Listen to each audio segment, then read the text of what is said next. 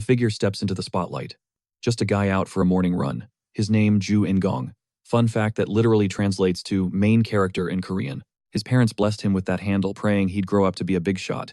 He strolls into a shop where he's basically a local celebrity. Since he was a kid, everyone roasted him for that name. But did he care? Nope. Being the center of attention wasn't his vibe anyway. Turns out he was walking into a gaming den. He told the blonde cashier to quit trolling him and asked if the new drop was in stock. Joke's on him, she already had his copy stashed under the counter. They were geeking out over the Night Saga remake, officially titled Night Saga RE. Classic humans versus demons beef. You pick your fighter, the human hero, Locke, or the demon king's eldest son, Zephyr Ragnarok. The whole loop is just pure adventure and grinding quests. This dude had speedrun the original over 10 times as a kid. He was a walking wiki for the lore.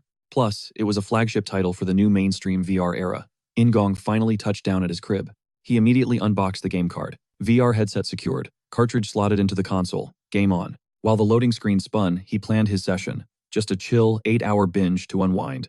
A few seconds later, reality glitched. He was fully transported. Eyes snap open. Sunlight is piercing through a jagged roof. He wasn't in his room anymore. He was waking up on a cot inside the game world. But something was off. He looked down and didn't recognize his own avatar. Then a gruff voice from outside shattered his thoughts, asking if he was still snoozing. Suddenly, a massive ogre shoved its face through the tent flaps. It barked at him to get moving because their schedule was packed. In-gong was shook by the 4K realism. He hyped up the graphics out loud. The ogre looked baffled. Graphics what? That's when it clicked he could actually communicate with the NPCs. Total mind-blower. The trailers never mentioned AI this advanced. He asked the beast for its name.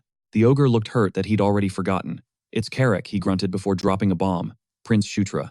Carrick said the squad was waiting. Then the memory unlocked. Shutra Ignas, the Demon King's 9th son. He couldn't wrap his head around playing as Shutra. That character was never an option. He swiped the air to summon the status menu. Ding, it actually popped up. He figured the devs forced him into this role for the prologue. He checked his stats and almost puked. Even trash mobs have 10 points per stat. He was sitting at a pitiful 5 across the board. Embarrassing for royalty. Time to check skills. Conquest, level 1. And protagonist setting adjustment, level 1. In-gong started sweating bullets. If protagonist setting adjustment meant what he thought it meant, Carrick popped his head back in, screaming for him to hustle. In-gong stepped out and his jaw hit the floor. A platoon of ogre warriors stood in formation. The vibe was heavy, felt like a war zone. He asked Carrick why everyone was so on edge. Carrick rolled his eyes. Quit stalling. We gotta exterminate those Scarlet Lightning scumbags. In-gong's face went ghost white. Wait, this was his first real battle, panic mode engaged. He hadn't even run a tutorial yet. Apparently the Scarlet Lightning orcs were staging a coup, and he was tagged to crush it alongside the 7th prince and 8th princess. But why was his squad only 10 deep for a literal war? Carrick sighed, reminding him he already explained this yesterday. It's just a patrol mission. The ogre eyed him suspiciously, asking if he ate some bad mushrooms because he was acting weird. Our MC toggled his HUD. Boom minimap active. That was a game changer, so he decided to keep that cheat sheet open 24/7. He spotted a hidden trail on the map. Secret event, probably. Carrick checked his own primitive map, but the ogre groaned, saying that route takes forever. In-gong smirked. Follow me, I know a shortcut.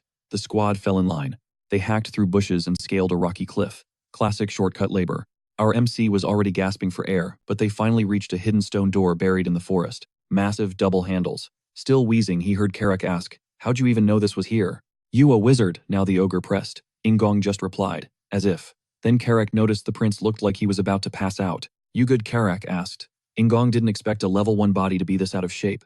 He ordered them to check the door but froze. His body started glowing. Jaw drop, round 2. System notification level up. Are you kidding? He leveled up just by hiking, plus every stat jumped by 2 points. And he got 2 extra points to spend. Broken mechanics. He let out a weird noise that caught everyone's ear. Carrick yelled to hurry it up. In-gong jogged over to the now open doors. He honestly had zero clue what was lurking in the dark. But hey, he wasn't solo. And more importantly, he had that sweet, sweet protagonist plot armor. The tunnel was pitch black. Carrick guessed dwarves dug it. In-gong paused. Wait, since when did dwarves exist in this timeline? The ogre set the record straight. Nah, they're gone, but they used to run this place. Our MC pressed him, asking if they'd migrated out of the demon realm, or just vanished. Carrick shrugged, totally clueless. Suddenly the whole squad froze. A massive loot pile, treasure chest, and gear littered the path ahead. Gold fever hit the ogres instantly. Their eyes lit up and they mocked the dwarves for being stupid enough to abandon such high-tier weapons. They started hoarding everything, lugging the heavy steel like it was nothing. Meanwhile, our MC zoned out deep in strategy mode. The system UI flashed, a warning his level strength and mana were way too trash to equip any of this high-level gear. But In-gong didn't care. Loot is loot.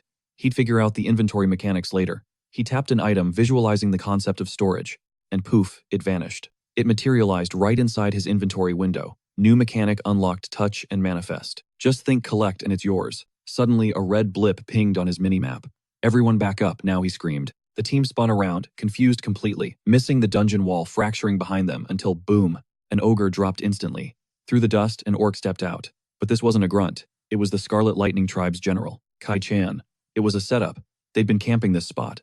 Charge. The orc horde swarmed in. It was a massacre. The ogres fought desperately, but they were getting shredded. Our MC, however, stood paralyzed, error 404 inches his brain. Fight or flight, he needed XP. He crept toward an orc locked in combat looking for a cheap kill steal. He swung his sword, snap. The blade shattered like glass on impact. Dead silence. The orc slowly turned, snarling in his face. Ingong scrambled, sprinting for his life with the beast hot on his heels. He tripped, eating dirt hard. HUD flashed red. Health, at 1 out of 15. Mana sat at 5 out of 5. Game over, no moves left. He let out a pathetic shriek as the orc raised its weapon. But clang. An ogre intercepted the blow. It was Karak. Kid, do you have a death wish? Move. Get out of here, Karak roared, locking blades with the enemy. Ingong stood there, hands trembling uncontrollably. It's just a game, he chanted, trying to stop the panic attack. I'm done. Logging out now. This was way too real. He frantically pulled up the system menu. Stats check. He scrolled down, looking for the escape button. Skills. Blank. Then the cold dread hit him. The logout button. It was missing. Reality sank in. He was trapped in the game. While the battle raged, Kai Chan locked eyes with him and started closing the distance. The general levitated jagged rocks, aiming straight for the weak link. Ingong panicked, I can't die here. But he wasn't fast enough. The stones slammed into him. Agony ripped through his body, followed by a massive explosion. Consciousness fading, lungs burning. Through the blur, he saw Kai Chan marching over to finish the job.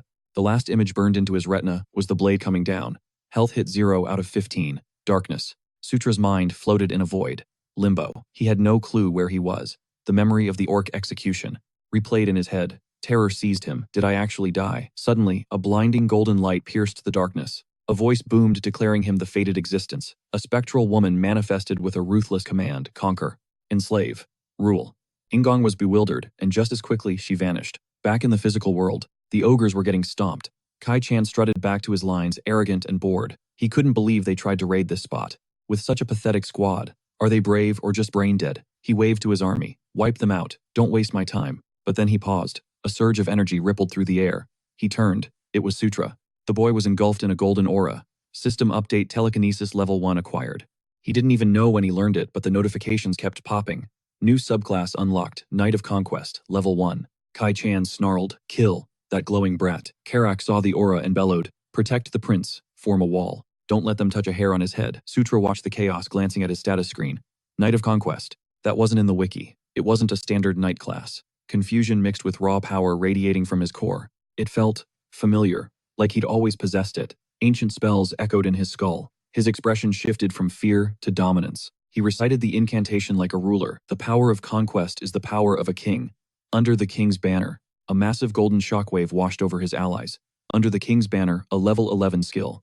Massive area of effect buff. The ogres roared. They could feel the strength surging through their veins. Morale skyrocketed. It was payback time. Weapons. Who needs them? They tore into the orc lines with bare fists, smashing enemies like ragdolls. Kai Chan stepped back, rattled. What is this power? It made no sense. He glared at the source, Sutra. Die. He hurled another volley of rocks at the prince to break the spell. Sutra didn't flinch. Crash. Karak obliterated the attack mid-air. Those attacks, they weren't even going to graze him. The squad looked hyped about their flawless teamwork. Sutra juiced Karak up with a massive buff and sent him barreling toward Kai Chan like a runaway freight train. Pure terror washed over Kai Chan.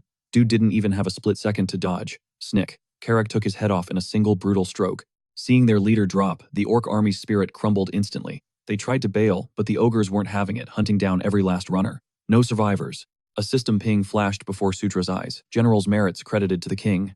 Then came the dopamine hit, a cascade of notifications, screaming that he'd leveled up. The rush was real. He was grinning ear to ear. Karak clocked his mood shift and started wondering just what kind of power boost Sutra had actually snagged. That mystery strength had Karak buzzing too. He glanced over at the prince, convinced that this royal was the secret sauce behind his newfound juice. Back at base camp, the vibes shifted. Sutra sat in his tent, practically spiraling. He frantically scrolled the menu, but the logout button, gone. MIA. He forced a deep breath, trying to keep the panic attack at bay. His brain crunched the data and spat out 2 theories.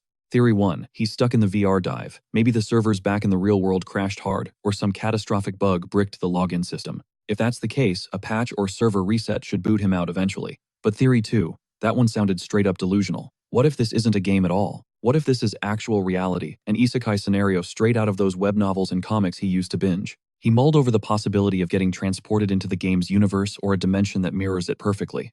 The graphics were too high-res, the textures hyper-realistic, and the NPCs weren't just spouting pre-written lines, they were having full-on dynamic conversations. But the smoking gun, the censorship pixels were missing. He did a quick equipment check downstairs to confirm. Yep, fully rendered.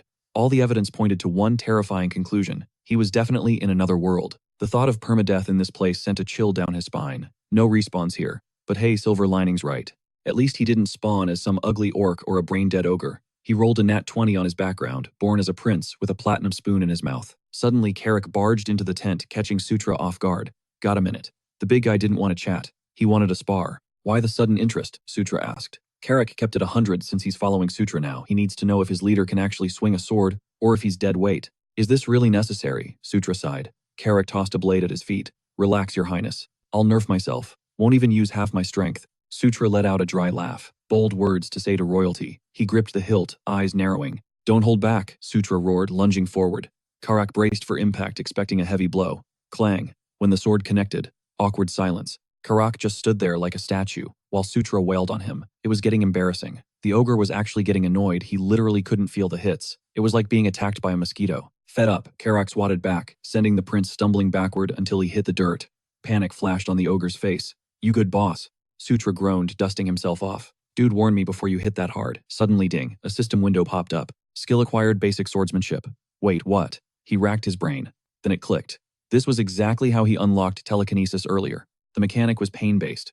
He unlocked skills by literally getting his butt kicked. Carrick started walking away to grab some grub, thinking the session was done. Not so fast, Sutra called out. He wasn't done farming XP yet. He dropped into a combat stance, eyes burning with determination. Round 2, let's go. Sutra launched himself forward again. Carrick casually deflected the strike, but something was different. The prince's form was sharper, cleaner. Carrick frowned. If he could move like this, why was he flailing around like a noob just 5 minutes ago? Skills don't just jump tiers mid-fight. Right, Sutra hopped back after the exchange, a wild grin plastered on his face. The guy looked like he was having the time of his life. How was that one? Sutra panted before pivoting to the real question. By the way, what's your level sitting at? Last I checked, 21, Carrick grunted. Sutra glanced at his own stats. Oh yeah, he could work with this. He'd gap that level difference in no time. See, everyone in this world had levels, but unlike him, they were flying blind. The locals needed clunky evaluation spells to see stats. Sutra, he had the ultimate cheat code, a live HUD. Being able to see stats in real time and dump points into specific attributes was a broken advantage. Time to grind. Our MC dove back into the fray. Carrick actually flinched this time. Sutra could feel it. He wasn't just going to get stronger. He was going to become a speed demon, leaving everyone else in the dust. He recalled the lore of Night Saga, the demon arc. The whole plot revolved around Zephyr, the protagonist who ruthlessly outclasses his siblings. It's a long grind to the finale where Zephyr claims the Demon King throne, but one specific plot point stuck out like a sore thumb. The infamous Purge of 517. That's the year Zephyr snaps and slaughters every single one of his brothers and sisters to secure the crown. And the key word there is all. That includes Sutra. Right now the calendar reads year 512. That gave him a 5-year countdown before his scheduled execution.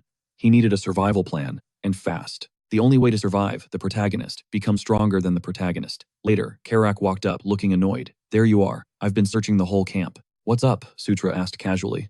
Carrick stared at him. You totally forgot about the strategy meeting, didn't you? The entire command team is waiting in the main tent. Cut to Sutra, sipping tea with 2 other VIPs looking visibly awkward.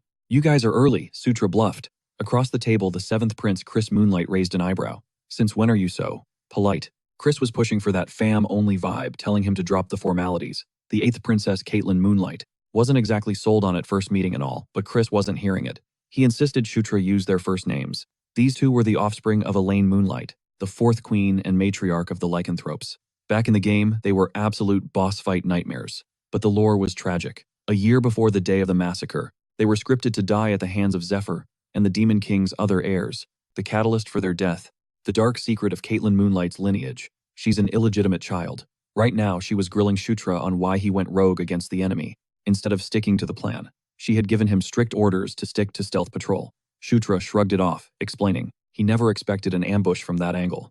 Caitlin scanned him, her eyes filled with genuine concern. She asked if he took any damage, reminding him that he had to watch his back since he was the squishy one of the group. Sutra blinked, confused by the sudden warmth. Since when were the Demon Kings spawn? This tight-knit Chris chimed in, warning him that he was in for a serious lecture. If he pulled a stunt like that again, Shutra couldn't process it. They were actually nice. Then a light bulb went off in his head. Lycanthropes are basically walking batteries of life force, oozing aura. If he used their biology as a shortcut, he could snag some skills and unlock aura mastery on easy mode. He looked them dead in the eye and said he needed a favor. I need you to blast me with your aura. The siblings froze, totally dumbfounded.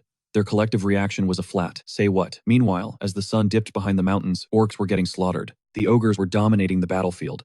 Suddenly, a massive ogre tank bulldozed through the lines. The smaller ogres hyped him up, cheering wildly. With a single swing, he deleted several orcs from existence. One foolish enemy tried to rush the giant, managing to land a tiny scratch on his arm. The giant glared, freezing the attacker in pure terror before smashing him into oblivion. The enemy body disintegrated. The giant roared, ordering his army to wipe them all out. He promised a bounty for whoever racked up the highest kill count. The troops went feral, fueled by the promise of loot, fighting with zero restraint. While the battle raged, Shutra's mind snapped into a void. Floating there was a woman radiating goddess energy, surrounded by a mysterious entourage. He racked his brain. These NPCs weren't in the Night Saga lore or character files. The woman drifted toward him, and suddenly he was engulfed in a blinding golden light. He jolted awake in his bed, totally disoriented. Was it a fever dream? Bam! Carrick's ugly mug was inches from his face, asking if he was awake. Shutra nearly jumped out of his skin. He yelled at the orc for the jump scare, but Carrick just shrugged, noting he looked healthy. Then the orc got curious. Why did Shutra ask the princess to beat him up? Shutra had nagged them until they agreed. Carrick's eyes went wide as he pointed at Shutra's body. He was glowing. System alert, aura, level 1, obtained. Shutra could feel the power humming under his skin. Carrick asked if getting hit was the secret trigger to awakening aura, and Shutra gave him a cryptic non-answer. Then Carrick leaned in, asking if that power boost was why Shutra had infinite stamina during the brawl with the Lightning Tribe. Shutra just nodded. Yup. Carrick looked at him like he was a Legends tier warrior. Shutra asked for a sit rep on what happened while he was out cold. Carrick nodded and dropped the news. The main force absolutely crushed. The Lightning Tribe. Shutra paused. He thought this was a 3-man raid with him, Chris, and Caitlin, taking down the Scarlet Lightning Tribe solo. Carrick laughed. No way, that tribe was massive. That prompted Shutra to ask the big question. Who was the commander? Carrick dropped the name General Vandal. Shutra was shook. General Vandal. An absolute tank and one of the strongest units in the game. In his past life as Zephyr, Vandal was his favorite subordinate. Shutra realized the timeline shift. Vandal doesn't join Zephyr's squad until the year 515. That meant right now he was a free agent. Shutra could snatch him up before the plot officially started. He had the wiki memorized. He knew Vandal's favorite loot, his cravings, and exactly how his talent tree worked. But the recruitment condition was hardcore. He had to beat Vandal in a duel. But with his meta-knowledge, stealing Vandal from Zephyr was totally doable. Shutra grinned. This was a side quest worth grinding for, and the clock was on his side. Target acquired. General Vandal. Back at Caitlin's base, the siblings were losing their minds. Shutra hit aura level 1 in 24 hours. Impossible. Shutra fought back, a smirk, thinking, well, yeah, I just stat dumped all my points into aura. It wasn't just a reckless gamble either. Aura is the ultimate buff for physical stats, way better than a niche trick like telekinesis.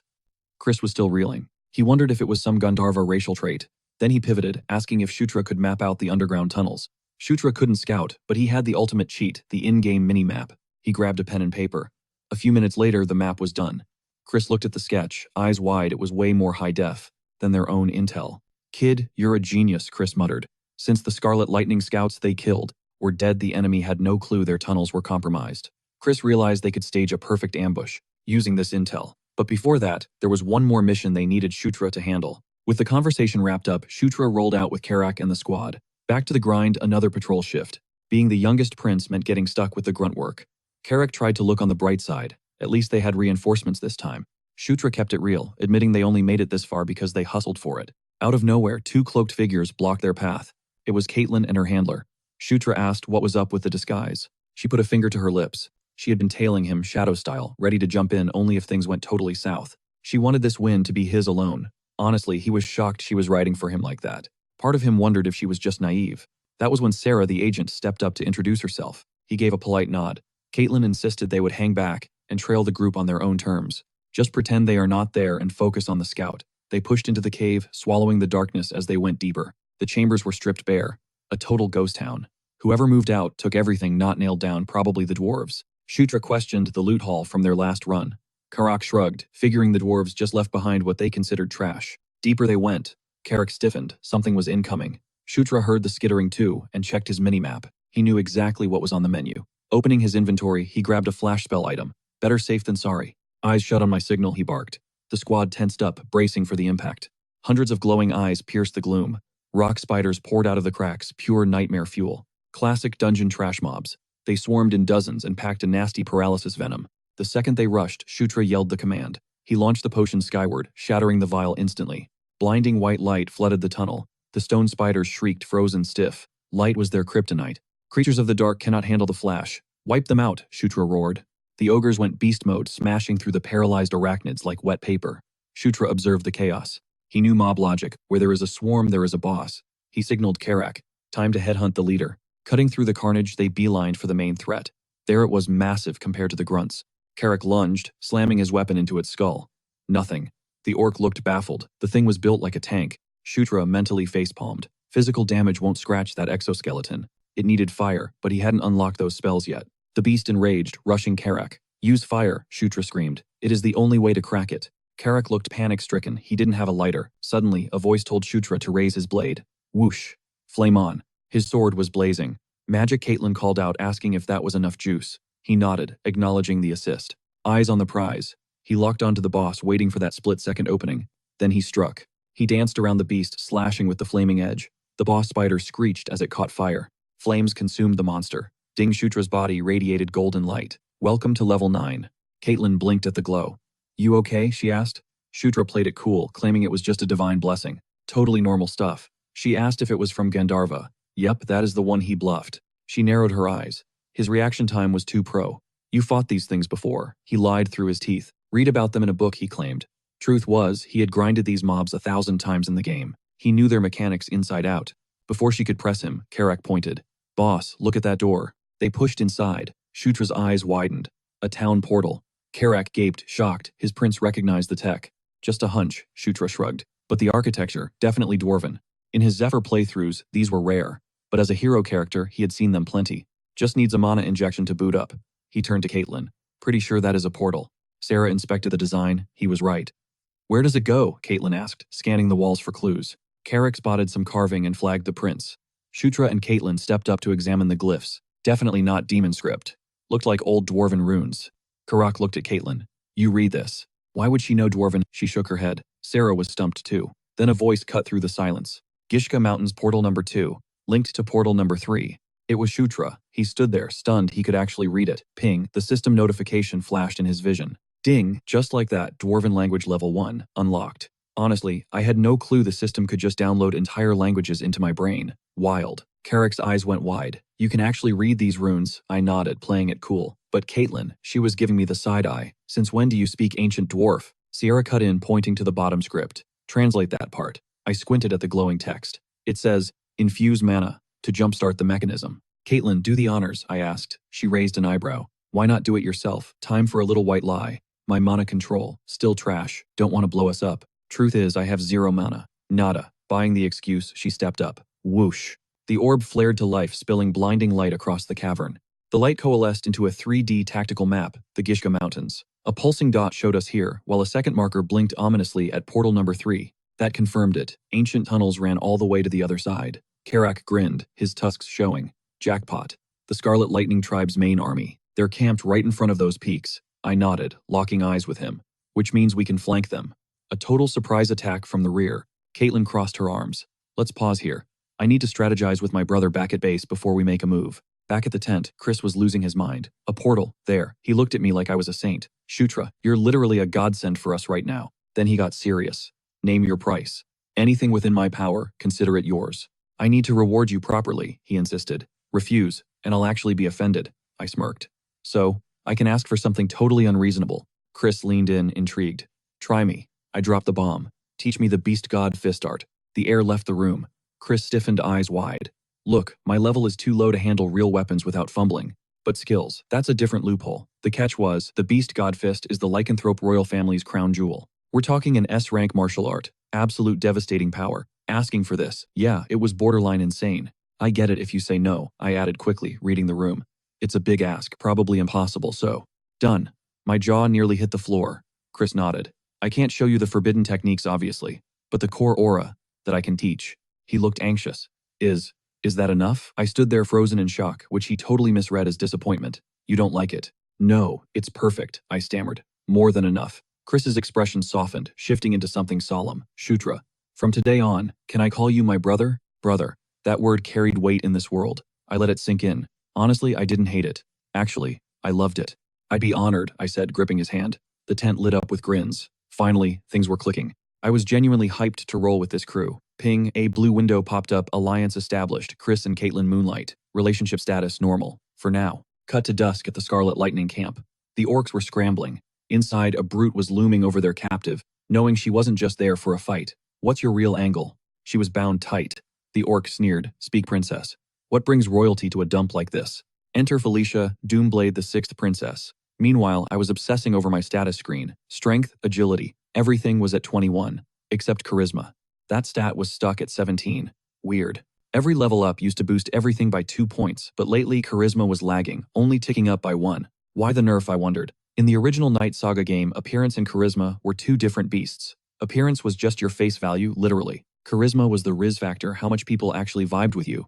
Whatever. My growth rate was already broken, so I couldn't complain too much. Bigger news, I was grinding close to level 10. In the lore, when main characters like Zephyr hit that milestone, their ultimate skills, Descendant of Darkness, the Chosen One, leveled up. My gut told me I was due for a major power boost. Just then, Karak's voice snapped me out of it. Hey, we're locked and loaded. Let's move, I ordered. Karak squinted at me. You're in a scary good mood today. Win the lottery, I kept my face blank. Nope, just focused.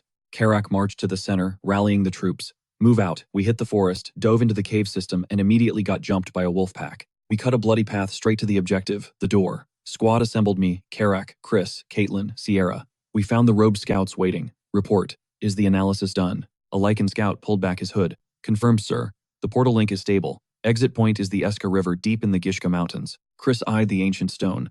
Is it safe? The scout nodded. Solid as a rock. Zero fluctuations. That's dwarven engineering for you. Fire it up, Chris commanded. The mages channeled energy, and the orb exploded with light, projecting a live feed from the other side. Karak and I stood there slack-jawed. Seeing a warp gate on a screen is one thing. Seeing it in real life is mind-blowing. While I was geeking out, Chris and Sierra were already stepping up. Caitlin paused, glancing back at me with a smirk. You coming, or are you going to stare at it all day? I blinked, shaking off the trance. Right behind you. The robed Lycan double-checked the coordinates, target locked on the Eska River. Deep in the Gishka Mountains. Chris demanded a status check. The verdict. Systems green, 0 glitches. Typical dwarven engineering, this thing was built like a tank. Satisfied, Chris gave the signal to move out.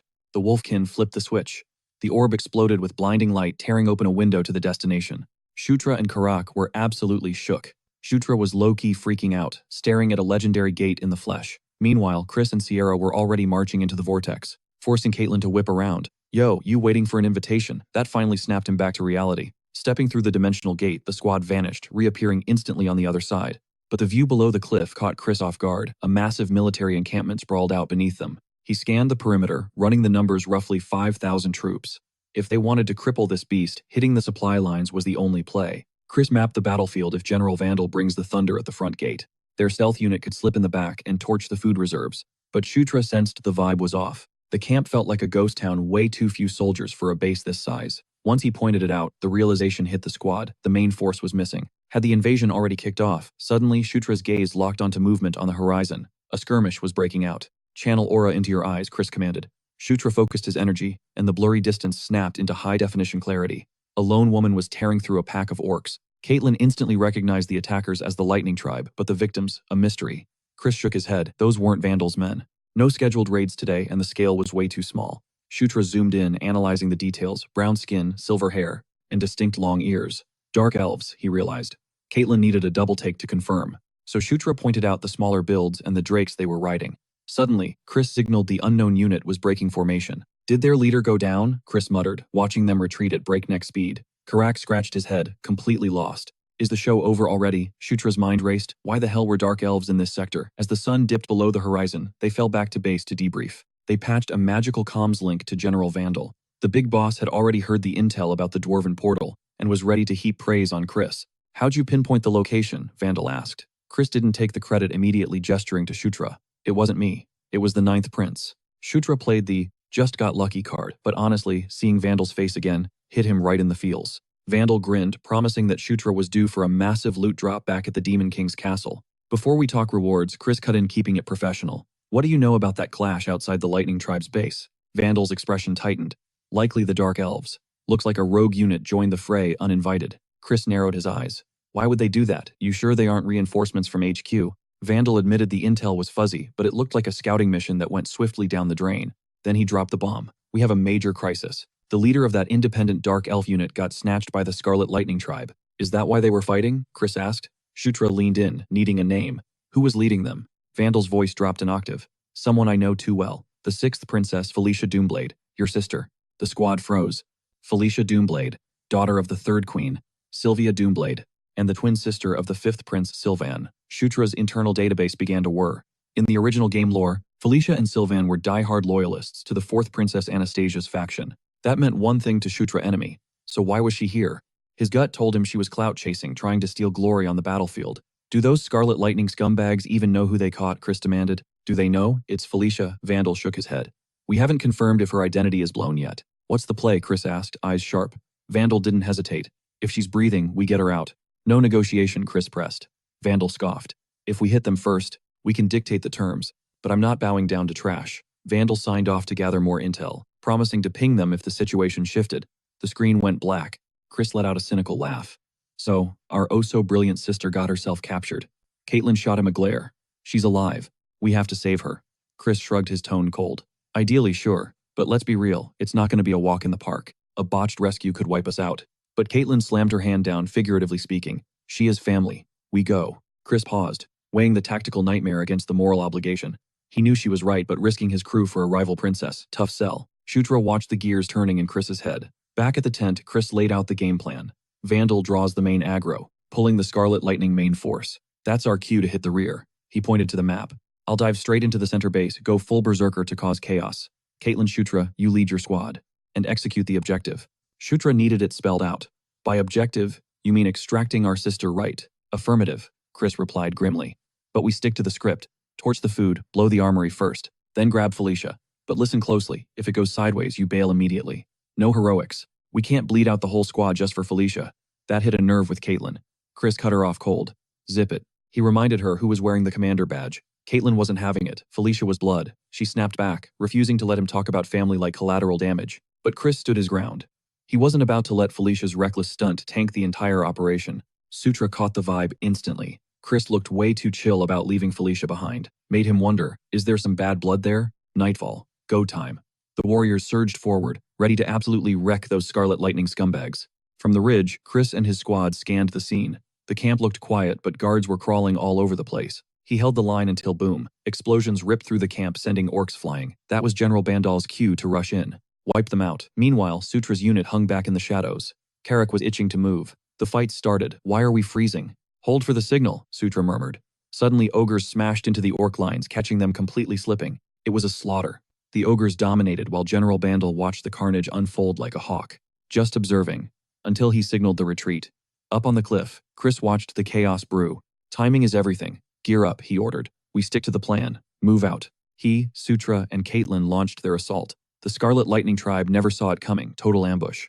They crushed the opposition. Watch your six, Sutra, Caitlin yelled. You too, he shouted back. Mid-sprint, Sutra glanced at his minimap interface. Hard left. We're making a beeline for the food storage. Karak roared, kill him, all leading the pack. But a massive orc swung a haymaker right at him. Karak was wide open. Thwack Sutra saved his hide, burying a dagger right in the orc's skull. Skill unlocked, dagger throwing level 1. Bullseye. He smirked, pretty satisfied with that shot. Karak looked at him puzzled. Since when do you throw knives like that? Sutra shrugged. No big deal. Truth is, he'd just been spamming throws last night, and the skill popped up. Suddenly, Karak pointed. That tent looks like the storage. Torch it, Karak asked. Light it up, Sutra confirmed. But then a thought hit him. Felicia. If she's trapped in there, burning it down kills her. Hold up, he told Karak. We need to secure Felicia first. How Karak grunted. Sutra pulled up his minimap. Felicia should show up as a neutral NPC. Looking for a blue or purple blip. Gotcha. This way, he dove into the tent. Bingo. But the room looked empty until a voice called his name. Deep in the shadows, there she was. Chained to the floor inside some glowing magic circle. What are you doing here? She gasped. Save the chat for later, Felicia. Just hold still. Every second here was a gamble. He worked fast to cut her loose. Honestly, he was banking on her owing him a massive favor after this. Felicia kept quiet as they barely made it out. Move it. We need to link up with Chris and Caitlin. That stopped her cold. Chris and Caitlin came for me, Sutra frowned. Yeah, that surprises you. You act like they weren't supposed to save their own squad mate. With Sutra out of the succession game, maybe he missed some internal drama. Felicia opened her mouth to explain, but Karak cut in. Hostiles incoming, Karak barked. Sutra grabbed Felicia, guiding her. She blinked. He actually used her name. Since when are we on a first-name basis? Suddenly, her eyes went wide. Sutra, behind you. Thwack, agony spiked through him. Then whoosh, flame swallowed him whole. Karak and Felicia froze, watching the fire rage. Panic set in for Felicia. An orc rushed her, and she braced herself, annoyed, but then a flash caught her eye. Bam, a fireball blasted the orc right in the face. What the? She spun around, spotting a shadow in the smoke. Sutra walked out of the haze like a boss. System mana control, level 1 acquired. Fire arrow, level 1 acquired. He wore a grin that screamed pure confidence. He unleashed hell, spamming fire arrows like a maniac. He went into a frenzy, burning every orc in sight to a crisp. The rush was insane. Level 1 magic. Felt like God mode. Then he sensed it. Ice. A chill ran down his spine. An enemy archer was knocking a frost arrow, aiming straight for Felicia. Felicia ran to check on him. Get back, he roared, shoving her away. She stumbled back, shocked. Thwip, the arrow struck. But he didn't shove her to save her, he wanted to tank that hit. He looked almost manic. The ice slammed into him, kicking up a cloud of freezing mist. The mist cleared, revealing him standing tall. System ice arrow, level 1 acquired, just as planned. 0 expectations, 0 grace. He hit the dirt hard, landing right on his backside as his health points plummeted into the danger zone. We're talking critical condition here. His HP bar was flashing red, 13 out of 95. One more hit like that, and it's game over. Out of nowhere, a voice sliced through the air, calling him a total moron. It was Felicia, bringing the attitude. She demanded to know who authorized this rescue mission. Face flushed bright pink. She started chewing him out, but the vibe was off. In her eyes, he's the runt of the litter, the weakest sibling who needs protecting, not the other way around. She definitely got the wrong idea. Then he noticed the tower enemy was already face-planted in the dirt. Eyes wide, she demanded to know when the heck he learned magic. He stood there stunned. She actually one-shotted that mage. It clicked. She thought he took that hit on purpose to be her hero. Without warning, she yanked the ice shard from his chest. He let out a blood-curdling scream as a vibrant green light erupted. Healing magic. He watched mesmerized as the gaping hole in his chest knitted itself back together. Ping skill acquired. Heal level 1. Just like that, the wound was erased. That's the genius mage Felicia Doomblade for you. She checked on him, asking if his legs still worked. He smirked, telling her thanks to that his blood was fully topped off. Felicia tilted her head, totally lost. What blood? Their little moment got cut short by a deafening roar. The ground shook as a massive ogre came thundering toward them. Felicia panicked, demanding an ID on the beast. He clocked it immediately, a blood ogre, a nasty, mutated variant. Her eyes widened. She realized the only exit was right behind that hulking monstrosity. Yup, he confirmed. The beast closed the gap and unleashed a ear-splitting scream, sending them scrambling for cover. Sutra's mind raced. How do you even damage a tank like that? The blood ogre lunged. For a giant, it moved with terrifying speed. Despite the size difference, it was on them instantly. Felicia shouted, "A plan, buy me time, I'll blast it into orbit." He had zero clue how to stall a monster that big.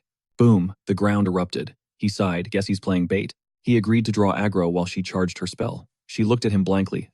What? Ignoring her confusion, he yelled for Karak. Karak answered the call. He told the orc to run the same play as last time. Get ready to rumble, big guy. Inventory open. He needed the clutch item, the dwarven dagger. He equipped it in a flash. With a grit of his teeth, he stabbed the blade into the earth.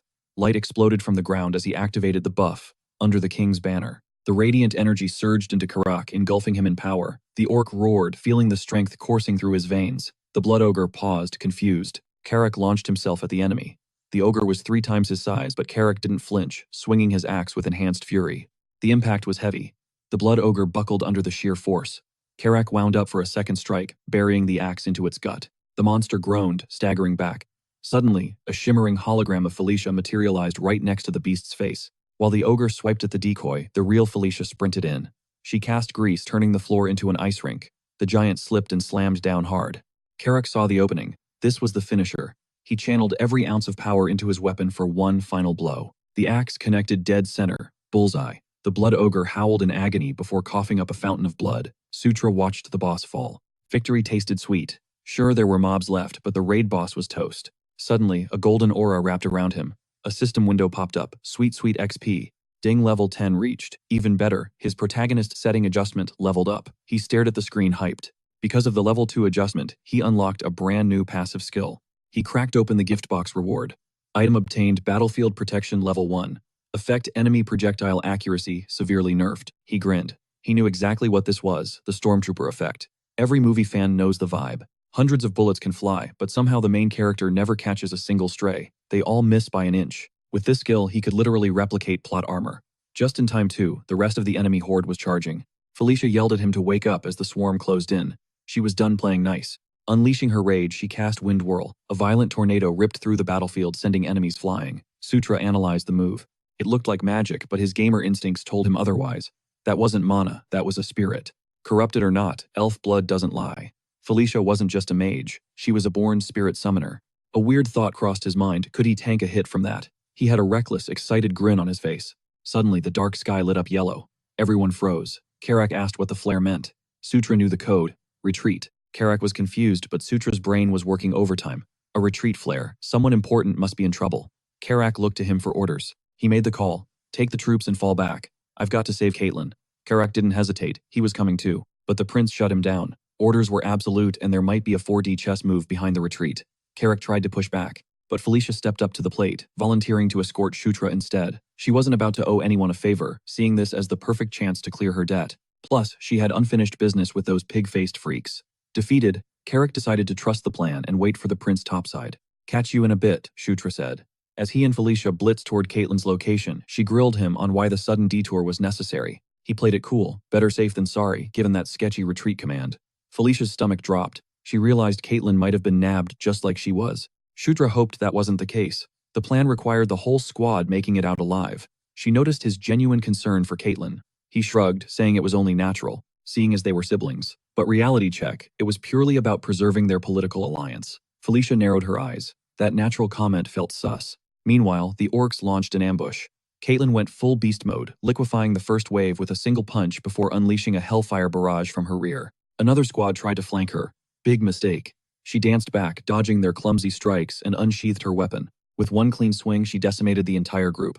Total wipeout. Shutra and Felicia arrived just in time to witness the carnage. Shutra relaxed. Looks like the damsel didn't need saving after all. Caitlin spotted Shutra, confused why he hadn't bounced yet. Came to rescue you, he admitted, but looks like you handled business. Caitlin tilted her head, trying to process his logic. Then she locked eyes with Felicia. Caitlin literally launched herself at the dark elf, tackling her in a massive bear hug. She was visibly relieved. Felicia turned beet red, mumbling about how Caitlin worries too much. Shutra noted the wholesome vibe, but then his minimap pinged. Red dots everywhere. The enemy was circling back for round 2. We gotta move now. Shutra took point, leading the charge, while the girls watched their six. They sprinted for the portal, where the army waited, barely slipping through the exit in time. The golden trio, Shutra, Felicia, and Caitlin, were finally safe.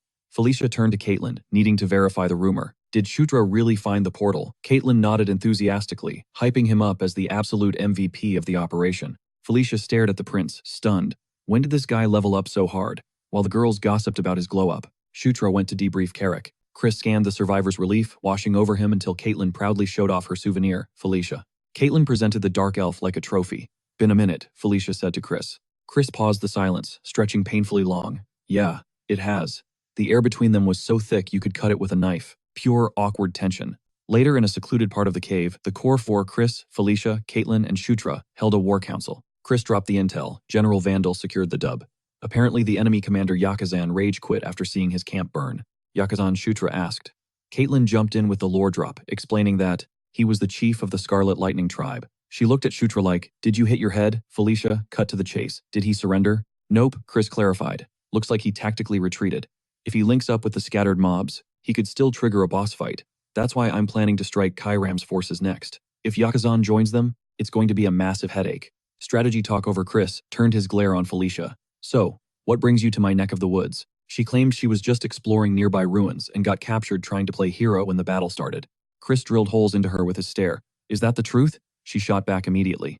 You calling me a liar? Sparks flew. Chris sighed, deciding not to press his luck today. He told everyone to rest up. The orcs feasted like kings, while the wounded patched themselves up. Shutra took a moment to check his stats. The grind was paying off, but honestly, his combat kit was trash, except for that aura skill. Suddenly a voice snapped him out of it. Felicia. She was looking fresh in a new outfit. Can I come in? She asked. What's up? He asked, checking the time. She walked right up to him, said his name, and grabbed his arm. Shutra froze, especially when she dropped the bomb. Take off your clothes. His face went nuclear red. Shutra panicked. Was this turning into some weird step-sibling drama? Felicia repeated the order. Why, though? He stammered, his eyes accidentally taking a tour of her curves. Do you want treatment or not? She snapped. Shutra blinked, feeling dumb. She explained that what she did earlier was just a quick patch-up. He needed deep healing for internal damage. She started casting her magic. Shutra mentally slapped himself for being a perv. Suddenly she paused. Is there something wrong with your body? It was glowing earlier. Shutra played dumb. Nah, just a glitch. Happens sometimes. Changing the subject, he asked for a favor, something only she could do. A few moments later, the system pinged. Acquired Cure Level 1, which fixes status effects. Cure Poison Level 1, for toxins, and Cure Disease Level 1, for sickness. Shutra grinned. Thanks to Felicia being a willing test subject, his skill tree was looking juicy. 3 healing spells down. Check. But today is the main event he's been waiting for. Caitlin drops the lore. Beast Fist art isn't just one style. It's a massive skill tree. And finally, Sutra gets to unlock the Werewolf branch. This is the raw feral combat style that defines the lycanthropes. It's basically the OG foundation for the legendary Beast God Fist. That has to be why Caitlin's drilling this specific set into him. Beast Fist harnesses both external power and internal flow. The mission today, master the basics of that internal energy. Close your eyes, she commands. Zone in. He feels it instantly. Aura, the pulse of life itself. It's the soul's jagged edge. Push that energy to the limit, and it practically becomes soul power manifest. Flash, a blinding light engulfs him. A system window pings, passive skill acquired.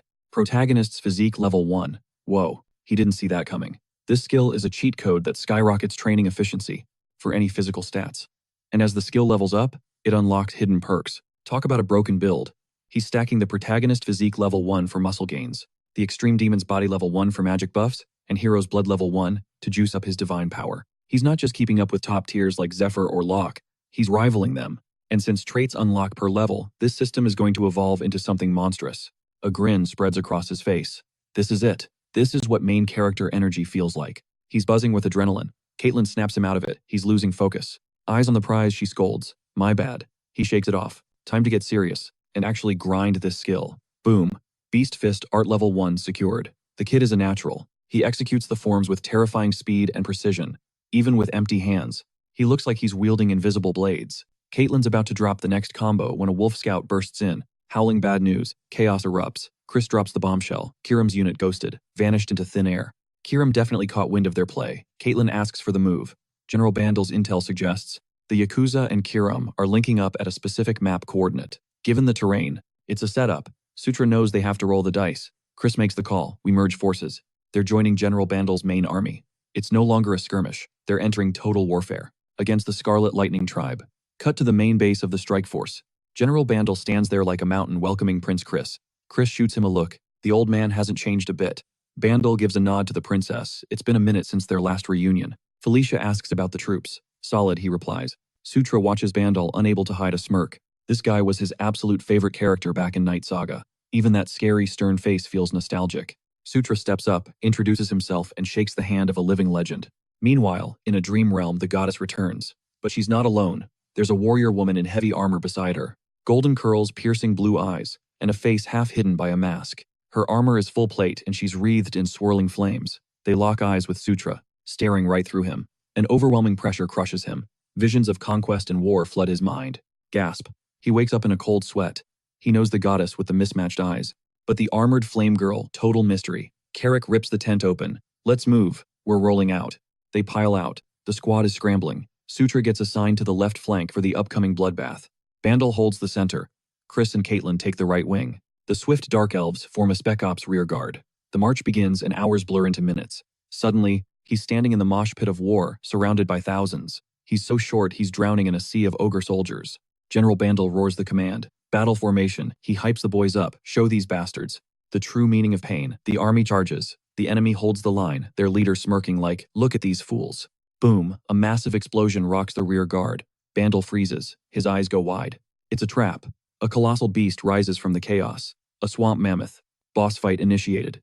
Boom, the ground shook as explosions ripped through the battlefield simultaneously. It was a massacre. Troops were getting ragdolled left and right. Absolutely zero time to react. Even seasoned fighters like Carrick and Shutra were rattled. Shutra's gut dropped. He realized they'd walked straight into a death trap. Those scumbags had the whole thing rigged from the start. Then came the heavy hitter, the swamp mammoth. But don't let the name fool you. This wasn't some museum exhibit. It was a hulking kaiju.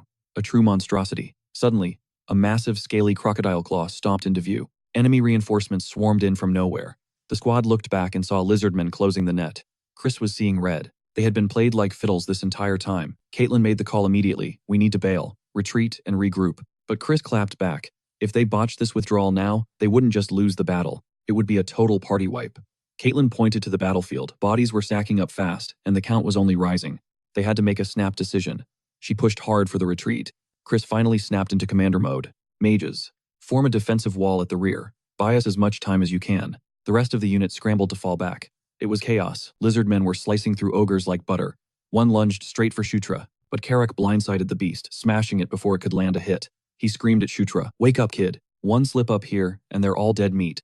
Shutra snapped out of it, realizing this wasn't a game simulation anymore. It was real life. Chris was drowning in a sea of enemies hacking away. He roared his final order. "Survive, I command you to come back alive. Don't you dare die on me." Back at base, the lucky few who survived the ambush were getting patched up in the triage tent, while the brass, Chris, Caitlin, Felicia, Shutra, and General Bandal huddled for a high-stakes emergency meeting. Chris owned it immediately. "My bad. I should have seen it coming." General Bandal cut him off. No use crying over spilled milk now. They had two options left: pack up and go home, or beg the Demon King's castle for backup. Chris nodded grimly. He wasn't about to let his ego get the rest of his subordinates slaughtered for some pointless pride. He was about to call it quits when Felicia slammed the brakes. "Wait," she said, eyes lighting up. "I've got an idea." She spilled the tea. The only reason she was out here in the boonies was to raid a specific ruin. Her target, the tail end of the Gishka Mountains. Look, Felicia might be an S-tier mage, but in Night Saga, she's a total nerd, not a combat unit. All her stats are dumped into research and archaeology. She slapped a map onto the table. She'd been obsessing over a lost ruin, rumored to have been hidden in those mountains for 1,500 years. The name Enkidu, the Earth Dragon's lair. Enkidu, a dragon born from straight magma, hired an army of guardians to watch over his legendary loot hoard. We're talking about the dwarves of Gishka. Enkidu geared them up with insane weapons, just to guard the stash. The holy grail of items, the anvil that gives birth to thunder. This relic doesn't just let you control the Chimera Guardians. It lets you cast army-wiping magic. Felicia hit the table for emphasis. If we want that W, our only option is to find that anvil. That was her whole mission from day one. General Bandal narrowed his eyes. "Do you have the coordinates?" She admitted she didn't. That was the limit of her intel. Chris scoffed. "Useless. That wasn't tactical info." With enemies breathing down their necks, he wasn't risking his men's lives on a wild goose chase. He dismissed it as a foolish treasure hunt, which really ticked her off. But then Shutra dropped a bomb. "The anvil is there. 100%. Felicia blinked, totally stunned by his confidence. He knew it because he'd rated that dungeon as the hero lock back when he played the game. But aloud, he spun a lie. "I read about it in some ancient dwarven texts." Then he added the kicker. "And honestly, I trust Felicia." Her jaw dropped. She was visibly touched. But to him, this was just farming relationship points. Chris wasn't buying the power of friendship speech. "I don't care about trust, I care about time." Shutra was getting annoyed at how stubborn Chris was being. Shutra doubled down. "Even my tribe, the Gandharva, has legends about this spot. There's a high probability that the entrance is close. If I go scout it, I guarantee I'll sniff it out. If I screw up, put it on my tab. I take full responsibility." He looked Chris dead in the eye. "Trust me, just this once." Since Chris was being a brick wall, Shutra had to go all in. That night, they saddled up on Felicia's summon, the Phantom Steed. Who was getting airborne? The squad included Felicia, Caitlin, Shutra, Karak, and 2 extra grunts. Shutra was absolutely vibing on the success of the anvil mission. He was mentally planning his next move when Karak let out a blood-curdling scream. The orc was freaking out on the Phantom Steed. Shutra shouted back, "Hang on tight, big guy, or you're gonna become roadkill." Shutra assured him he'd survive. He had total confidence in the ride. Why? Because he mained Zephyr back in his gaming days. He glanced at the holographic minimap. Cruising at this velocity, they'd hit the ruin entrance in about 1 hour. And with his cheat code map, pinpointing the loot was the easy part. The real headache was guiding the party there without blowing his cover. He racked his brain for a solid excuse but drew a blank. He decided to just procrastinate until they landed. Trusting his gut to wing it, they touched down. He started spouting some nonsense about portal mechanics. He pretended to analyze the tunnel geometry. "See, there's a consistent mana flow in these layouts.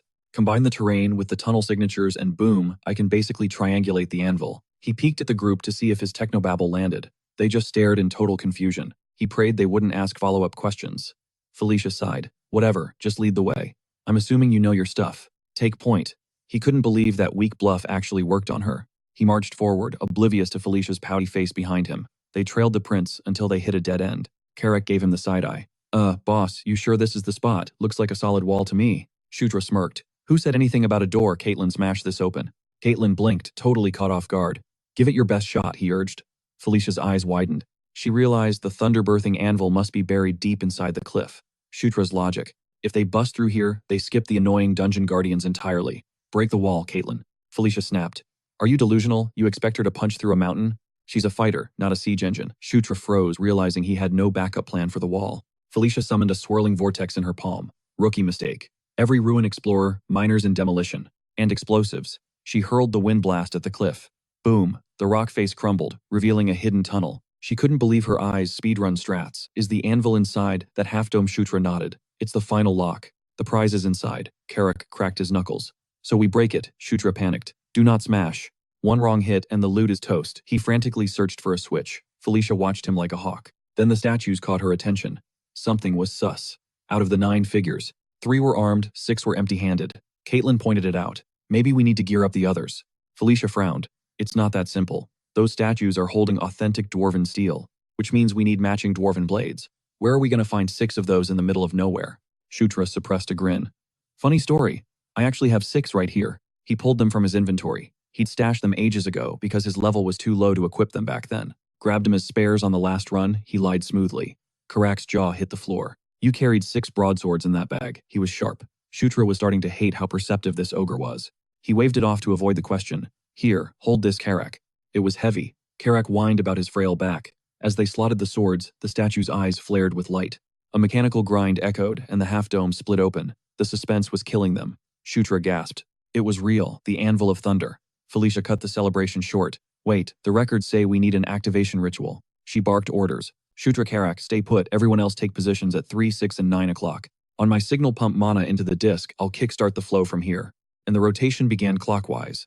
They needed to ramp up the mana output slow and steady. Everyone was locked in position. She barked at them to focus. As the energy released, she ordered Shutra to dig deeper, push the mana harder. When the levels hit the sweet spot, she commanded him to freeze it right there. One slip in concentration, and it was over. They held the line. Waves of mana slammed against the anvil. Shutra was fighting with everything he had to keep his footing. He was hitting his limit when boom. A pillar of light pierced the heavens. Thick smoke choked the entire chamber. Shutra blinked through the haze, totally disoriented. Suddenly, he was surrounded by warriors, and a beast. Legions of creatures all marching in perfect sync. He was completely lost in the chaos. A voice boomed like thunder. My vassals heed my words. Shutra snapped his gaze skyward. A massive shadow blotted out the light. A winged titan. It commanded them to defend the sacred nest of the great Enkidu. Their mission stand as the ultimate gatekeepers between the demon realm and the human world. Then, snap. Shutra was back. He was heaving for air, lungs burning. No doubt about it. That was a black dragon. Had to be the earth dragon Enkidu. Felicia, looking pale as a ghost, asked if he witnessed the nightmare too. She described a colossus of black scales with veins of molten lava. Carrack nodded grimly. He saw it too. Was it a shared hallucination? Felicia had a hunch, but the puzzle pieces weren't fitting just yet. She eyed the artifact. The anvil holds the truth. She hesitated for a split second, then slapped her hand on the metal. Blinding violet light erupted. Black mist coiled around her hand like a viper. She was losing control. Shutra lunged to stop her, shock written all over his face. Suddenly, Felicia let out a blood-curdling scream. Caitlin and Carrack watched in horror. Now Shutra was screaming too. A voice echoed in his skull. Conquer the earth dragon Enkidu. A mana trial for the unauthorized. To conquer means to dominate. No mercy. Caitlin and Carrack froze. Shutra stood there, body radiating light, gripping a pitch-black hammer. But he looked wrong. Possessed. His right eye was an abyss of black. Meanwhile, back at the base camp, an enemy scout peered over the cliff edge. The camp was sitting ducks between the canyon walls. The enemy smirked, total amateurs, thinking they were safe. Please. An orc grunt asked for the play, waiting on Lord Yakuzan's signal. Yakuzan surveyed his troops. Gear up. We're wiping out the leftovers. Down in the camp, the ogres spotted a flare tearing through the night sky. It wasn't a star. It was a bombardment. Fireballs rained down, obliterating tents and soldiers instantly. Then came the ground assault. Enemy forces led by a massive swamp mammoth crashed in.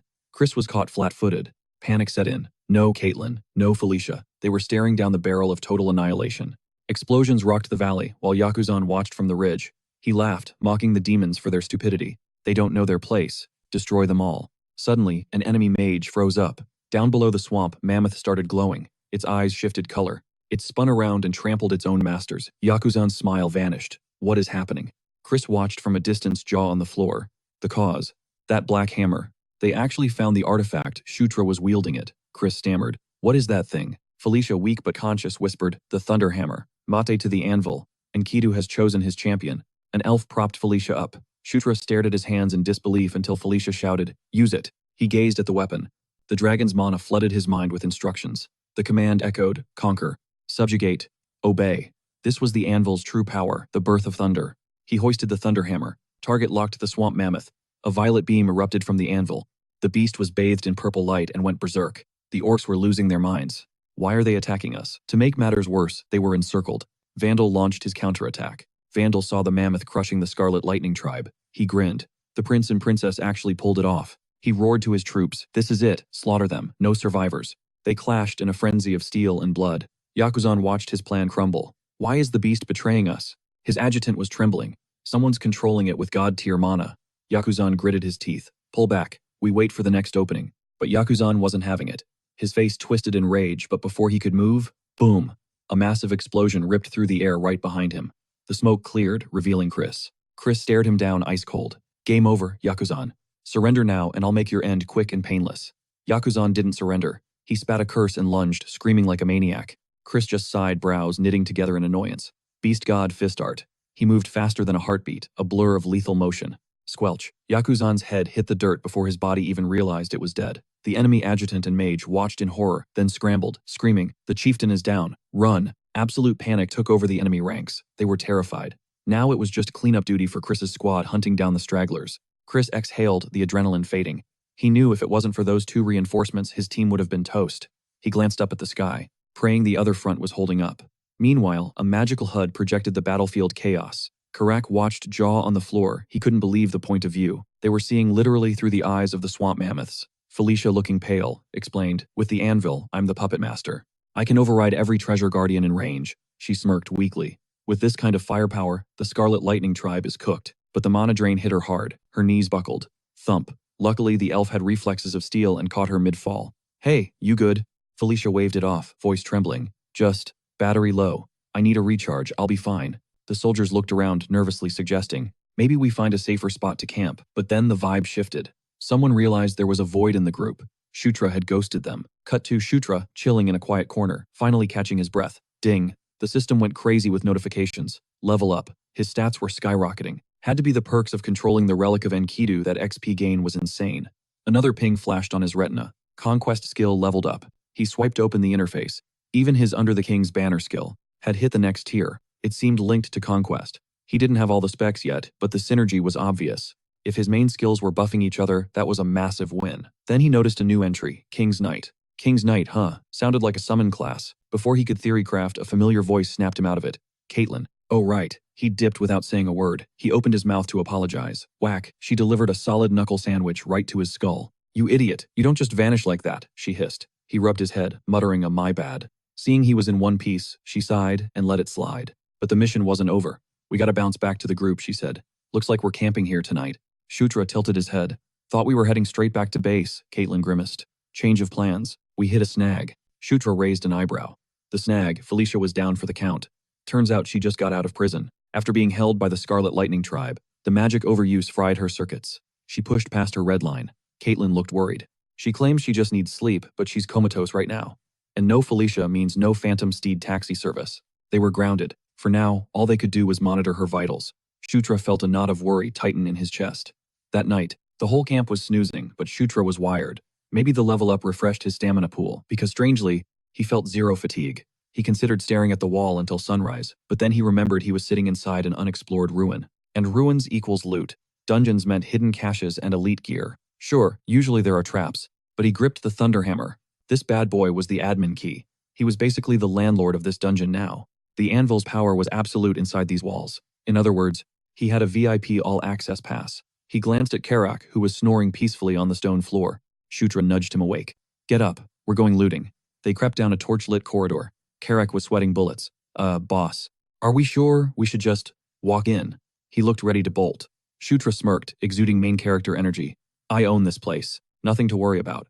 He explained that since this was a ruin, there had to be legendary weapons stashed somewhere. That woke Karak up. He pushed open a heavy stone door and froze. Gasp.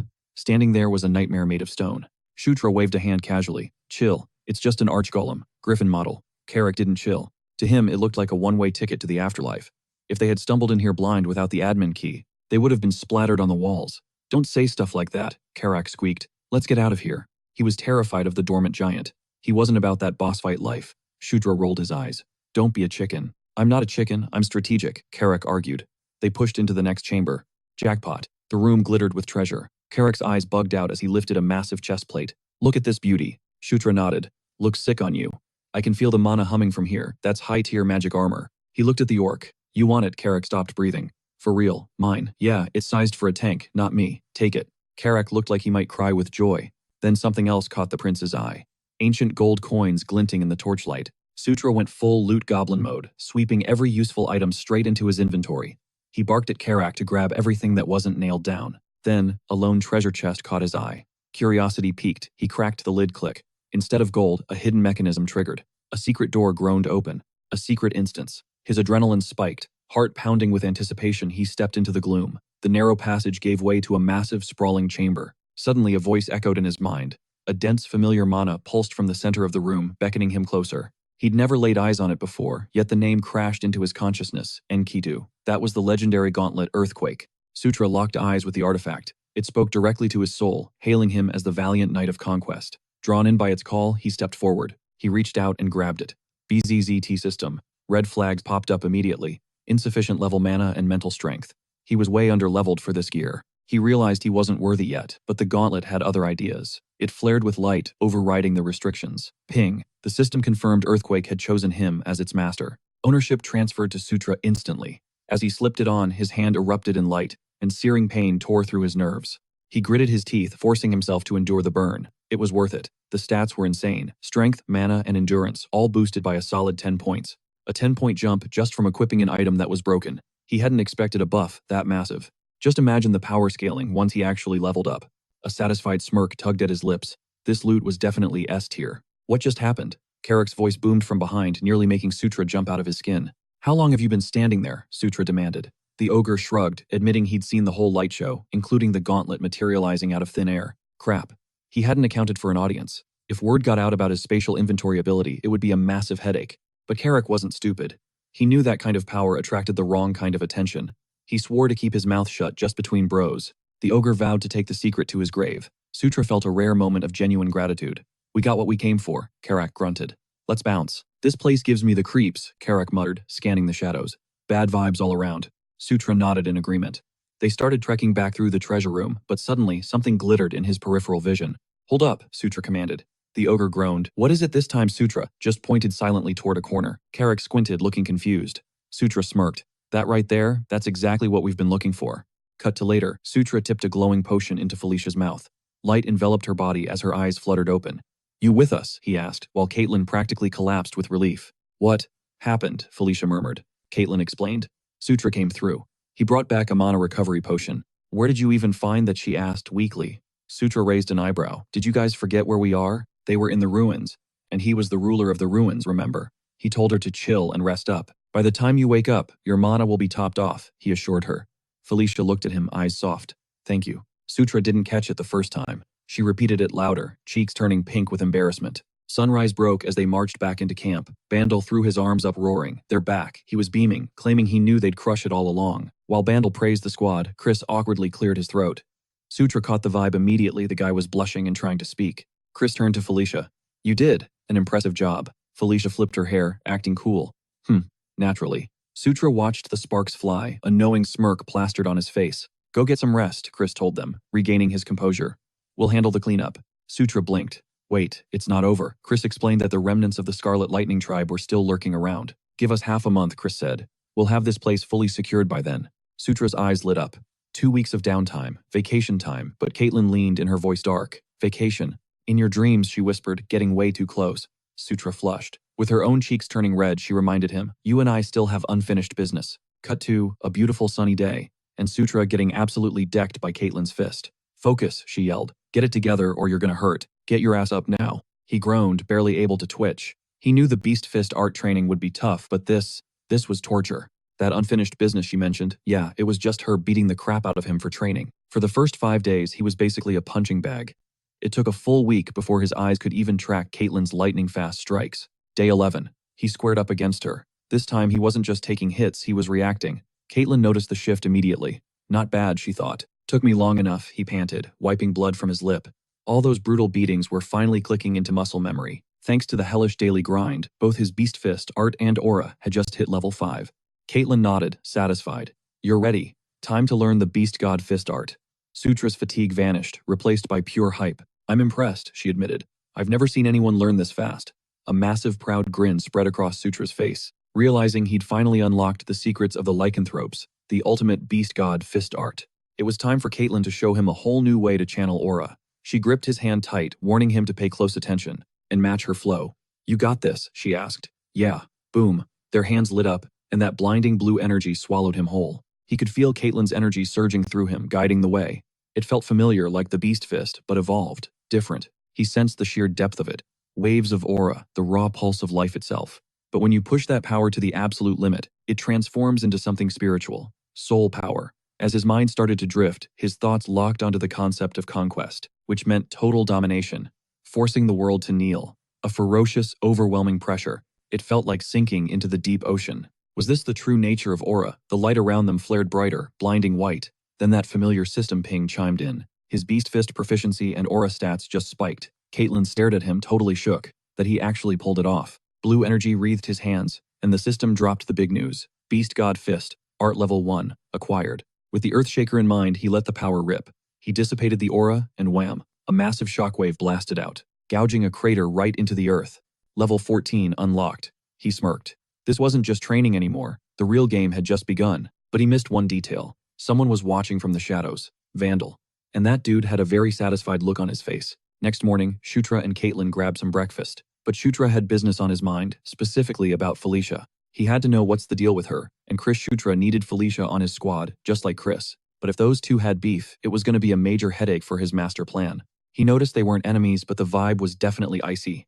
Caitlin admitted it wasn't due to some specific drama, at least not directly. She wasn't 100% sure, but her gut said it had something to do with Chris and Sylvan. The second Shutra dropped that name, Caitlin snapped. Even if Sylvan wasn't there, you don't just toss that name around casually. Shutra apologized, explaining he was just caught off guard. Felicia's twin, Sylvan Doomblade. Back when Shutra played as Zephyr, that guy was an absolute nightmare to deal with. Just as he pressed for details on the Chris-Sylvan drama, Chris burst into the tent out of nowhere. They jumped. Caitlin asked why he was back so soon. Chris didn't waste time. Pack it up. We're done here early. We move out this afternoon. Shutra asked where they were headed, and Chris gave him a look like, are you for real? Job's done, so we report back. Before they left, Vandal stepped up to shake Shutra's hand, giving props to the prince and princess for their grind. He looked the ninth prince in the eye and said he hoped their paths would cross again. I'll be waiting, Shutra shot back. Chris yelled, we ready? Yeah. Next stop, the Demon King's castle. Meanwhile, back at the fortress, the vibes were straight up sinister. A massive figure sat on the throne, decked out in full plate armor. The big boss. The trip back was pretty straightforward. Step 1, hit the long-range teleportation circle. Step 2, use transfer magic to warp directly into the Demon King's castle. Easy. But getting to that first circle was a 3-day trek.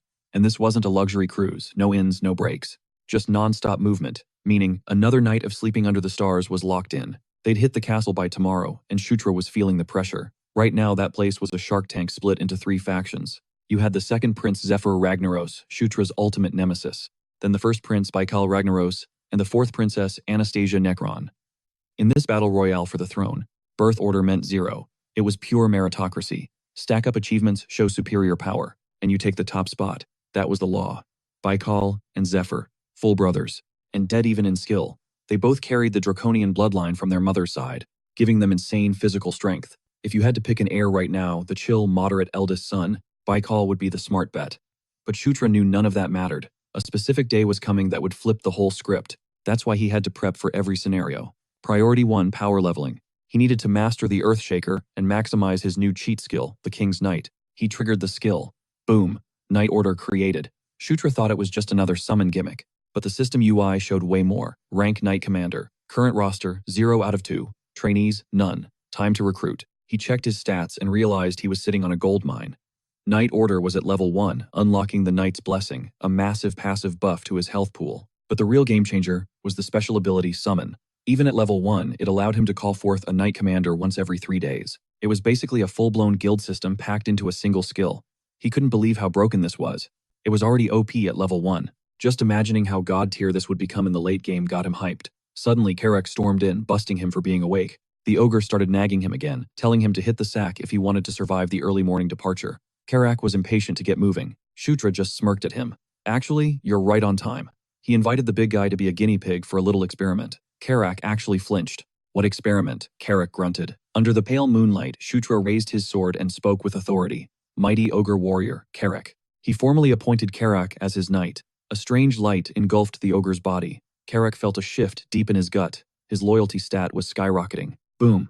Carrick level 24 instantly evolved into a knight commander and a rank 1 soldier. The experiment was a total success. Shutra was beaming. Carrick flexed, confused by the sudden overflow of power, but definitely not complaining. Shutra grinned. You want to become the strongest ogre in history. Caught up in the adrenaline, Shutra started rambling about raising him into the legendary ogre emperor from the Knight Saga lore. Carrick squinted at him with pure suspicion, asking if he was running a fever or just losing his mind. The next morning at the tower, Chris and the squad approached the teleportation gate. He looked back at Shutra. You ready for this? Let's do it, Shutra replied. They stepped into the magic circle and zap, a pillar of light blasted them straight into the sky. Transition to the other side, Shutra felt his stomach drop, terrified he was free-falling face first into the abyss. But he stuck the landing perfectly. You good? Caitlin asked, checking on him. Yeah, I'm solid, he breathed. Suddenly, a voice shouted Lady Felicia. Her personal entourage had been camping out for her return. She dove into the chat, soaking up the attention. To Shutra, it looked like a literal fan club. He realized those were her subordinates. Then a delegation marched over to officially welcome Chris and Caitlin. Shutra looked around crickets. There was nobody for him. The dark elves started whispering, snickering as they eyed him. The message was loud and clear. He was at the bottom of the food chain in the Demon King's castle. He shrugged it off. He knew the score anyway. He turned to his partner. You ready, Carrick? Because this was ground zero. From here on out, they were going to flip the script on this entire castle, one move at a time. They were led to their new digs, a dusty, glorified broom closet that looked like a storage unit. This was home base. Shutra was just grateful to have a roof over his head. Carrick started unpacking but paused, realizing something. The official event schedule didn't kick off until tomorrow. That meant free time. Shutra sighed. Doesn't feel like freedom when we're left to rot in a dump like this. Suddenly, a sharp knock echoed on the door. It was Flora Seven's ward from the castle's real estate management bureau. Shutra raised an eyebrow. Why is a high-ranking official visiting a hole in the wall like this? She smiled professionally. Your public merit level has spiked. You are now eligible to upgrade your residence immediately. Then Isabella from the Office of Public Merit strolled in. Is it true? Shutra asked. Can I really move? You came to the right place, she replied, swiping open a holographic interface. Ding. Conquest complete. His merit level had officially hit level 5, racking up a total of 15,000 points. The system started scrolling through his highlight reel. Discovered the dwarves' secret mine and portal check. Crushed the Scarlet Lightning Tribe's chief check. His elite unit executing the mission flawlessly. Done. Saving the 7th princess. Big check. Rescuing Felicia Doomsblade. Leading the frontal assault and claiming the legendary Thunderbirth Anvil. And finally bringing the entire Scarlet Lightning Tribe under his banner. The rewards were instantaneous. Restricted sections of the Demon King's castle were now unlocked, and his monthly allowance just went vertical. It jumped from a pathetic 5 gold to a staggering 500. He was the first prince in history to bag this much loot on a debut mission. Show me the mansions. Now. Later that day, Carrick's jaw hit the floor. He couldn't believe this was their new crib. Flora bowed to them. We prepared this early for you. It is an honor to serve. Effective immediately, Flora was functioning as his headmaid and butler. She was a devout follower of Camilla, the goddess of dreams and shadows. Karak scratched his head. Wait, didn't you say you worked in real estate? I hired her using merit points, Shutra explained. It was basically premium currency earned by being a total boss. He didn't bother explaining the mechanics. No need for Karak to get a headache over the details. You're speaking gibberish again, the ogre grumbled. The next morning they were decked out in formal wear.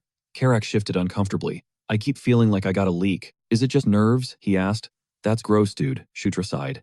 Just go handle it already. He ramped up the tension by announcing a sudden arrival, only to hit them with a massive compliment. You guys look fire. Turns out Felicia had styled their entire aesthetic personally. Caitlin didn't miss a beat. I'm the best, aren't I? She chirped, noting that the grind finally paid off. She turned to Shutra, grinning. And look at you. Sharp as hell. He got flustered, stammering out a thank you before shooting the compliment right back. You both look stunning. That got them cheeks flushed red instantly. Then Chris rolled up. He clocked that this was Shutra's big debut at an audience ceremony. He clapped a hand on his shoulder. Today, you're the main character. Go out there, Chris urged. Make everyone in the Demon King's castle acknowledge you. Shutra straightened his back. Count on it. He knew the whispers were already starting. The doubters who chalked his wins up to dumb luck. As he scanned the room, the heavy gaze of the vassals bore down on him. But Shutra wasn't backing down. Watch me, he thought. Soon you won't be able to look away. The doors groaned open and the royal siblings strode in. He was ready to force them to reevaluate the worthless prince they'd written off. In unison, the siblings dropped to one knee before the ultimate power. The Demon King sat on the throne, a looming shadow. Chris broke the silence, voice booming as he introduced himself to the absolute ruler of the demon realm. Demon King Mitra peered down at them, golden eyes piercing through the gloom framed by brown hair and a thick beard. Surprisingly, his features were almost human. Beside him, an aide stepped forward, ready to list the siblings' accolades one by one. This was the patriarch, the father of every demon, prince, and princess standing in that hall. Shutra had momentarily forgotten the golden rule. In this castle, Mitra was the one entity you never ever underestimated. Kneeling there, the pressure was crushing. Physical, heavy. Just existing in Mitra's presence felt like his body was being ground into dust. Then the goddess's voice cut through the fear. Conquer. A warm golden light ignited in his chest. Remember, she whispered, you are a king too. She urged him to fight back, to take that suffocating gaze and crush it under his own will. The golden glow surged outward from his core, the power of conquest. Fueled by it, Shutra lifted his head, locking eyes with the monster on the throne. Mitra met his stare and spoke his name. The room went dead silent. Jaws hit the floor. Shutra didn't flinch, holding the gaze even though his heart skipped a beat. Then the unthinkable happened. I look forward to your future achievements, Mitra rumbled. Pandemonium in the throne room. Confusion rippled through the crowd. The Demon King never addressed the princes directly. Not by name. Not in a formal audience. So why him? Why the ninth prince, the invisible nobody? The words were basic, but coming from the Demon King. It was unprecedented. A historic anomaly. That made the praise priceless. Shutra bowed low. I will do everything in my power to exceed your expectations. And just like that, Shutra Ignis crushed his debut audience, searing his image into the minds of everyone present. Crack of dawn. Shutra blinked awake, groggy and confused. Karak, what's going on? The sun was barely up. Karak held out an envelope. Letter from the Office of Public Merits. Just got here. Shutra took it, mind racing. Why now? He tore it open, and his eyes widened in surprise. Karak leaned in, dying of curiosity. Well, read it. Shutra hesitated, a weird mixture of dread and excitement settling in his gut. It was a direct order, a personal mission from the Demon King himself. Later, Shutra debriefed Chris and Caitlin. Subjugate the Cassius herd. Translation, go exterminate a bunch of monsters. That means you're headed to the Anger Plains, Caitlin noted. Shutra nodded, Centaur territory. Chris and I trained there once, she added. Apparently wiping out the Cassius herd was practically an annual tradition for the royals. Chris looked ready to gear up, but they had their own grind to handle. Caitlin smiled warmly. Don't worry, Shutra's got this. Solo mission. But Chris frowned, voice lowering. People are watching you now. They're going to try to get close. Or they'll be watching for a mistake. Watch your back. Shutra knew he was right. Even Zephyr had mentioned the anomaly. Getting name-dropped by the king changed the game. If things get hairy, come to me, Chris said seriously. Shutra nodded, grateful. Thanks, brother. Oh, and see Felicia before you bounce. She's got something for you. By the time Shutra packed up, the sky was still gray. Felicia was waiting. She knew trekking through Centaur lands was a nightmare, so she hooked him up with top-tier mounts. Shutra thanked her, but she wasn't done. She held out a shimmering gem, a dark elf's tear. Shutra froze. She was handing over a sacred racial treasure. Under normal circumstances, you'd have to kill Felicia just to get your hands on one of these. We dark elves are proud, she murmured. We never forget a kindness. Or a grudge. Then she pulled him into a tight hug. Come back in one piece, okay? Shutra blinked, face heating up. He hadn't expected the affection. He opened his mouth to reply. And she shoved him away. Hard. She looked away, flustered, realizing she might have let her guard down too much. Shutra and Karak loaded the mounts onto the teleportation circle. As the magic hummed to life, he waved. Stay healthy, Felicia. See you soon. Then a flash of light, and he was gone. Felicia watched the empty space, a soft smile on her lips. Okay. Angle planes. Boom. Shutra Karak and their mounts materialize out of thin air. Karak scans the horizon, making sure the teleportation actually stuck. Suddenly, a presence hits them from the 6 o'clock position. Greetings, Ninth Prince. It's Karma, the ranger assigned to be their GPS in this wild territory. Shutra takes a sec to process the visual human from the waist up, pure beast horsepower from the waist down. He keeps it smooth. Pleasure to meet you. She bows, dropping a humble brag about it being an honor despite her monstrous form. Shutra just nods. He knows a centaur when he sees one. No time for small talk. They launch immediately, tearing across the plains at breakneck speed. Shutra and Karak are barely holding on to their mounts. Mid-gallop, Karma drops the ETA. It's going to be a grueling 2-day sprint to hit the main centaur settlement. Her plan? Full throttle, minimal stops, just pure endurance. Shutra doesn't even blink. Lead the way. She glances back, doing a quick head count. Where's the army? Shutra shrugs. Emergency deployment. Just us two for now. Karma doesn't panic. We've got the centaur tribes. We won't be outnumbered. Shutra's tactical brain starts spinning. This is going to be a massive group brawl. And in a chaotic melee like that, weapon choice is everything. Mounted combat means range is king. He needs a spear stat. Snap. A noise cuts through the wind. Shutra signals. What was that? Karma holds a hand up. Hold position. I'm on it. She blurs forward, skidding to a halt at the edge of a cliff. Her eyes go wide. What she sees down there makes her blood run cold. The Cassius herd. They shouldn't be here. These wolf monsters are ferocious, and right now they're hunting a lone centaur. Teeth bared, growling like chainsaws. The prey is paralyzed with fear, but Shutra. He doesn't hesitate. He slams his mount into the leaping wolf, knocking the beast out of the air like a wrecking ball. His ride stumbles but finds its footing. The rescued centaur stares at Shutra like he's a ghost. But the wolf pack, they aren't running. They're swarming. Looks like the welcome party arrived early. Perfect. Shutra's been itching to throw hands anyway. Woom. His gauntlet lights up with neon energy. Come get some mutts, the centaur gasps. Wait, are you the prince? The alpha steps up a massive scarred creature. It roars, shaking the ground, and charges straight for Shutra. No minions. Boss fight. Now. Karma and Carrick scream from the backline. Prince pull back. Carrick is losing his mind over the reckless charge. Too dangerous, but Shutra ignores the warning. I'm good, just watch. He bails off his mount mid-stride, launching himself directly at the alpha. Mid-air, he winds up. He's betting everything on the Beast God Fist, the ultimate technique he's been grinding to perfect. The energy output is insane. The alpha roars, Shutra roars louder. Fist of explosion impact. The shockwave nearly knocks Carrick and Karma off their feet. Silence. The dust clears. The alpha's body is there, but its head, gone, cleanly decapitated. One hit. The rest of the pack freezes in pure terror. They scramble tails between their legs, running for their lives. Even Shutra stares at his hand, stunned. Did I just do that? The gauntlet didn't just hit. It amplified his aura like a natural disaster. The destruction was way above his pay grade. That felt like Caitlyn-level power. Carrick runs up, hyping him up. Boss, you blew its head off in one strike. That was legendary. Shutra smirks, feeling the adrenaline. The rescued centaur bows low. I am Swift Wind. You saved my life. Turns out he's a scout. I'll take it from here, Prince.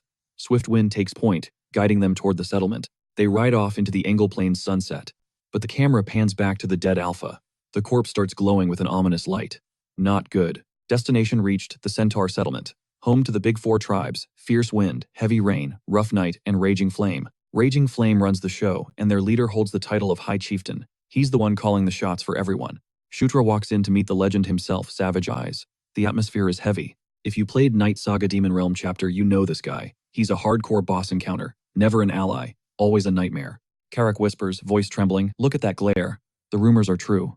He looks like he eats people for breakfast, but Shutra stands tall. He's the 9th prince, and he knows the script. Savage Eyes tries to intimidate him, but Shutra locks eyes fierce and unblinking. Report, the chieftain barks. No pleasantries. They step into the war tent, and Savage Eyes drops the bomb. Situation is critical.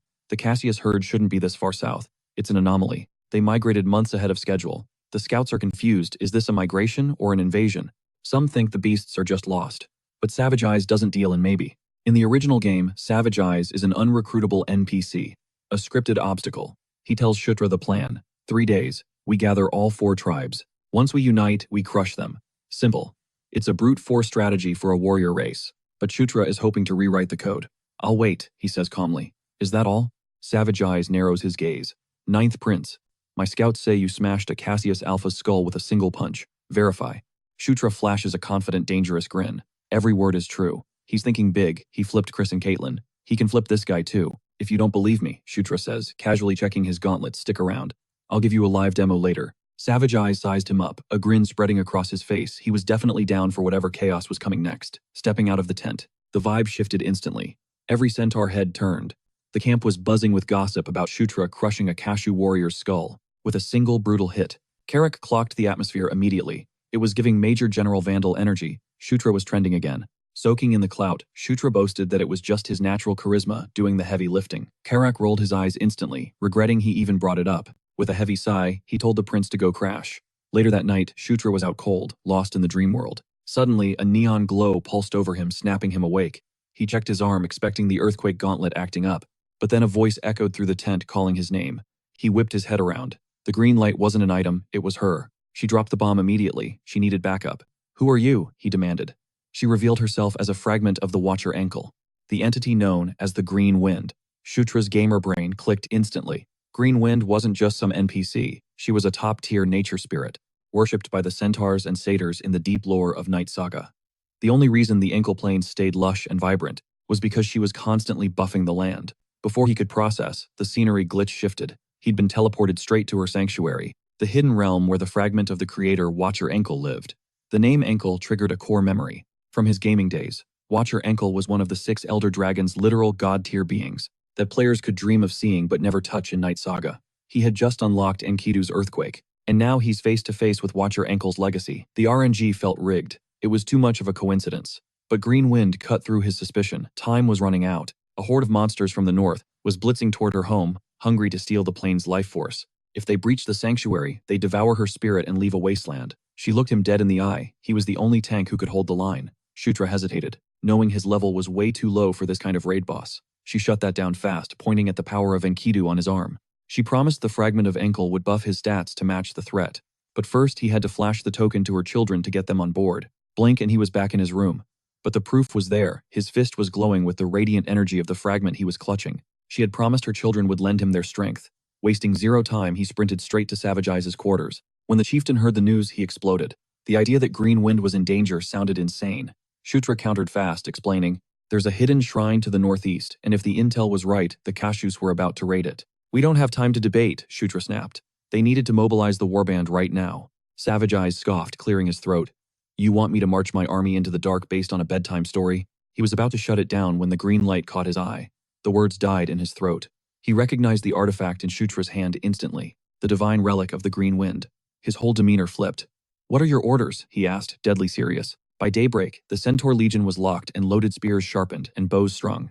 Kshatriya mounted up, rode through the ranks. His internal minimap was pinging like crazy, guiding him straight to the hidden objective, the Temple of the Green Wind. Without that system assist, they would have been wandering the wilderness aimlessly. The place was perfectly concealed. But the enemy was already closing in. Kshatriya gritted his teeth, wondering how the hell the Kashus doxed a spirit's secret location. There was a mole or a mechanic he was missing. Savage Eyes scanned the horizon, noting the massive enemy numbers. "That's a heavy mob," the chieftain grunted. "What's the play?" Prince Green Wind's voice echoed in Kshatriya's mind, telling him to sync with Enkel's fragments. He could feel the power surging from the temple. He turned to Savage Eyes. "I'm rushing the objective. You guys draw aggro and keep them off my back." He signaled Karak and Karma to squad up with him. Savage Eyes roared to the army, commanding them to hold the line at all costs. Battle stations. The charge began. Archers rained death from the backline, dropping Kashus by the dozen. The swordsmen smashed into the enemy front, carving a bloody path. While Kshatriya's strike team blitzed toward the temple entrance, Karak shouted over the noise to confirm the mission. "Get the prince inside, no matter what." "Exactly," Kshatriya yelled back. That was all the motivation Karak needed to go full berserker mode. He took point his axe, becoming a blur of steel as he hacked through the Kashu blockade. Karma was right there with him, her daggers flashing in deadly arcs. Kshatriya hyped them up, pushing forward. They were feet away from the entrance, when a massive shadow swooped down. A giant bat creature slammed into them, sending Kshatriya and his mount flying. They crashed hard into the dirt. The beast-like centaur mutant let out a bone-chilling roar and charged for the kill. Kshatriya cursed his lack of awareness. But before the claws could connect, Karak drifted in and parried the blow. A wave of relief washed over Kshatriya. "You alive?" Karak grunted, muscles straining against the monster's weight. He flashed a grin, telling the prince to get up. "Nap time is over, boss." The creature screeched again, launching a frenzy of attacks, but Karak stood like a wall, deflecting every strike. "It's happening again. The struggle is real." The guy is barely holding on, and Kshatriya can't help but throw some shade about him acting tough earlier. But it looks like he's tapped out. Bam! Kshatriya activates the Under the King's Banner skill, flooding Karak with a massive strength buff. Time to flip the script. Karak goes on the offensive, blitzing the creature before it can react. The beast stumbles back, completely rattled. Karak doesn't let up. He chases it down, channels every ounce of power, and slashes deep across its chest. The monster spews black blood everywhere. Going for the kill shot, Karak smashes its head with everything he's got, sending a shockwave of dust into the air. He screams at the prince to go. "Leave this mess to me." Kshatriya knows Karak's got this, so he bolts, sprinting toward the temple like his life depends on it. He bursts through the doors and hears a voice echoing, "Hurry, it's Green Wind." Her gauntlet pulses with light. She tells him Enkidu's artifact is the compass. He feels the energy signature, pulling him deeper into the temple's core.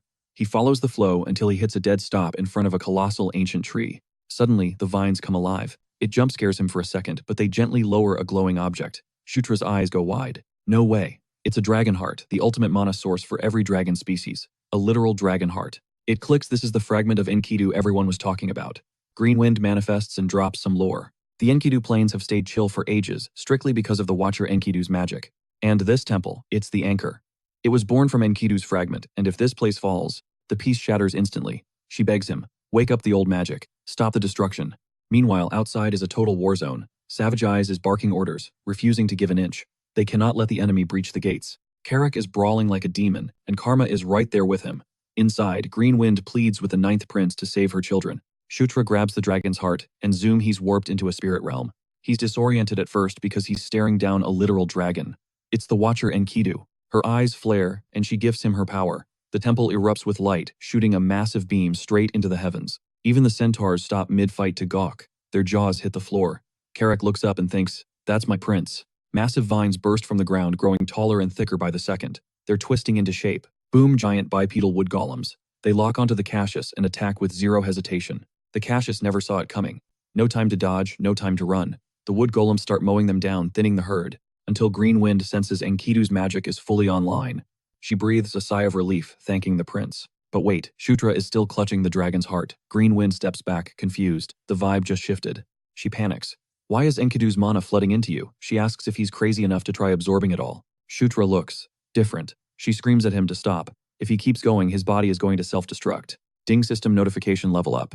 A cut on his cheek heals instantly. Green Wind watches in horror. The system spams level up alerts, and a dark voice echoes in Shutra's mind. Conquer. Subdue them. Make them kneel. Even the ghost of an elder dragon will bow before him. The dragon heart fuses right into his chest, unleashing a blinding flashbang of light. Finally, the glare fades.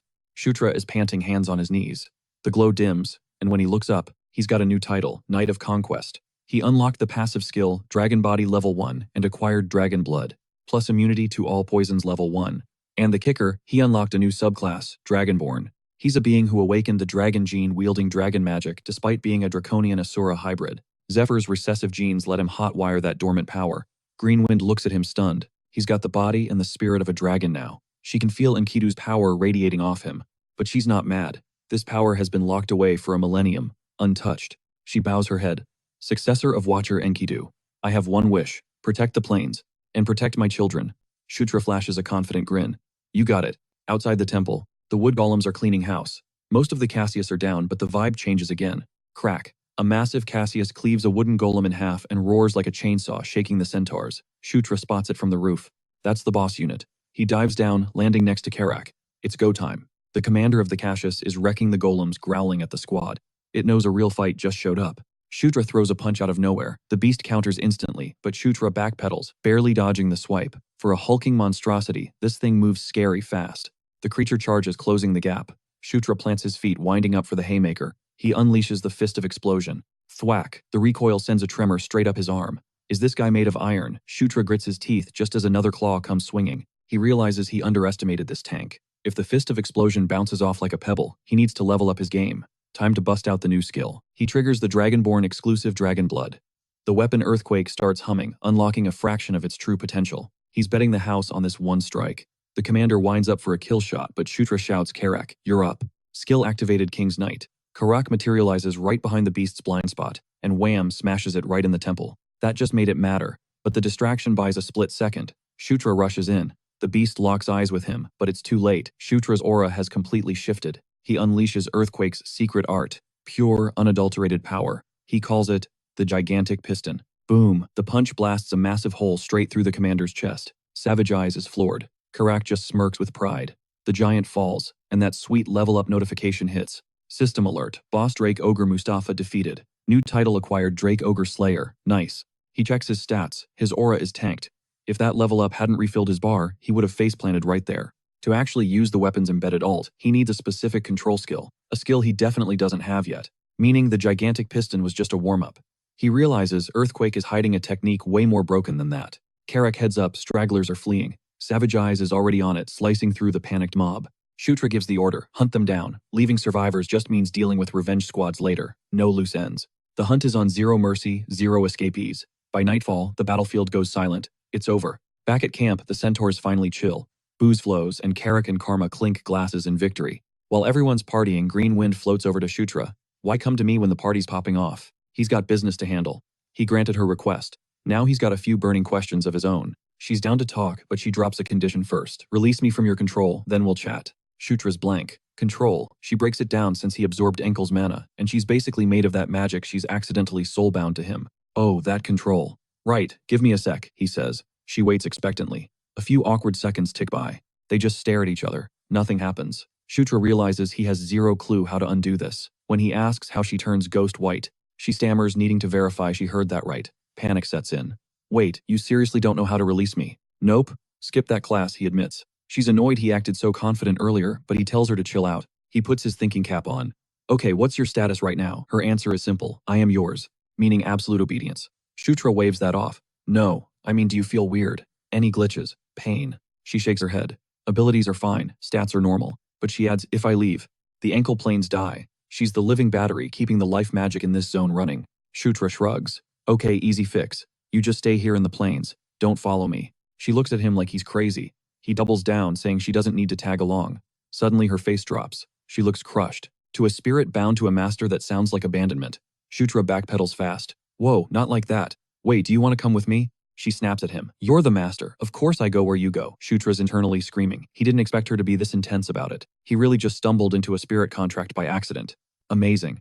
He pivots back to the symbol of the plains problem. Since she's the anchor for the grand spell, he asks, can you make a proxy? Something to stand in for her. She nods. It'll take time, but yeah, it's doable. Shutra gives the green light. Build a replacement, then join me. She pouts, warning him that splitting her power means she'll be pretty useless in a fight for a while, because she has to leave the bulk of her mana here to keep the plains alive. Not a problem, Shutra says coolly. Inside, he's doing a victory dance. Total jackpot. A contract with a high-tier nature spirit. That's S-tier loot. Her eyes light up at his acceptance. Deal sealed. Now for the real talk. He drops the bomb. How and when did Ankle die? The question hits her like a truck. She hesitates. She's just a fragment, a spirit rebooted from nature. She doesn't have the full hard drive of Enkel's memories. But one file is clear. 1,000 years ago, Enkel was murdered. No ID on the killer, but she's 100% sure it wasn't another Elder Dragon. Shutra's mind races. Who has the DPS to take down a god-tier Elder Dragon? Before he can spiral, Green Wind interrupts. Hey, you can drop the formalities now. She was getting weirded out by the formality. It felt stiff now that he was officially the heir to Ankiel's legacy. He cut to the chase and asked the big question, could his body handle the raw energy of another Elder Dragon? Typically, that's a suicide mission. But for him, she hesitated. If anyone could break the rules, it was him. He's already dual-wielding the essence of Ankiel the Watcher and the great Enkidu, the beast who stood against her. If he can juggle those two clashing titans without exploding, stacking another dragon's power isn't just a fantasy, it's a possibility. Shutra was impressed. He literally called it main character plot armor. But he had one final query regarding the dormant power he felt inside. She shrugged. She was just a glitched memory fragment, lacking the full database of Ankiel's mind, so her intel was corrupted. Then out of nowhere, she went supernova with a blinding flash. Shutra shielded his eyes against the glare. What? Suddenly, the vibe shifted. Something ancient hijacked Green Wind's voice. The entity proclaimed him the Knight of Conquest, a soul carved from the destiny of kings. The command was absolute: he shall conquer and dominate all of creation. That is the king's authority, and it belongs to him. A direct message from Ankiel himself. Cut to sunrise at the temple. Shutra was passed out on the ground until the morning light slapped him awake. He sat up groggy. What just happened? The last thing he recalled was the conversation with Green Wind. She materialized to check his vitals. She wasn't sure why, but it seemed Uncle's core consciousness had surged through her last night, causing a system overload that knocked him out cold. The memory of that voice flooded back. Conquer and rule all creation. The power of the king. It clicked. Ankiel already knew exactly what kind of monster Shutra was becoming. Green Wind dropped the pledge he was her master for eternity. Formalities done, she dropped some alpha intel. A holographic screen popped up, pinging a location at the frozen edge of the Ankiel Plains. There lies a relic of the Watcher. Just like his earthquake gauntlet, this was an artifact juiced up with Elder Dragon energy. The Shield of Life. Rewind 1,000 years, Watcher Ankiel gifted this aegis to the wildest, most righteous centaur warrior in history. This unit of a warrior led his squad against the northern hordes, stacking up victories, without taking a single scratch. But he wasn't immortal. His one fatal flaw. He didn't sleep with his gear. One night, a rival sent a honeypot assassin to warm his bed. Distracted and defenseless, the legend was shanked in his sleep. The Shield of Life was soul-bound by Uncle himself. That meant nobody but the true owner could even lift the thing. His followers buried the epic loot alongside him in a northern tomb. Centuries rolled by, and history turned into myth. The centaurs rebranded the artifact after the warrior himself, White Suri. Shutra's internal gamer screamed. He knew that name. It was a lore-only item from the Night Saga backstory. Mythical gear that not even the sweatiest veteran players could locate. The server's best shield. And it's an Elder Dragon artifact. Green Wind asked if he recognized it. He was hyped. Where's the dungeon? Drop the coordinates. She pointed north, way north. She could track it, but first she needed to craft a body double to guard the temple. As soon as they wrap this up, she starts the process. He checked the timer. How long we talkin'? She calculated that thanks to the mana boost from the protection spell, she'd only need 2 days. 2 days, he could work with that. It was a trek, but totally doable. He clenched his fist. He was going there, no excuses. With White Suri in his inventory, the difficulty setting of his life would drop significantly. Shutra stepped out to clear his head. He crafted a cover story traveling north to hunt down the remaining Cashus, but there was a glitch in the plan. That massive protection spell likely lit up the Demon King's radar like a Christmas tree. They would definitely dispatch a specialist to inspect the ruins.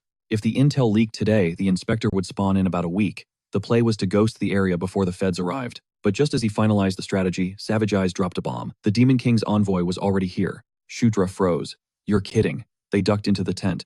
Felicia caught his panic instantly and teased him. "Why the long face? You look like you've seen a phantom." Shutra stammered. "Why are you here?" She shut him down, manners first, business later. Shutra was reeling, totally thrown off his game. Then a new challenger approached. The woman bowed with elegant precision. Daphne, daughter of Echo, the fifth concubine. Shutra's eyes widened.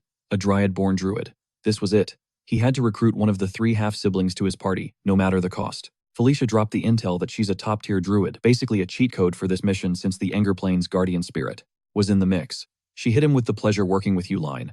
Honestly, he never expected to run into her. Out here, he tried to keep his cool and look capable, but then it clicked. Wasn't Felicia supposed to be trekking to the Gishka Mountains to study the anvil that gives birth to thunder? That was the plan. But Shutra speedran his mission. She leaned in, whispering that his crazy clear time is turning heads. She spilled that the Kashu subjugation wasn't exactly god-tier difficulty, but wrapping it up in 2 days. That changes the whole narrative. Usually that's a 2-week grind. And with all the irregular events popping off, everyone is losing their minds. If any other royal showed up, they would have been interrogating him or spying from the shadows by now. He asked if she came just to play defense for him. She blushed, caught off guard, and admitted it wasn't just that. She was genuinely geeking out over the temple's magic and the Kashu's glitchy behavior. Shutra smirked. Beneath that Ice Queen exterior, she's actually got a soft spot. He thanked her for having his back. She pivoted, asking for the next move. He told her, he's scouting the northern region to hunt down stragglers and track the legendary White Suri. Savage Eyes stepped up to join the squad, chieftain duty non-negotiable. It wouldn't make sense for him to sit on the sidelines. Shutra nodded logical enough, but then Felicia threw a curveball. She's tagging along too. Her logic, studying a living, breathing Kashu beats dissecting a corpse any day. He agreed on the surface, but internally, he was stressing. The Remnant Hunt was supposed to be a solo cover story. Carrick grumbled. He had a gut feeling this was about to get messy. A few days later, contact. Total chaos. Carrick and the centaurs clashed with the beastmen. In the heat of battle, Shutra spotted something that proved his instincts dead right. While the centaurs engaged, Kashus tried to flank Shutra from the blind spot. Where on earth did they spawn from? He was getting irritated. He thought they cleared this level last time. Suddenly, ear-piercing shrieks from above. Geists, talk about a headache. But they weren't the only ones with aerial superiority. He triggered Blessing of the Wind level 1, making his body feather light, blasting forward at gale speeds. Green Wind gasped, asking how he hijacked her magic. He didn't answer, just blitzed the Geists. The monsters never saw it coming. He unleashed Fist of Explosion, blasting them out of the sky. He told them to quit blocking his view and just vanish. Watching him dominate, Green Wind spiraled into an existential crisis about her own usefulness. Cut to Daphne, trapped in a circle of Kashu bodies, paralyzed by terror. A beast lunged for the kill. Luckily, a massive hand grabbed her, and a blade severed the monster's head. Carrick to the rescue. Nearby, Felicia was dancing through her own duel. The ambush actually worked in her favor. She needed test subjects anyway. By dusk, the fighting stopped. Bodies littered the plains. Felicia told Shutra to focus on the faint violet haze clinging to the corpses. Now that she pointed it out, he could barely make it out. Her theory. It's a nasty type of curse magic. It buffs their strength, but the cost is their life force. It burns them out. Plus, their emotions look deleted. Like they were severed entirely. Definitely a curse, and someone is pulling the strings. Shutra frowned. They already fragged the commander, who controlled them before. So who's the new boss? Karak signaled him to hold up, and pointed out Daphne. She had been stiff as a board the whole fight. He thinks this was her first real taste of blood. Seeing her like that, Shutra realized this wasn't the veteran Daphne he remembered. She was a rookie, trembling, as she whispered that she could feel the spirits screaming in fear. There was a dark, heavy power, pulsing stronger the further north they went. Green Wind, floating as a tiny firefly, warned Shutra of a sinister vibe, radiating from the north. She suspects a powerful entity is acting as a beacon for that purple aura. Felicia suggested they'd find answers at the northernmost point. Savage Eyes proposed checking the view from the northern border observation tower. Shutra's original plan was just to grab the White Suri, but the plot had officially thickened. He agreed to the detour. Night had fallen by the time they arrived. Felicia pointed into the darkness, aiming at the source of the bad vibes. They peered out and saw a massive horde. Even at a glance, that's easily 200 or 300 units. The only thing capable of rallying an army that size is an undead, and these weren't grunts, she sensed. High-ranking energy, at least Lich tier. Daphne's legs gave out, and she collapsed to the ground. Karak asked what was wrong. She stammered that she's fine. Felicia shuddered. This wasn't just a creepy vibe, it was personal. And Daphne, being half-spirit, meant she was taking that chilling aura straight to the heart. If they were dealing with a high-tier undead boss, their squad was toast. Felicia made the executive call. We need to bail. Now. But then her eyes went wide. Panic mode. Something was incoming. Who is it? Shutra started to ask, but chaos cut him off. Ping, the system UI screamed surrounded. Karak pointed a shaky finger at the sky, screaming as a massive fireball hurtled straight for their faces. It's a trap, Shutra cursed, realizing they'd been played. Move, get out. The tower groaned, then crumbled into dust. Pure chaos. Screams tore through the air as they sprinted for their lives. Above the wreckage, dark silhouettes with nasty auras took to the skies. Felicia didn't hesitate. She snapped her fingers, wind control active. A gust swept everyone up, launching them clear of the inferno just as the tower blew. They hit the dirt hard but safe. She immediately scanned Shutra for injuries while Sylvan gasped, "Thank you, Sixth Princess. That was close." Her magic was the only reason they were still breathing, but she waved off the praise. "Save the gratitude," she snapped. One look at the horizon told her why. It was a sea of enemies. Endless. "We have to run," Felicia urged, but Shutra's gut sank. He could see the circle closing in. They were totally boxed in. "Buy me a few seconds," she pleaded. "I'll find an opening." Seeing her determination, Shutra felt a spark of respect. She wasn't giving up. "You got it," he grinned. "I'll hold the line." He triggered. Under the king's banner, and the centaurs roared as raw power flooded their veins. Sylvan looked at his glowing hands. "What is this magic?" Green Wind hovered close, whispering urgently to her master. "Are you seriously going to fight?" she asked. "Damn right," he replied. Their only play now was to bet everything on Felicia. Shutra clenched his fist, knuckles white. Battle stations. The mood shifted instantly, no fear, just steel. He refused to give an inch. Beside him, Karek, Sylvan, and Karma dove headfirst into the slaughter. Shutra was a machine blasting through ranks with fist of explosion. Boom bones went flying, but the skulls just floated there, mocking him. He was panting already. And the worst part, the bones clicked back together. Click, clack. Good as new. This is endless, Shutra realized. They had to decapitate the snake. Find the summoner, end the spell. It was their only shot. Flash blinding lights tore through the sky, hammering the centaur lines with devastating precision. Karek grabbed a zombie, using it as a meat shield. What the hell was that? Then the pile of corpses shifted. Something groaned deep and low. A massive skeleton hauled itself up from the dead. Full plate armor, a rusted crown. Bingo. Shutra locked eyes with the boss. Sylvan went for the backstab, blocked. The boss swatted him like a fly. Karek swung next, his weapon clanging uselessly against the heavy armor. The impact just sent shockwaves up Karak's arms. The skeleton barely moved, then shoved him back. Crunch. Karak hit the dirt hard. My turn, Shutra leaped into the fray. He was actually glad the big guy stepped up. Time to wrap this up. He unleashed a point-blank fist of explosion. Nothing. Not even a scratch. The boss casually tossed him aside like a rag doll. Shutra stared, stunned. This guy was a tank. They were completely out of their league. Step back, Felicia's voice cut in. You've done enough. Even the Skeleton King tilted its head, curious about the new challenger. Shutra was confused, but Felicia stepped in front of him. I'll handle this, she smirked, glaring at the monster. Come, get some bonehead. Magic crackled in her palm. Boom, a direct hit. The Skeleton King actually groaned in pain. Now it looked pissed. It swung a massive fist, but Felicia was already gone. She danced away, riding the air currents with wind control. It tried to crush her, but zip, she triggered, blink vanished into thin air, and reappeared right behind the oversized skull. Pew, pew, 2 magical beams drilled into its back. The boss staggered. Shutra watched, jaw dropped. She was on another level. He never thought she'd be soloing a boss that just wiped the floor with the rest of them. Suddenly, a soft light bloomed behind Shutra. Daphne, are you okay? She whispered, weaving her own wind control to buff the centaur army. Sylvan gasped as energy returned. Karek shook off the dizziness, standing tall. Shutra grinned. The Dryad's domain buff. Finally, Daphne was pulling her weight and the tide was about to turn. A system alert pops up. Boost level 1 is live. Suddenly, raw energy starts spiraling around him like a hurricane. Boom, pure power explodes outwards. He's totally confused. Why is he unlocking skills mid-fight? The screen flashes Spirit Bloom acquired. Level 1. It allows a spirit to inhabit the user's body, jacking up every single stat. Adrenaline courses through his veins. Now, according to Night Saga rules, a vessel can usually handle only one spirit at a time. But screw the rules. He's currently hosting the Spirit of Life and the Spirit of Wind at the exact same time. Just as he figured perks of having that broken protagonist build, Felicia unleashes hell on the undead leader, but her stamina is tanking fast. She takes a hit, panics, and snaps Blink to teleport away. She's sick of this guy. Just die already. But the undead leader reads her like a book, predicting exactly where she'll materialize in the backline. He catches her completely flat-footed. Suddenly, Karek feels a surge rushing in to aggro the boss. It works, the monster pivots attention. Out of nowhere, Shutra slides in next to Felicia. Nice work, I'll take it from here. She's stunned to see him. He tells her to chill while he handles the finale, unleashing a devastating fist of explosion. The impact slams the undead leader into the dirt. Karek grins, thinking this is the good game moment. Shutra jokes that he did all the heavy lifting. Karak decides to play along and goes for the kill shot, aiming to decapitate the beast. But the second he gets close, an ominous purple glow lights up the corpse. It's a trap. Karek gets swallowed by the energy. Shutra screams his name as that cursed light starts raining down on him too. A single drop hits his cheek. Instantly, a purple corruption spreads across his skin. The pain is blinding, dropping him to his knees. Felicia watches in horror. The undead leader rises and starts stalking toward a helpless Shutra.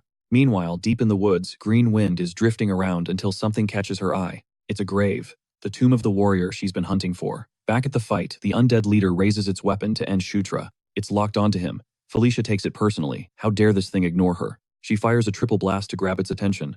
The boss turns, vanishes into thin air, and instantly teleports behind her. It copied her blink. A massive blade comes swinging down. She barely manages to throw up a defensive barrier. She's gritting her teeth at this persistent monster, but the force is too much. It smashes through, pinning her to the ground. The beast lets out a victory roar. Undead hordes swarm Felicia, while Shutra lies there, blacked out. Green Wind's voice cuts through the darkness. Wake up, no time for naps. You need to awaken Ankle's power now. He's groggy. What power? How do I even do that? Green Wind starts glowing intensely. Look inside, you already know the answer. His eyes snap open. He whispers 2 words, dragon blood. A massive beam of green light tears across the sky. Felicia, fighting for her life, freezes as the horizon lights up.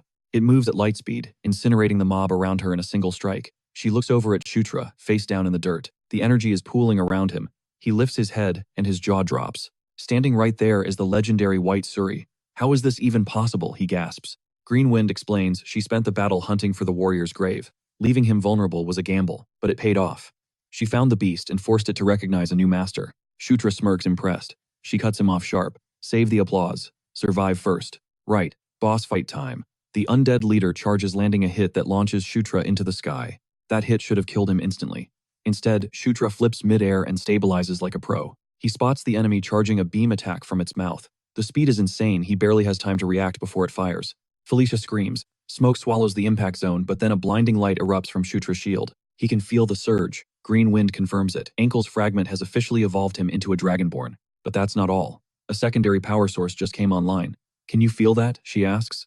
It's 5,000 years of Ankle's magic stored in the White Suri. His gauntlet starts vibrating in resonance.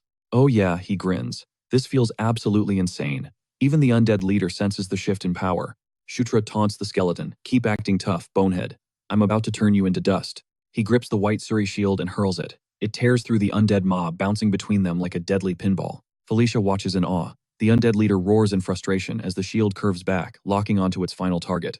White Suri took the bait, lunging forward before snapping its massive wings open and rocketing into the sky.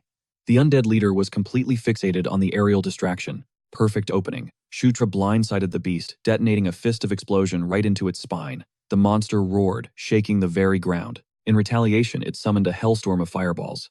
Shutra danced through the inferno, dodging the flames before hurling his shield like a ballistic missile. Crack. The shield smashed the creature's jaw. White Suri swooped back in, unleashing a flurry of rapid-fire strikes on the staggered boss. Fury exploded from the monster, but Shutra didn't flinch. He charged in, channeling every ounce of mana into his arm, gigantic fist. The blow connected with the stomach, folding the undead leader like a lawn chair. Time to wrap this up. Shutra snapped his finger downward. Gravity answered, slamming the airborne shield straight onto the boss's skull. Splat. The head disintegrated into pure purple haze.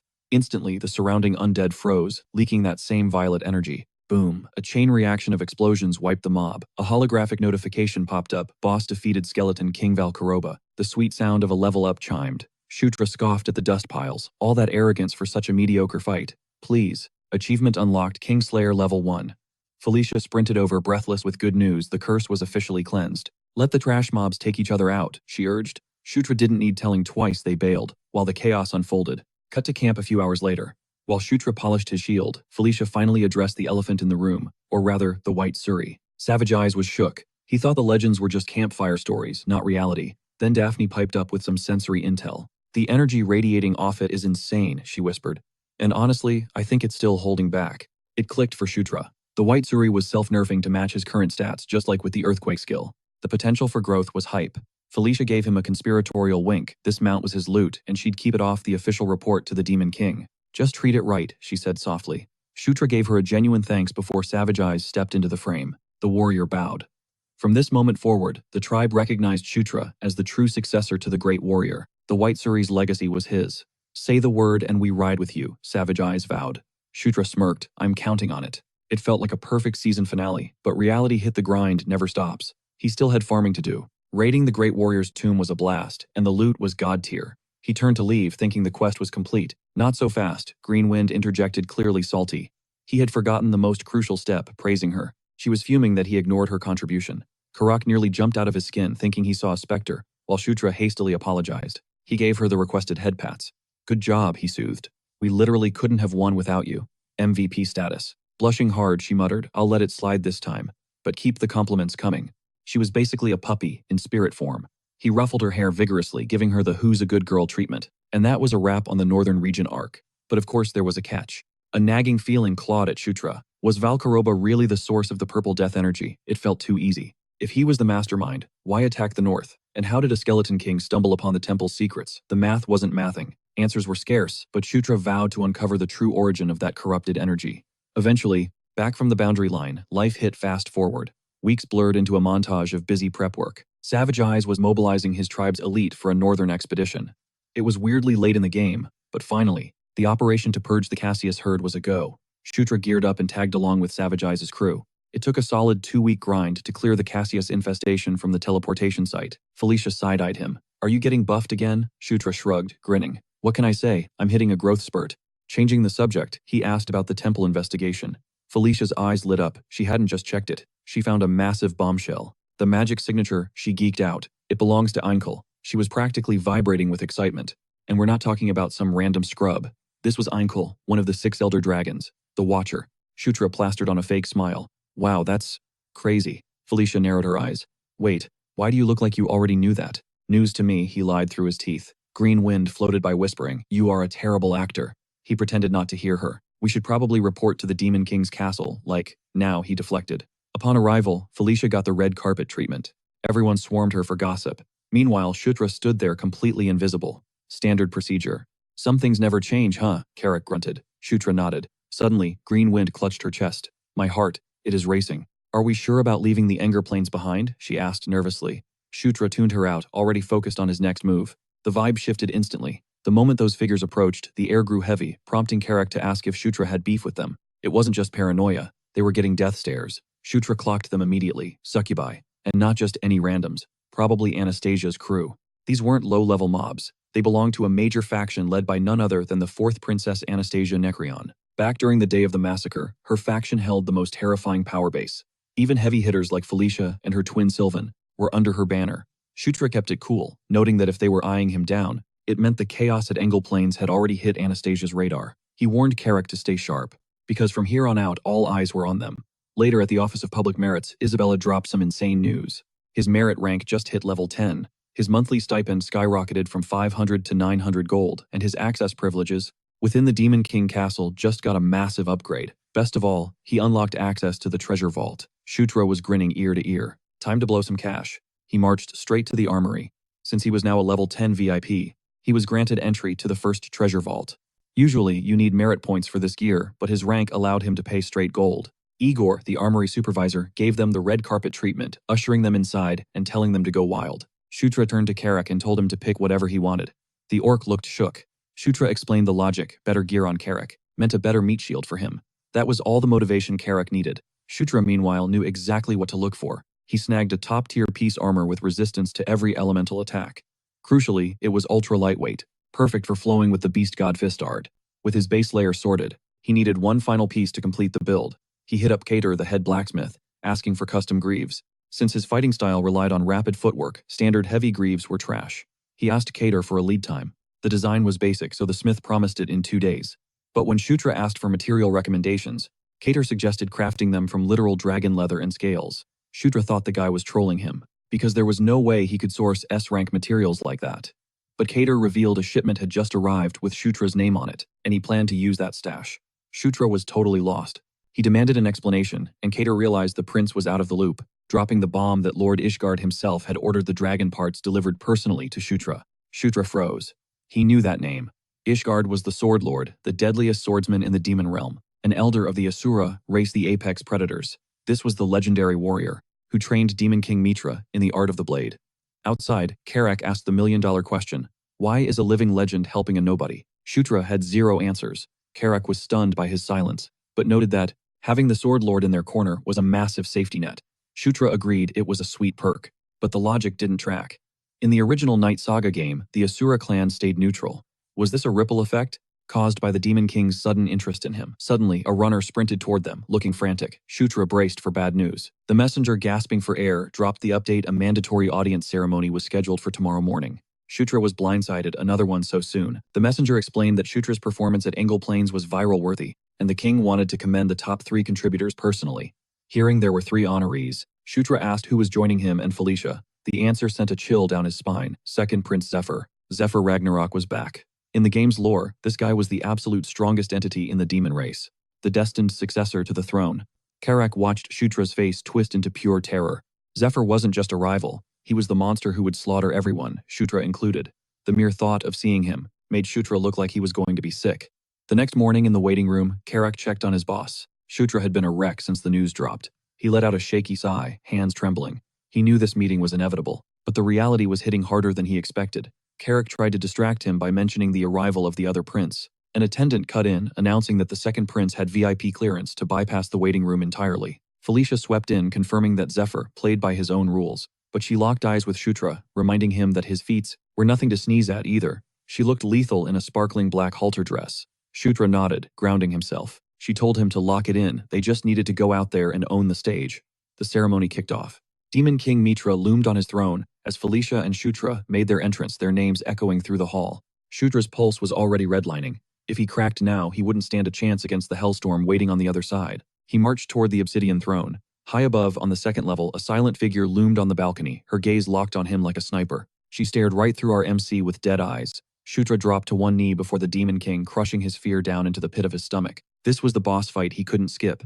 Suddenly, the herald's voice boomed across the hall, announcing the next arrival. Enter the second prince, Zephyr Ragnaros. He strode in, radiating pure intensity. Shutra locked eyes with him. Zephyr looked like stone-cold murder. There he was, the literal main character of the Night Saga Demon Realm arc. Then Isabella took the floor, ready to drop the achievement receipts. She kicked things off with Zephyr exactly as Shutra predicted. Zephyr's stats were absolutely broken. The guy's highlight reel alone was enough reason to hold this entire ceremony. Next up, Shutra and Felicia. The room went dead silent when the Northern Border incident came up. All eyes were glued to them. But the real drama hadn't even started yet. Demon King Mitra's voice thundered, calling out Shutra. It was quest time. Heads turned. The other royals were shook. This kind of direct order was unheard of, and Shutra was left reeling. The king himself just dropped a personalized quest in the middle of the ceremony. The objective: infiltrate the Thunderdoom Fortress.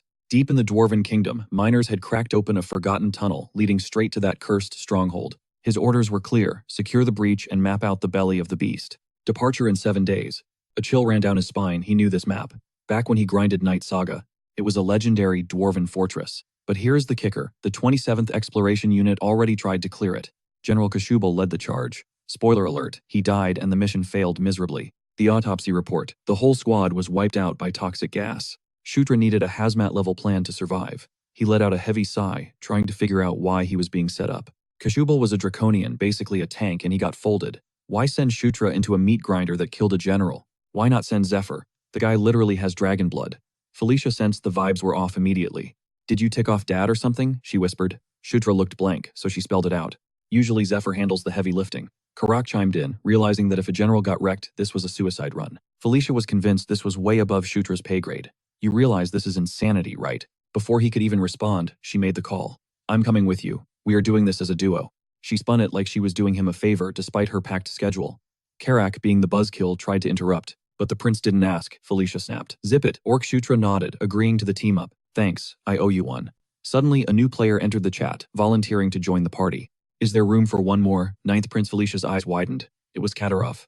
Shutra shut him down instantly. Sorry, roster is full. Kadyrov took the hint and dipped. Once he was gone, Felicia turned on Shutra. Are you crazy? Why did you bench him? He is a male siren with confidence to spare. We could use that firepower. Shutra knew she had a point. Kadyrov was an S-tier magic user. Meanwhile, the guy used Blink to teleport straight to his true boss. Shutra already knew the lore. Kadyrov was a secret simp for Anastasia, a total fanatic. His kit was built for spying and infiltration. He reported back to Anastasia. The fact that she sent him meant one thing. They were watching Shutra closely. Anastasia realized the Ninth Prince was playing 4D chess way more cautious than she thought. Back at base, the team huddled up. So, what is the intel on Thunderdoom Fortress? Shutra leaned back. All I know is that some hardcore dwarves used to fight dragons there. Karak scratched his head, looking confused. I thought dwarves were just treasure hoarders for Enkidu, Felicia sighed. There is not just one dwarf faction genius.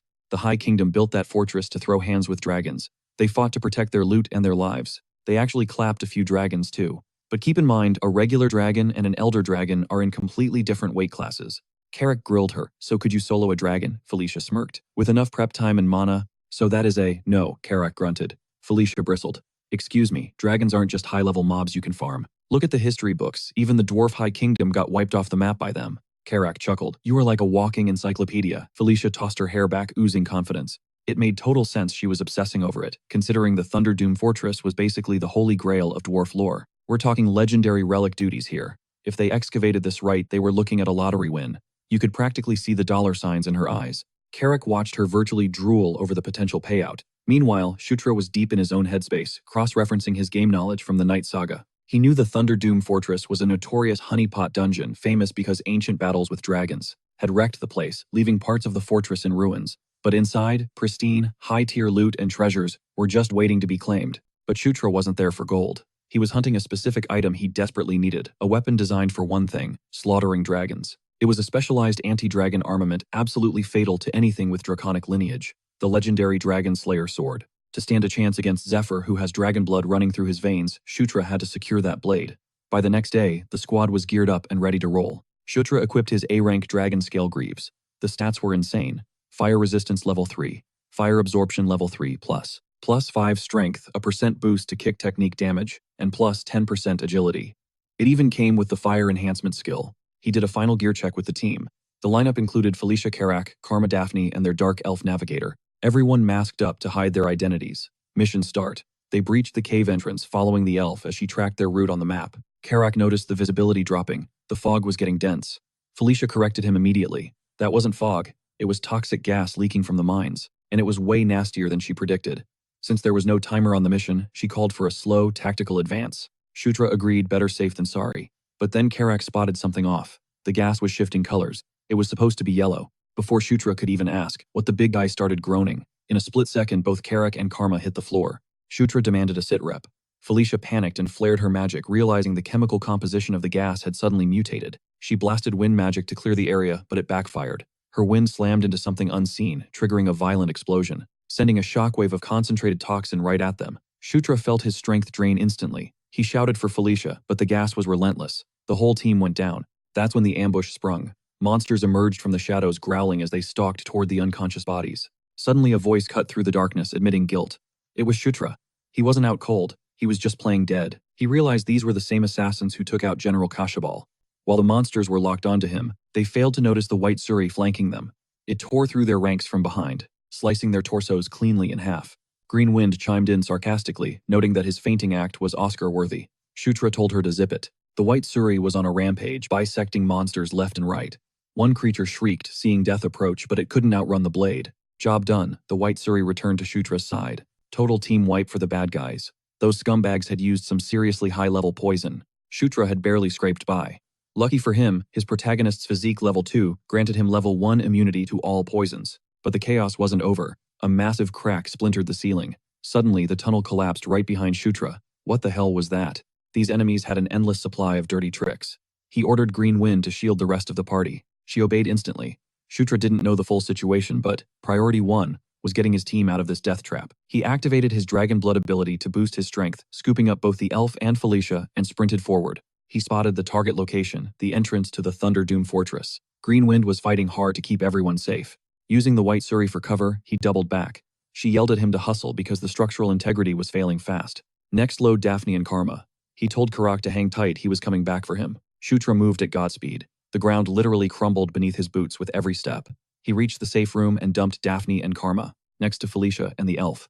He was already strategizing the rescue for Carrack when a thunderous crash made his blood run cold. The tunnel had caved in. The path was blocked by tons of rubble. He screamed Carrack's name. Green Wind told him to get a grip. Panic started to set in. Karak was trapped on the other side. Then she reminded him of that one spell from the Angel Plains. It clicked. He cast it immediately, summoning the King's Knight. A spatial rift tore open above him, and Carrack's head popped through the portal, followed by his massive body. He face-planted onto the floor. Shutra rushed over, heart pounding. Miracle of miracles, the big guy wasn't critically hurt. Shutra let out a breath he didn't know he was holding. But this whole operation was foobar. And those monsters, he was baffled. He had played the entire Night Saga and never seen creatures like that before. Felicia started hacking up a lung. Shutra sighed, snapping back to crisis mode. First priority, detox the squad before the poison became permanent. But the universe wasn't done with them. More of those weird creatures materialized. Shutra cursed under his breath. The swarm launched an attack. He unleashed a fist of explosion, blasting the lead monster backward. Shutra was officially pissed off. He was busy enough without this extra headache. In the distance, the monsters roared a guttural sound that shook the air. He glared daggers at them, snapping, "Shut your traps," before launching a blitz attack. No time to play games. As they rushed him, he cocked his arm back, knuckles cracking. Bam! He unleashed the fist of explosion, right in their ugly mugs. White Suri was a blur of motion beside him, claws flashing. It carved through the beasts like butter. Anything within striking distance dropped dead instantly. Shutra went full berserker mode. Once the dust settled, he switched gears to medic, purging the toxins from the group. Felicia blinked her eyes open. "You good?" he asked. She looked around at the massacre, monster corpses piled high, and stammered. What just went down?" "Don't sweat it," he shrugged, cool as ice. "Just a little warm-up." With the detox finished, they were back in business. Time for the main event, a full-scale raid on the fortress. Target locked the Thunderdome Fortress control room. A fork in the road stood between them and the objective. Left path, long, boring, safe. Right path, a suicide shortcut packed with enough traps to kill an army. Felicia looked at him. "So, which way, boss?" Logic said. They should play it safe and take the scenic route. Boom. A massive crash echoed through the halls. He froze. Playing it safe was officially off the table. "What the hell was that?" Carrick yelled. The dark-haired elf turned pale. An alarm. The ruin's core facility is under siege. Translation: "We've got company. Someone else is trying to clear the dungeon right now." Who else is crazy enough to be here? Felicia wondered. Shutra didn't hesitate. He grabbed Carrick's shield up. "Big guy, you're taking point." Carrick blinked, blindsided. "Say what?" Shutra gripped his shoulder. "Trust me. Do exactly as I say, and you won't get toasted." They stepped forward, and a dragon head mounted on the wall roared to life, spewing a torrent of flames.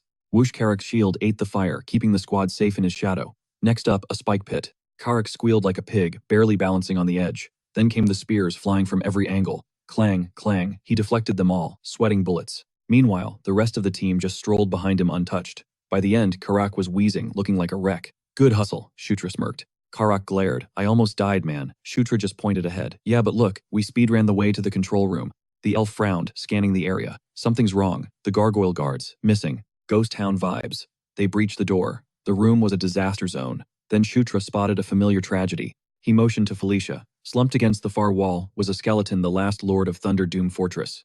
The guy had stayed behind, going down with the ship so his people could escape the chaos. Absolute legend. "Hey, check this out," the elf called out. In the center of the room sat a massive, ominous black sphere. Felicia geeked out, inspecting it. Dwarven tech. But it's dormant. She tapped her chin. "It needs a trigger." Shutra knelt by the dead lord. "I think our friend here has the answer." He snagged a key from the skeleton's neck. Click. The black sphere hummed to life, crackling with raw electricity. BZZT holographic screens popped up in midair. The squad stood there, jaws on the floor. Felicia shook her head. These dwarves were living in 3030, while we're stuck in the Stone Age. The tech was insane. Suddenly, crash. Another explosion rocked the room. "What now?" Carrick grumbled. Daphne pulled up a feed on the screen. "Look at this. Live footage of a battle nearby." The missing gargoyles were in a mosh pit with those creepy shadow creatures from earlier. They were swarming like ants. Those black scumbags again, Shutra realized. They're the ones raiding the fortress. But what were they after? Then Carrick squinted at the monitor. "Is that a freaking dragon?" Where Shutra leaned in heart pounding. His eyes widened, sticking out of the beast, a weapon glowing with holy light. He couldn't believe it. Destiny calling. It was the holy grail of weapons, the Dragon Slayer Spear Ascalon. Enter Black Dragon Partisan. Massive, greedy, and pure evil. He was the heavyweight champ in the war against the Dwarf Kingdom. Partisan and his goons had hammered the Thunderdome Fortress relentlessly. Finally, they smashed through the outer walls. The fortress was breached. Partisan, cocky as hell, led the charge, flexing his full power. But that ego, that was his fatal error. One moment of arrogance. That's all it took. Tiny Spark, the fortress's MVP, saw the opening. He didn't miss. Shunk. He drove the Dragon Slayer Spear Ascalon straight into Partisan's chest. But when the boss died, his minions went berserk. The dwarves had to bail, leaving the fortress to become a massive tomb for everyone. A graveyard for a dragon and an army. Carrick pointed at the screen, trembling. "So that's Partisan, and that spear is Ascalon. We're entombed side by side." Carrick pointed at the screen, asking if that beast was Partisan, and if the blade piercing its chest was the legendary Ascalon. Shutra confirmed the chaos. Yep, those gargoyles were throwing hands with the creatures.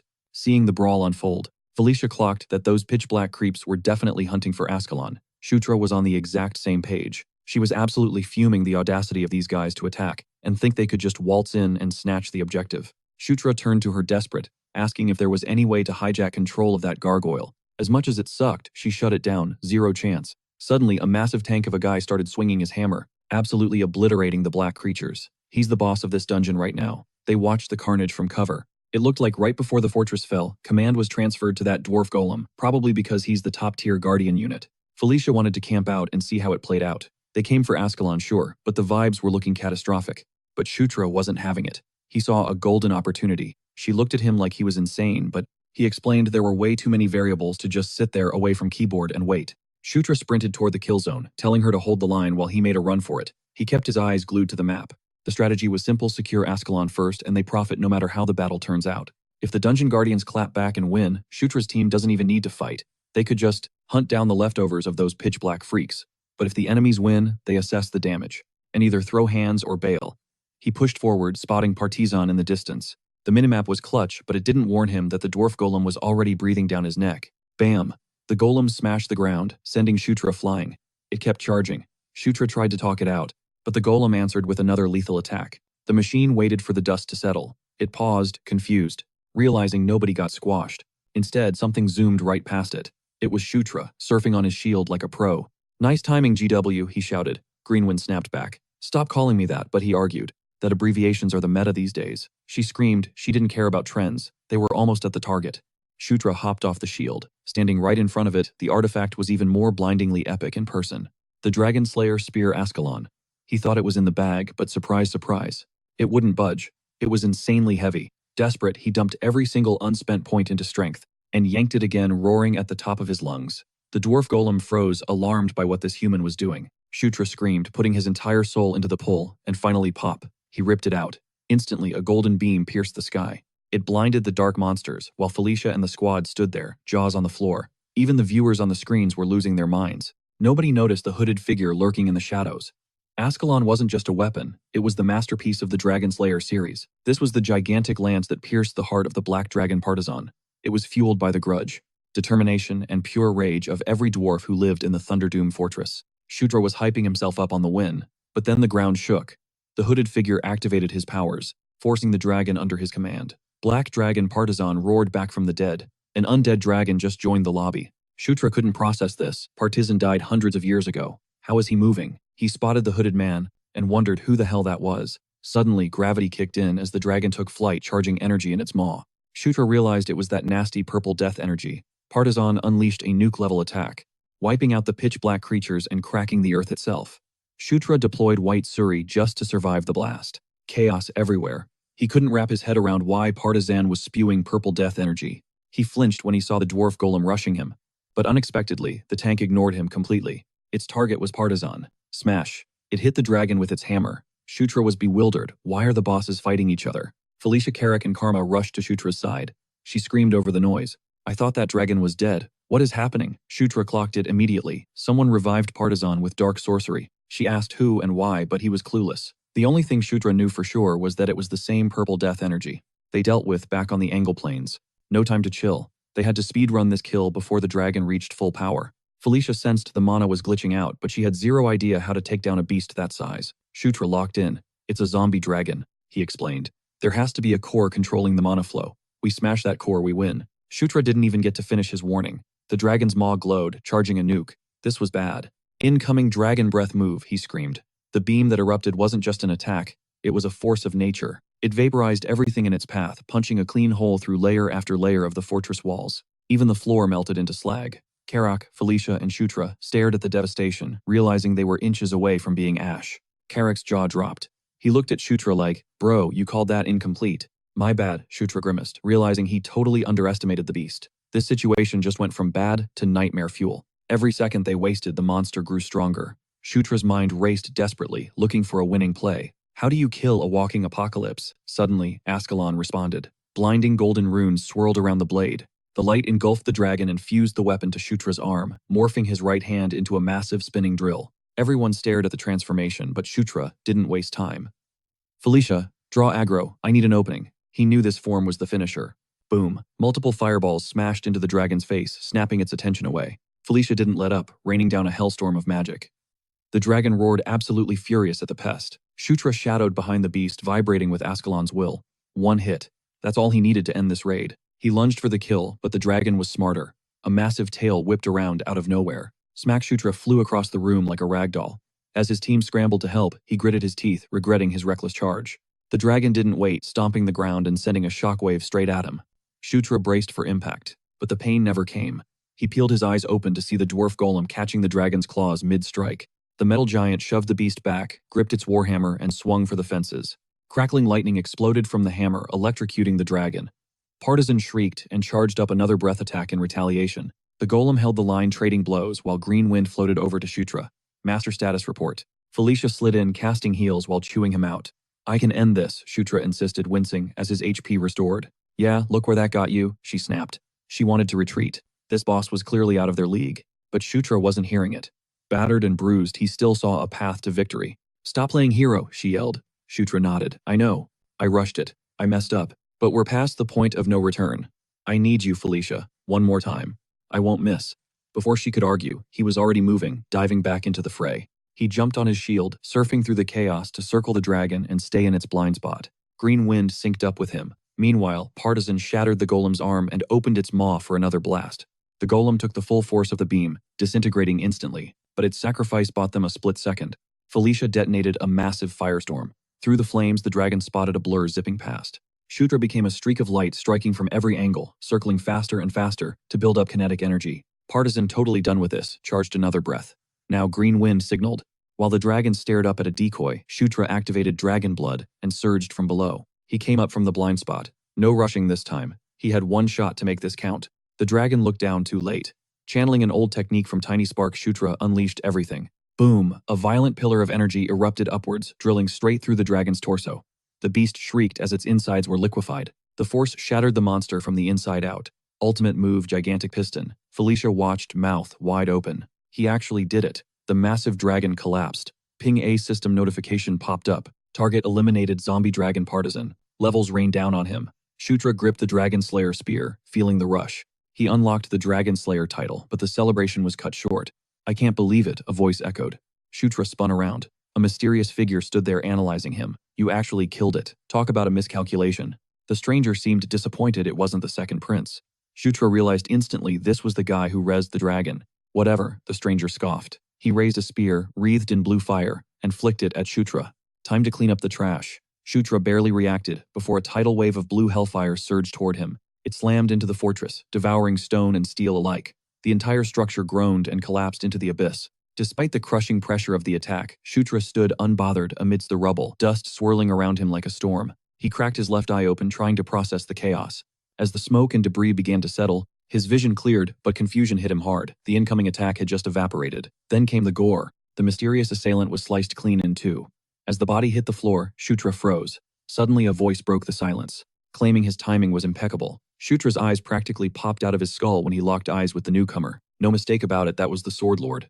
The man flashed a grin and casually greeted the ninth prince like they were old pals. The ultimate shield of the Asura Sanctuary and master to Demon King Mitra Sword Lord Ishgard was an entity in Night Saga, rivaling an elder dragon. A straight-up legend, but since he was strictly background lore, players never actually got to throw hands with him in the game. He was a ghost, a myth. Even when Zephyr Ragnaros ascended to Demon King, or when Locke invaded, this guy stayed hidden. Basically, he's the mysterious OP powerhouse of Night Saga, a total monster, that even the Demon King had to beg for lessons.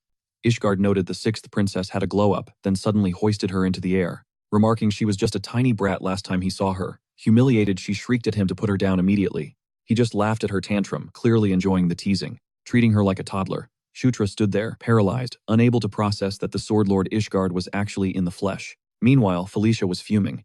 Ishgard ignored her, asking the ninth prince if he liked the present. Shutra clicked, he meant the dragon hide. He nodded his thanks, mentioning it crafted some insane gear. He completely missed the monsters creeping up behind him. Mid-sentence, a blinding flash caught our boy's eye. Shock hit him as the energy spiked wildly.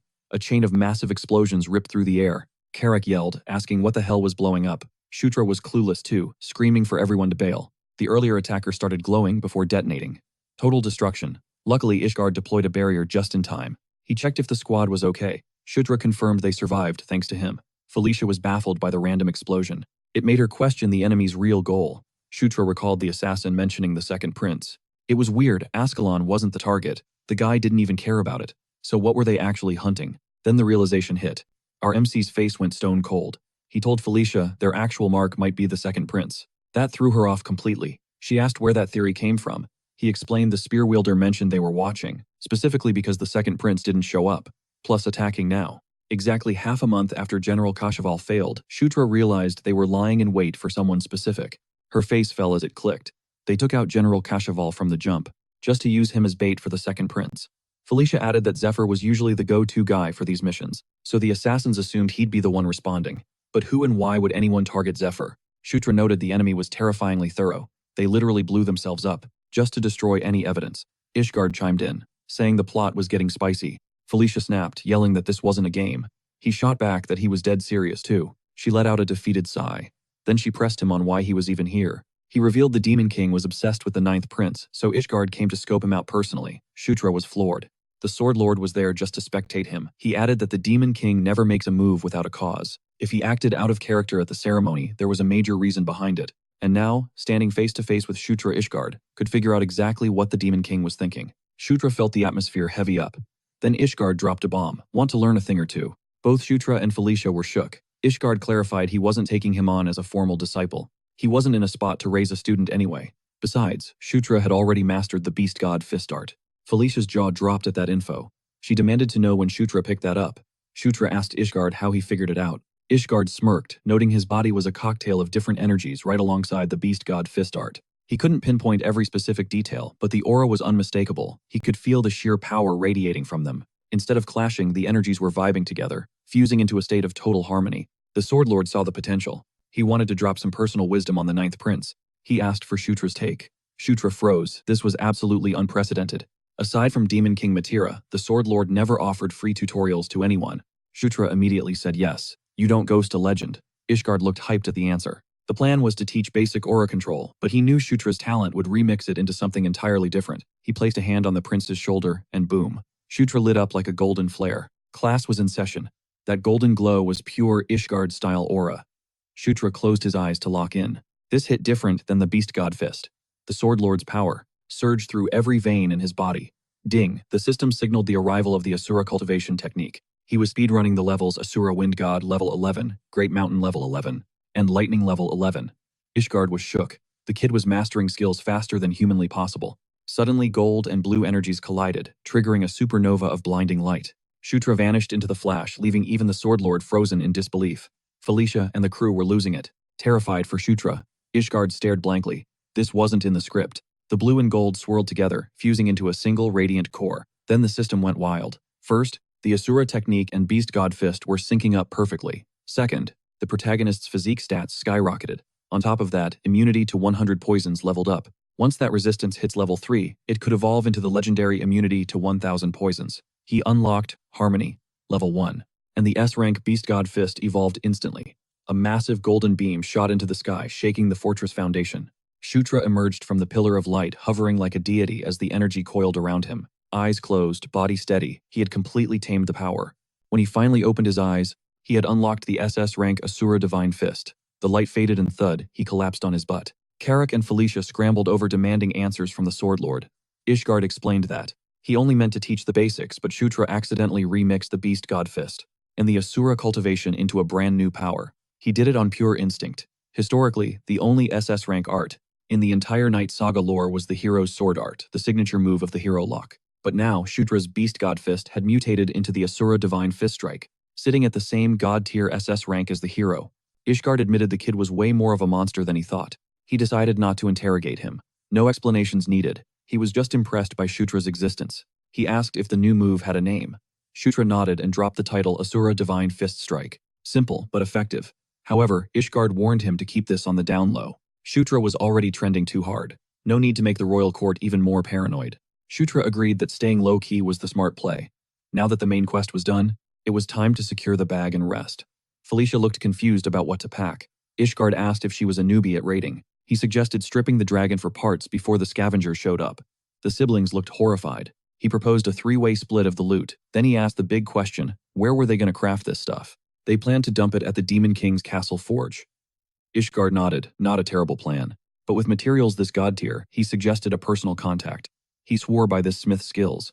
He asked if they knew the name Amita. Felicia shook her head, never heard of it. But Shutra geeked out, screaming, Amida Ignacia, the legendary blacksmith of the demon realm who wields the last flame. Ishgard realized the prince knew his lore. Shutra was buzzing. This was a true hidden gem. Even in Night Saga, Amida Ignacia was a mystery, sometimes male, sometimes female. Rumors said they were a shape-shifting mage. Or maybe Amida wasn't a person but a code name for a whole secret clan. Meeting Amida was like winning the lottery. Shutra had only found them 3 times in 10 full game clears. Ishgard looked relieved to skip the long-winded explanations, cutting straight to the chase about their hideout.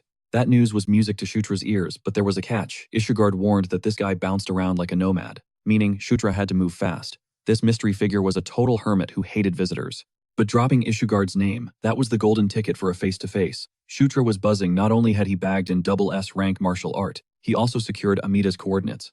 Talk about an insane loot haul for such a short run. After a quick breather, the squad headed down a spiraling staircase to the lower levels. With the treasure vault picked clean, their next stop was the archives. Felicia practically dragged them there, insisting it was non-negotiable. As soon as they stepped inside, Shutra started hacking up a lung. The place was a dust trap. Felicia shot him a look teasingly, asking if his legendary curiosity was really getting defeated by a little dirt. Karak scoffed, pointing out that the 9th prince didn't give a damn about dwarven culture to begin with. Inside the main chamber, Felicia was in heaven. Her eyes literally sparkled as she shoved a book toward Delia, the dark-haired elf. She was geeking out over how pristine the records were, praising the dwarves' obsession with detail. Shutra just watched her live her best life.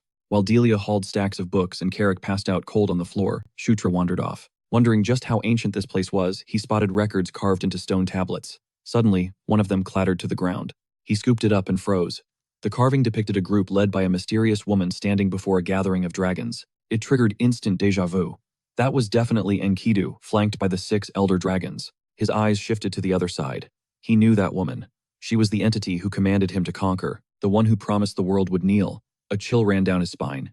It was Conquest herself. But why was she in a 1,000-year-old carving? The timeline didn't add up. This artifact was ancient, yet there she was, one of 4 figures facing down 6 legendary beasts. What the hell kind of connection brought that specific group together? Suddenly, green wind popped into view, hanging upside down right in his face. Why so serious? She chirped, nearly giving him a heart attack. She demanded he follow her, claiming she'd done something amazing.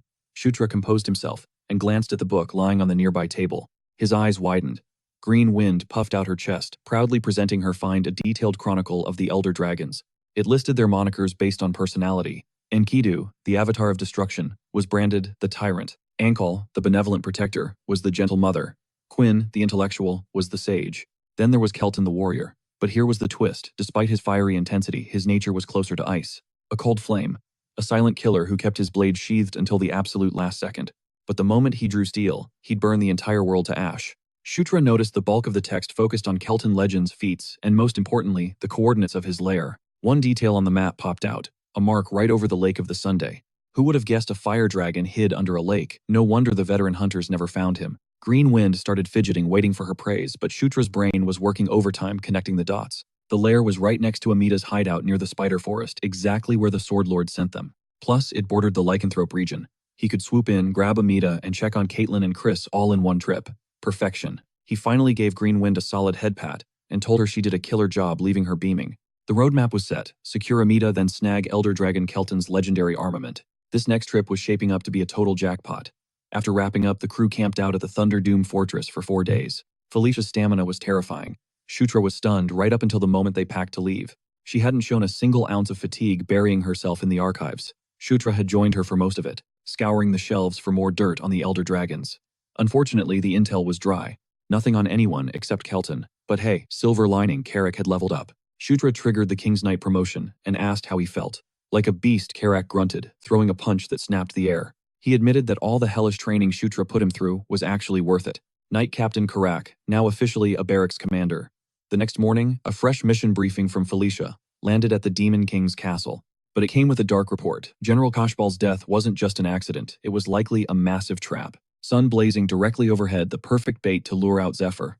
Shutra was locked, loaded, and ready to bounce. But Felicia slammed the brakes. She insisted on scoping out the area a bit longer before they dipped. She had major FOMO about what she hadn't explored yet. Shutra shut that down hard. Swordlord's orders were clear. Find Amida fast or she's ghost. With zero time to waste, he basically ushered her into the carriage. Once the whole squad was on board, he signaled Karak, who was riding shotgun as the driver, to hit the gas. Wheels rolling. Shutra glanced back at the road, fading behind them.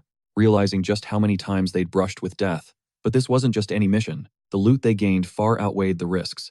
He was actually hyped to see Caitlyn's reaction when he unleashed the Asura Divine Fist Strike. He was itching for that reveal. 3 days later, a fresh expedition team assembled to hunt down the assassins who targeted Zephyr. Shutra stepped up to take the helm. Meanwhile, Zephyr hit the archives. Inside, he spotted that ancient stone tablet Shutra had snagged earlier. He clocked the symbol for famine instantly. Death was chilling there too, alongside war, but the woman leading them was a total mystery. This was the figure Shutra identified as Conquest. Cut to a magma chamber, where a dragon came face to face with a woman. The dragon gave the green light to begin. He addressed her as the Knight of Conquest. This was the exact same warrior from our MC's nightmare. If y'all recall that flashback. He fired an arrow, but only a pathetic spark fizzled out, pulled a U-turn, and scorched him. Karek was baffled. He'd never seen a training regimen that brutal in his entire life. He was terrified. Shutra was destroying his own physique. Felicia dropped the plot twist though. He's actually Gucci. Shutra self-regenerated the burn. His fire arrow stats, heal ability, and mana control proficiency had all leveled up. Shutra was gasping for air, but his eyes were manic with excitement. One more rep. Karek muttered that this kid was a freak of nature. But since the magic gains were undeniable, Felicia suggested letting him cook for now. They embraced the grind at night and traveled by day, aiming for the spider forest, the hideout of Amita Ignazia. To speed-run the journey, they decided to slice through lycanthrope territory. Suddenly screeching halt. The road was on total lockdown. Karek barked out, asking what the holdup was. The guards claimed it was official lycanthrope royal business and told them to beat it. Royal business, out here in the boonies. Felicia smelled something sketchy. The guard doubled down on the order to leave.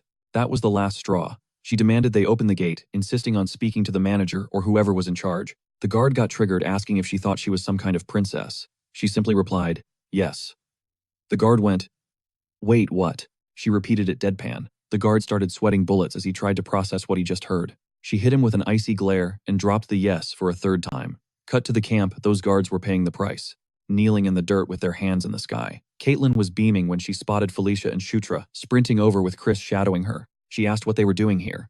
Felicia pulled an Uno reverse card. No, what are you doing in a desolate spot like this? Especially with the roads locked down. Caitlyn hesitated. Chris stepped in and spilled the tea on the rumors. Hearing that Shutra had turned the Demon King's castle into a chaotic mess, he asked what on earth Shutra had been up to. Shutra smirked. Perfect timing, because he was just about to do a live demo. He told everyone to clear the area, a safe distance from the tents. A massive explosion detonated. Shutra and Caitlyn were sparring, and neither was holding back. Dead serious. Shutra channeled raw power into his fist. When they collided, the shockwave was seismic. The ground shattered, and the surrounding trees were reduced to splinters. Caitlyn instantly sensed this wasn't the standard Beast God Fist art. She demanded to know what that move was. He revealed it. The Asura Divine Fist Strike. Felicia explained the lore. It's a hybrid technique fusing the Beast God Fist with the Asura cultivation that the Sword Lord personally taught him. Chris was floored by the fusion and the fact the Sword Lord was his tutor. Why would he teach him? Felicia shrugged. Because he's a prodigy, obviously. Caitlyn was awestruck. She asked if she could learn it. Shutra apologized. It wasn't a structured textbook move, so he couldn't exactly teach it. It's a lost art that even the original creator couldn't pass down. Chris commented that Shutra's existence was absurd. Shutra took it as a compliment. But deep down, Chris was terrified by that growth rate. If he didn't want to get left in the dust, he'd have to train like a maniac. With the power showcase complete, it was time to get down to business. They ducked inside the tent to talk strategy. Chris dropped a disclaimer heavy enough to crush the mood. Everything from this point on was strictly classified top-secret intel. The shift in his vibe was so intense that Felicia immediately knew this wasn't just small talk. He dropped the bomb. A prisoner from the Grey Tower's basement level had broken out. Shutra's gut tightened. Everyone knew the Grey Tower was basically a holding cell for the most depraved lycanthrope monsters. And if this escapee came from the lowest floor, Shutra didn't need a name to know the threat level. Then Chris said it anyway. Gerard Moonlight. And get this, he's their maternal uncle. Felicia was completely blindsided. She had no idea that branch of the family tree even existed. Chris broke it down. Gerard was thrown in the hole 20 years ago, way before her time, so her ignorance was valid. Legend says he was once the lycanthrope royal family's MVP, a warrior without equal. If he hadn't gone totally unhinged, he would have been sitting on the throne right now instead of their mother. But the guy was thirsty for power like bottomless pit levels of obsession. Mastering the Beast God Fist art wasn't enough for him, so he started dabbling in forbidden heretical dark arts. Predictably, he snapped. Gerard's madness wasn't just a mental break, it was a natural disaster.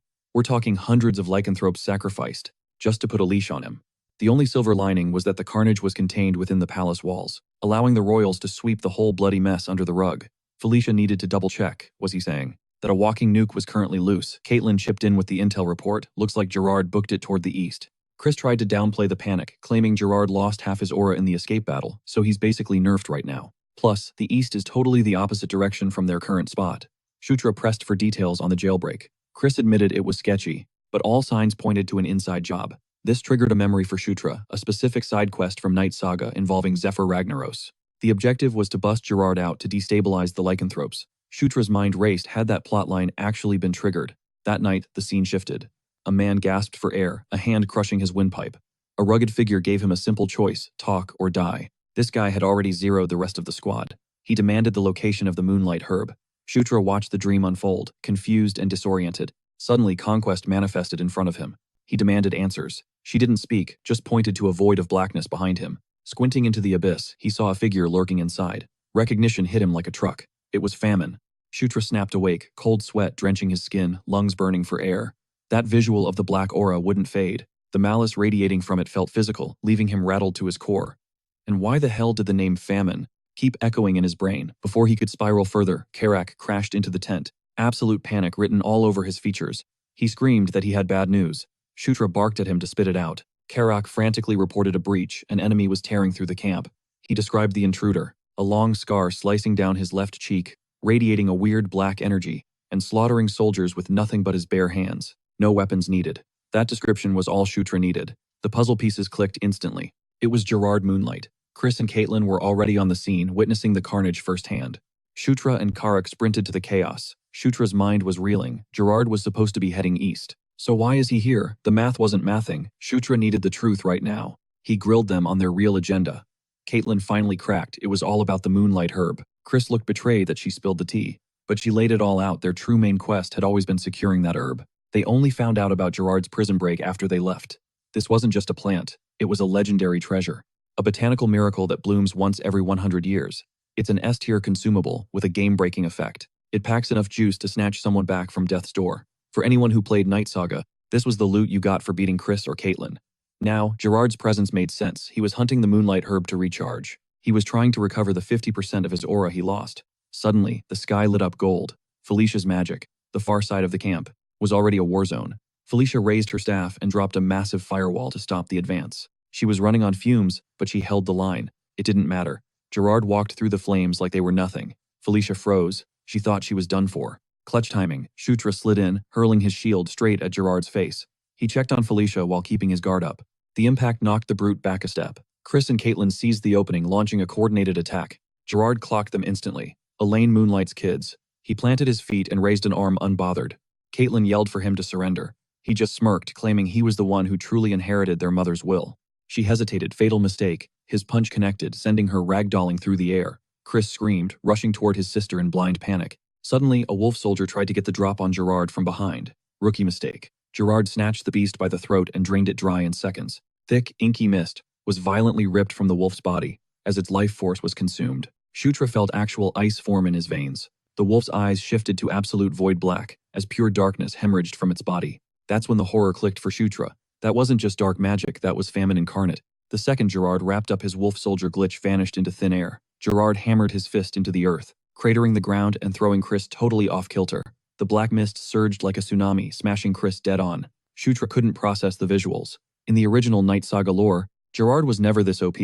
After rotting in prison that long, his stats should have been trash. Gerard caught Shutra spacing out and sneered. "You got guts, kid." Then he snatched Shutra up by the throat. Shutra thrashed, burning every ounce of stamina to break the chokehold. Gerard just smothered him in that suffocating noir fog, whispering for him to wither and die. Suddenly, a blur of motion. It was Chris blindsiding Gerard from the rear, forcing him to drop Shutra. Shutra screamed as agony shredded his nerves. Gerard whipped around to clap back, but Chris cut him off, barking, "Eyes on me, old man." Chris launched himself forward, engulfed in a raging blue aura. He slammed into Gerard like a freight train, burying him into the dirt. The impact shook the whole zone. Gerard tanked the combo and laughed, asking why he didn't say hello to his uncle first. "Shut your trap," Chris roared. To him, Gerard Moonlight, the lycanthrope royal, died 20 years ago. This thing right here, just a washed-up convict. Shutra popped a golden dagger and cast under the king's banner on Chris, catching him totally unawares. Chris felt a massive dopamine spike. Raw power flooded his system, leaving him wondering if this god-tier strength was really just Shutra's buff. He was overflowing with energy. Gerard clocked the speed boost immediately. But he was too slow, Caitlin, also riding that king's banner high, ghosted behind him and landed a heavy haymaker. Gerard actually grunted as the hit connected. Chris doubled down instantly with another strike. Felicia and Shutra watched from the sidelines, but the fight was moving. So fast it was literally just streaks of light. I can't track any of this, Felicia admitted. What's the play? We're winning, Shutra said, cool as ice. The twins were syncing perfectly, forcing Gerard to turtle up behind his forearms. Gerard finally admitted it. These kids were definitely Elaine's spawn. Realizing that, he decided to quit holding back. Full release, wolf mode activated. With claws the size of dinner plates, he palmed Caitlyn's head. He weaved past Chris's hook while dragging her along, and slammed her skull into the earth. Chris went pale. Caitlyn was in critical condition. Snapping, Chris swore to end him. Gerard just backhanded him aside like a fly. The blow launched Chris through a line of trees. Before he skidded to a halt, Gerard pounced instantly. The white Suri shield flared to life, brilliant and blinding. Shutra tanked the hit with the shield, then yelled, Karak, King's Knights assemble. Gerard pivoted and caught Karak's axe mid-swing. Shutra charged his fist, compressing golden mana tight, locking in on the target. Then he dropped the hammer, gigantic piston. Gerard ate the damage and fired back with the Beast God's secret art Wild Wolf Fist. The impact yeeted Shutra across the clearing. The shockwave nearly knocked Karak over. Panic set in as he checked on the prince. Gerard's aura settled down. He smirked, looking impressed. He didn't think Shutra would get back up. After eating a Wild Wolf Fist, Shutra hacked up, blood swaying. Gerard stepped in, murder in his eyes. But Shutra held his ground. My turn. He unleashed the exact same move. Beast God Fist, secret art. Gerard froze, stunned.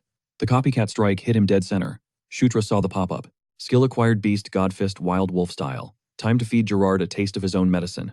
Gerard groaned, reeling.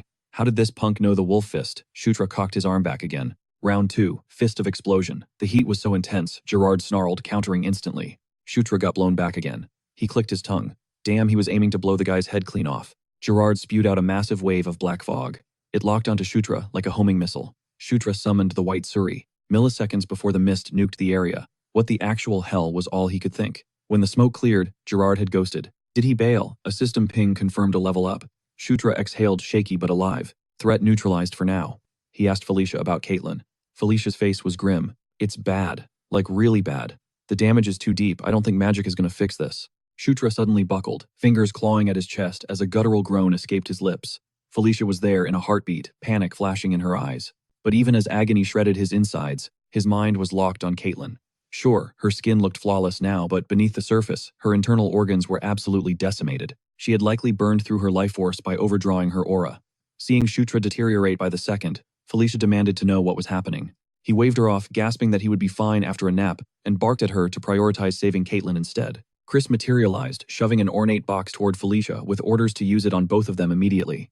What is this? She asked, cracking the lid. She froze dead. Resting inside was a solitary glowing blossom, the legendary moonlight herb. Felicia arranged their unconscious bodies side by side. Setting the artifact between them, she began the ritual, while Chris and Karak stood watch like stone sentinels. With surgical precision, she lifted the herb and snapped it in two. She hovered one radiant half over Shutra, the other over Caitlyn. The petals disintegrated into light, drifting into their mouths.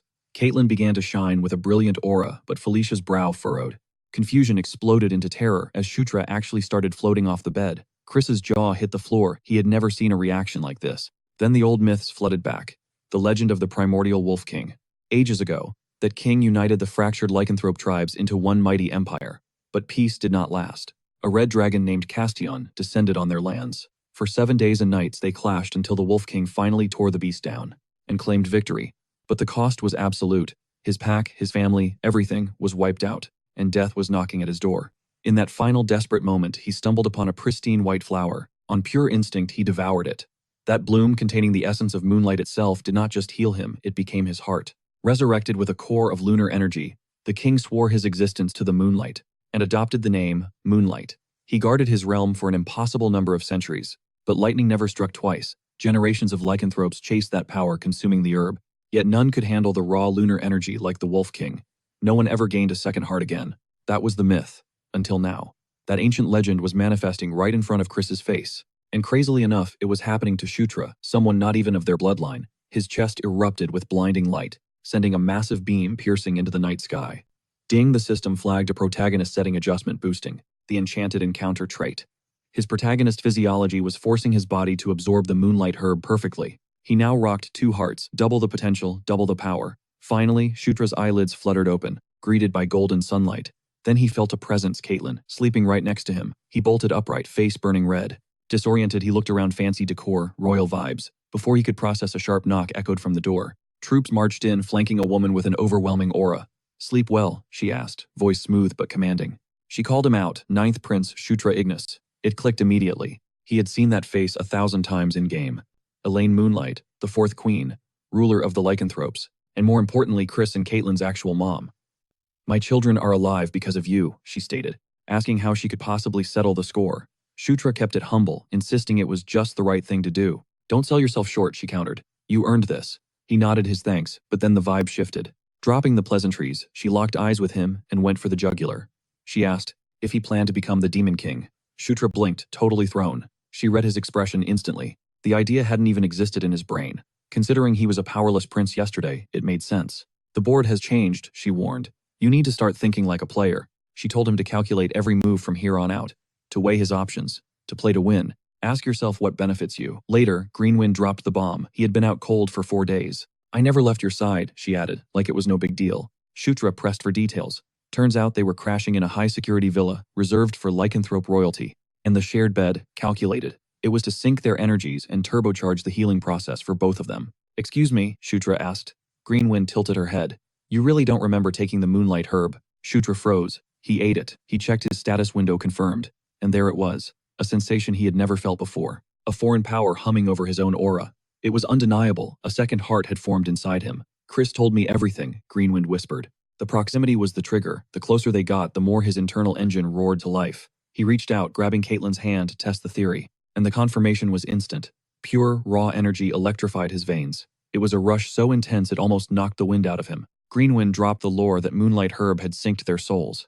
They were tethered now. Later, the mood in the hallway turned heavy. Shutra got the sitrep. Gerard was officially MIA. Chris didn't sugarcoat it. The battlefield was a mess.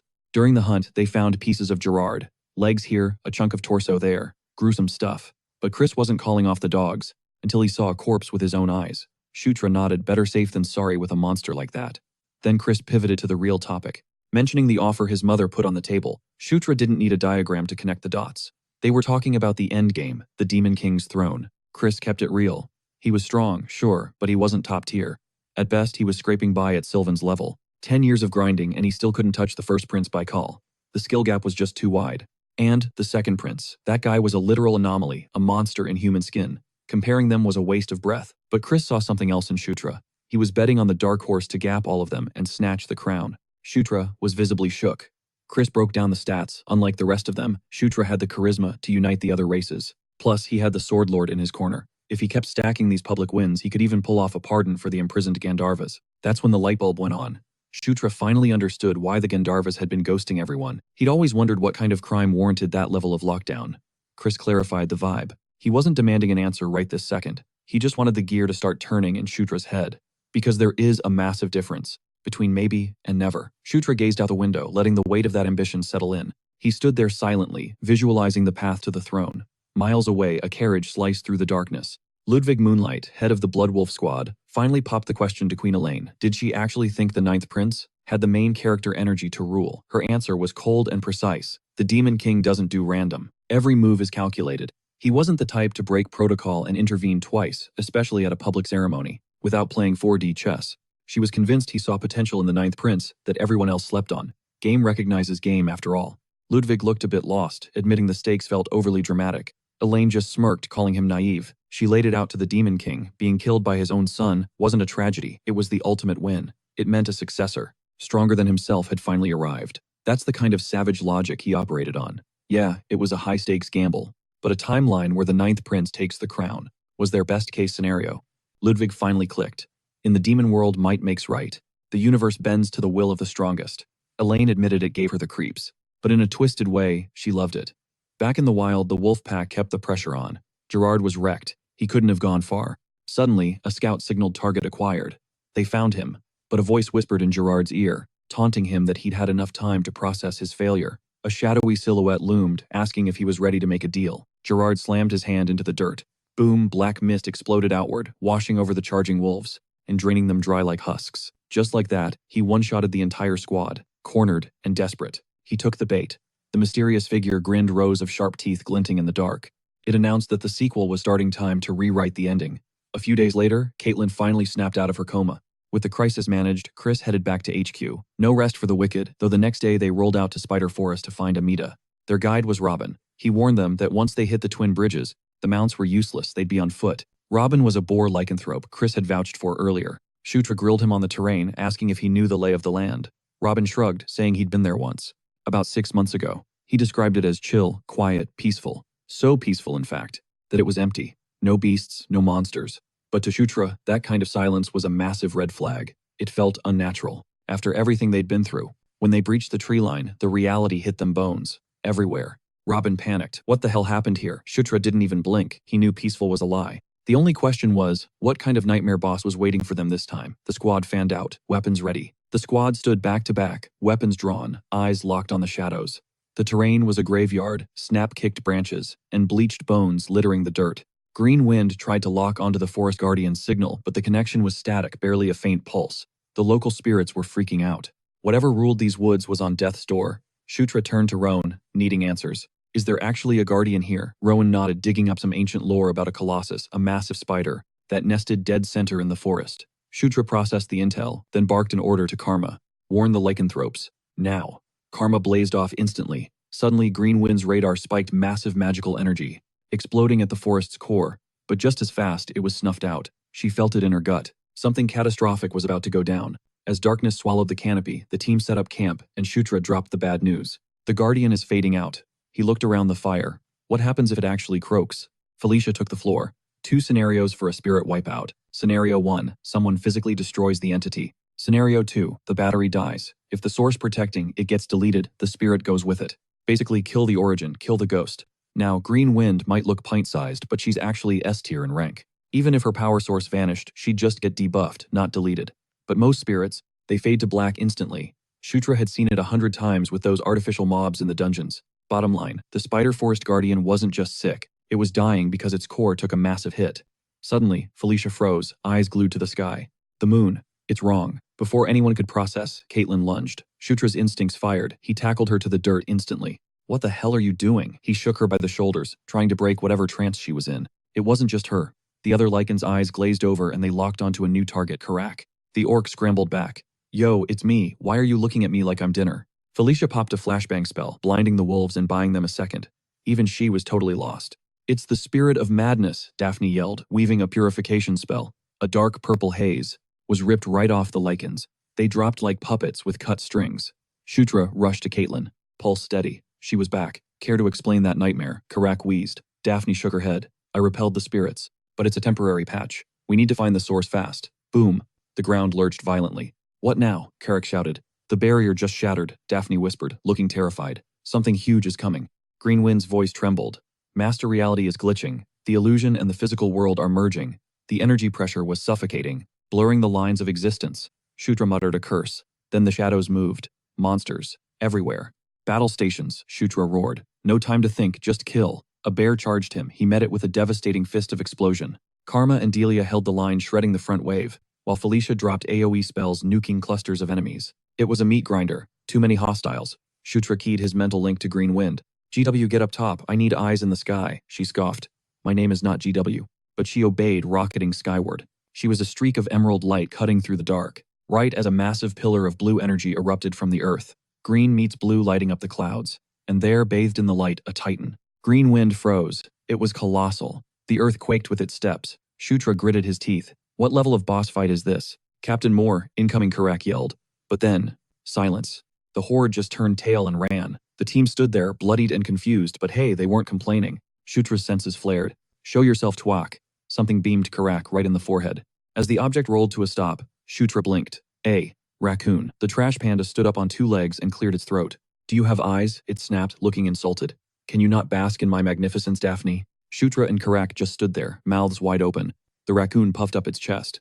I am Amita. The legendary artisan guarding Shutra's jaw practically hit the floor when the raccoon puffed out his chest and claimed to be the legendary Amita. That look of pure shock clearly rubbed the furball the wrong way. He snapped back, asking if Shutra had some kind of personal beef with his species.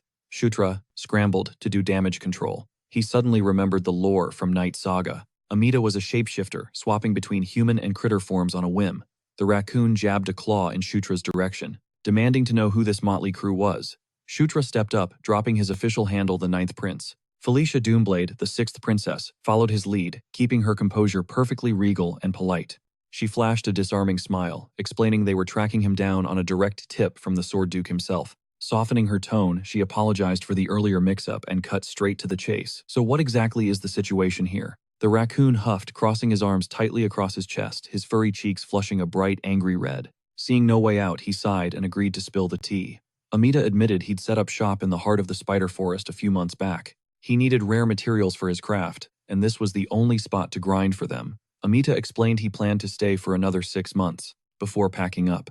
But then a squad cloaked in ominous dark purple energy decided to crash the party. Shutra froze at the mention of that specific energy. His danger sense tingling, he pressed for details. Amita narrowed his eyes, catching the shift in Shutra's demeanor. You know these guys, Shutra confirmed he'd traded blows with them before. Back when he was defending the guardian spirit of Einkel. Connecting the dots, Shutra asked if Amita was playing bodyguard for this forest spirit too. The raccoon didn't deny it. He grumbled about owing a few solid favors to the spider forest's guardian. Looking away, he mentioned that the lycanthropes usually patrolled these woods like a police force. He figured if he threw up a barrier and hunkered down the wolf, warriors would eventually take out the trash. Green Wind materialized, resting a hand on Shutra's shoulder as he questioned the barrier's strength. Seeing is believing, master, she whispered.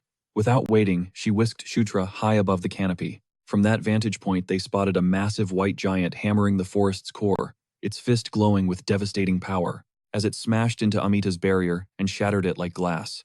Shutra landed looking pale, and urgently told Amita that his shield had just been obliterated. The raccoon kept his arms crossed unfazed and claimed he still had one backup barrier standing. The real nightmare, he growled, is that the hunters seeking the last flame are finally teaming up. He pointed out the sickly green moon and the feral spirits as proof of their corruption. Daphne stepped forward, needing to know exactly who they were dealing with. The raccoon's face darkened as he explained they were once noble guardian spirits, now twisted into madness. He theorized they believed that absorbing the last flame was their only ticket back to sanity, a desperate attempt to reclaim their original forms before they lost themselves completely. Then he dropped the bombshell. These rogue spirits had allied with the dark energy wielders, supercharging their strength. He went on to explain that the Spider Forest Guardian had panicked, tapping into the ley lines to reinforce the shields. Big mistake. The last flame fused with those energy lines. Now they were sitting ducks. Escape was physically impossible. Felicia's voice trembled slightly as she asked, what would happen if the bad guys actually got the flame? Amita shrugged helplessly, admitting he had no idea since it was unprecedented. Rumor has it, the world ends. The raccoon spun around, locking eyes with Shutra, and dropped the demand, you need to help me fix this. Shutra blinked, blindsided by the sudden request. Before he could answer, a massive shadow loomed between them. Karak stepped in, warning the furball that nothing in this life is free. He grinned like a shark, demanding Amita craft custom gear for the whole squad. Surely a legend like you can handle that. Amita's fur stood on end. Are you insane? Do you not understand the stakes here? He screamed that this was a global crisis, where the last flame could literally die out. Karak casually picked his ear, acting bored to tears. So let it fade. Maybe nothing happens. Who knows? Why risk our necks for a maybe? Let's just bail. Amita looked ready to stroke out, teeth grinding audibly, as he trembled with rage. Finally, he snapped. Fine deal, I'll make the gear. Just follow me already. Karak smirked, victory secured while Green Wind piped up. I would also like a shiny weapon, please. The next morning, Shutra gathered the 3 recovering lycanthropes to drop the heavy news. Caitlin and Chris sat there in stunned silence, horrified by the chaos they had missed while they were out cold. With Karma out of the picture, Shutra makes the call to send Robin packing as well, ordering him to sprint back to base and alert the lycanthropes. They need reinforcements yesterday. Meanwhile, the squad huddles in the dense tree line, strategizing their next move, with Amita taking the lead. The raccoon lays it out straight. The enemy isn't just attacking blindly. They are following a ruthless 2-stage playbook. Phase 1 is absolute chaos. Beasts corrupted by the spirit of madness throw themselves at the barrier like living battering rams. He clarifies that it is exactly as ugly as it sounds. Mindless, raw brute force designed to crack their defenses wide open. The bad news, the lycanthropes are sitting ducks. Their natural aggression makes them magnets for that toxic madness corruption, so Amita warns them to lock down their mental defenses. Right on cue, Sarah and Daphne shudder, admitting the dark vibes are already creeping into their heads. Then comes the nightmare fuel. Phase 2. Amita explains that once the barrier fractures, a white giant descends to finish the job. This isn't just a big monster. It is a fusion of insane guardian spirits mashed into one colossal wrecking ball. It is already strong, but it goes God mode when those cloaked figures dripping in purple, death energy merge with it. Amita outlines a risky gamble. He will intentionally breach the barrier himself, creating a fatal funnel to force the first wave into a kill zone. He emphasizes that they have to hit that choke point with everything they have got. If they can wipe out the vanguard before the breach expands, the white giant won't have an opening to smash the barrier completely. If the wall is still standing by sunrise, the giant fades away. They spend the day patching the cracks, then rinse and repeat. But before he can wrap up the briefing, Caitlin suddenly snatches the fluffy blacksmith up in a bear hug. She announces with total confidence that they just need to survive for 2 days, and victory is in the bag. Poor Amita goes silent, his speech cut short as Caitlin squishes his chubby cheeks, like he is a stress ball. Carrick leans over to Shutra, whispering that the raccoon does not exactly look thrilled about the cuddle session. Shutra smirks, whispering back a tease, wondering if their little blacksmith might have a soft spot for gorgeous ladies. Felicia, sitting right next to the fluff fest, cuts in to ask if his master plan really hinges on reinforcements arriving within 2 days. Amita manages a strained smile, arms crossed while his face gets kneaded. Backup is just a bonus, not the cure, he wheezes. Even as Caitlin keeps tugging at his face, he reveals the ace up his sleeve, a super weapon charging right now at the heart of the last flame. When that battery hits 100%, the white giant is toast. Later that night, under the glow of a high moon, the team moves out to an ancient altar deep in the ravine. Carrick clutches a massive golden axe, the shiny new toy Amita forged specifically for him. The orc admits he is practically itching to swing it. Daphne steps up, handing tiaras to the wolf girls. She explains that wearing this gear will act as a shield against the spirit of madness. The group seals off the bridge connecting the ravine to the woods. Then the silence breaks as sinister noises drift from the trees. The ground starts to shake like an earthquake of marching boots. Suddenly, a tsunami of monsters explodes from the tree line, barreling straight for them. Battle stations, Shutra roars, commanding the line. Nobody gets past us. He drops into a combat stance, shouting that they only need to hold the line for 2 days to claim the win. The horizon is just a wall of teeth and claws surging toward the bridge. The first defender steps up, raising a magical staff to unleash hell. Felicia wields Amita's gift, calling down a fierce thunderstorm that tears lightning into the front ranks. She stalls the initial charge, but the massive mana drain makes her heave a heavy sigh. But then, a memory sparks in her mind. The raccoon blacksmith's voice echoes. He told her that when she truly grasped the flow of power, she should try the staff he lent her, promising she would cast magic that makes her old spells look like party tricks. Trusting the blacksmith, the elemental mage grips the red crystal staff, squeezing her eyes shut. When the incantation snaps into place, she screams, "Burn!" A cannon blast of pure flame erupts from the tip, obliterating the barricade and everything behind it. The inferno swallows the bridge, vaporizing the monster swarm in a blinding, massive explosion. "Nice shot," Shutra cheers, wasting no time as he dives straight into the smoke. With Caitlin right on his heels, hunting for targets her sister missed. The dragon gauntlet hums with power on Shutra's fist. He channels energy, charging forward and shouting, "From here on out, it is all up to us." Explosion punch. He connects, and the first beast disintegrates into mist. Beside him, Caitlin matches his energy, executing the beast god fist. But the danger spikes immediately. Giant insects dive bomb her from above, stingers and claws poised to pierce. But she is not fighting solo. Thanks to the tiara from Daphne, Sierra triggers her transformation, without losing control. Going full beast mode, she shreds the monsters that dared to get close. Karak crashes into the melee too. The orc lets out a savage roar, slamming his axe into the earth with earth-shattering force. Boom! That shockwave detonates, vaporizing every mob in the vicinity. Energy crackles off his axe like static electricity. And get this, after a hit that massive, the blade is pristine, not a single chip. Karak is hyping it up, realizing that Raccoon didn't hand them a toy. The brawl keeps going with Shutra and the squad holding it down on the front lines. During a split-second breather, Shutra turns to Daphne and hits her with some praise, telling her they're absolutely killing it out there. Amita's ears perk up. So the prince's name is Shutra, huh? Watching the guy fight like a demon while wearing trash-tier equipment changes everything. The raccoon actually starts feeling some respect for the kid. He makes a mental note if they make it out of this alive, he's definitely crafting the prince at least one piece of god-tier gear. They wipe out the first wave, and an eerie silence falls over the battlefield as they pull back. Amita drops the warning, the white giant is incoming. He yells for everyone to scramble behind the barrier, which shoots up instantly. A dome of energy locks them in. Simultaneously, the white giant starts to stand up and the moon flips its color palette. It turns sick green. A blinding light erupts from the forest's core, and the white giant fully materializes. It's standing right in front of their faces. Seeing it, in real life, Shutra finally understands the sheer scale of this monstrosity. Zero hesitation. The giant winds up and drops a massive elbow strike straight into the barrier. Carrick looks up terrified, admitting that thing could flatten them like pancakes. But Amita isn't sweating it. He swears the shield is unbreakable. The plan: just chill until the big guy despawns. The giant isn't quitting though. It starts body-checking the dome with its full weight. Inside, everyone's watching the show, but Shutra gets a bad vibe. He tells them this isn't a replay of yesterday. Felicia gives him a confused look, so he breaks it down. Last time, the giant didn't have that ominous blue aura. That energy starts pooling into the monster's palm for a supercharged strike. Bam! The hit lands and the barrier shakes violently. Spiderweb cracks start spreading fast. It's failing. That aura-infused smash was too much. Chunks of the energy dome start raining down on Shutra's squad. Amita's jaw drops. He's staring at that power, wondering if he's looking at death personified. As the shield crumbles, our MC reacts instantly, summoning the white shield Shuri. He screams for everyone to duck and cover. Shutra plants himself at the very front, making himself the #1 target. The giant's fist connects dead on. Even with Shuri's defense, Shutra gets ragdolled across the map. He slams hard into the altar stairs. Felicia and Karak scream his name, watching him get wrecked. Shutra coughs up a lung but forces himself to stand. He looks up just in time to see the giant charging up another blue blast. Suddenly, Karak points at the sky. Yo, there's a ship hovering over the giant. Shutra glances up and immediately knows who it is.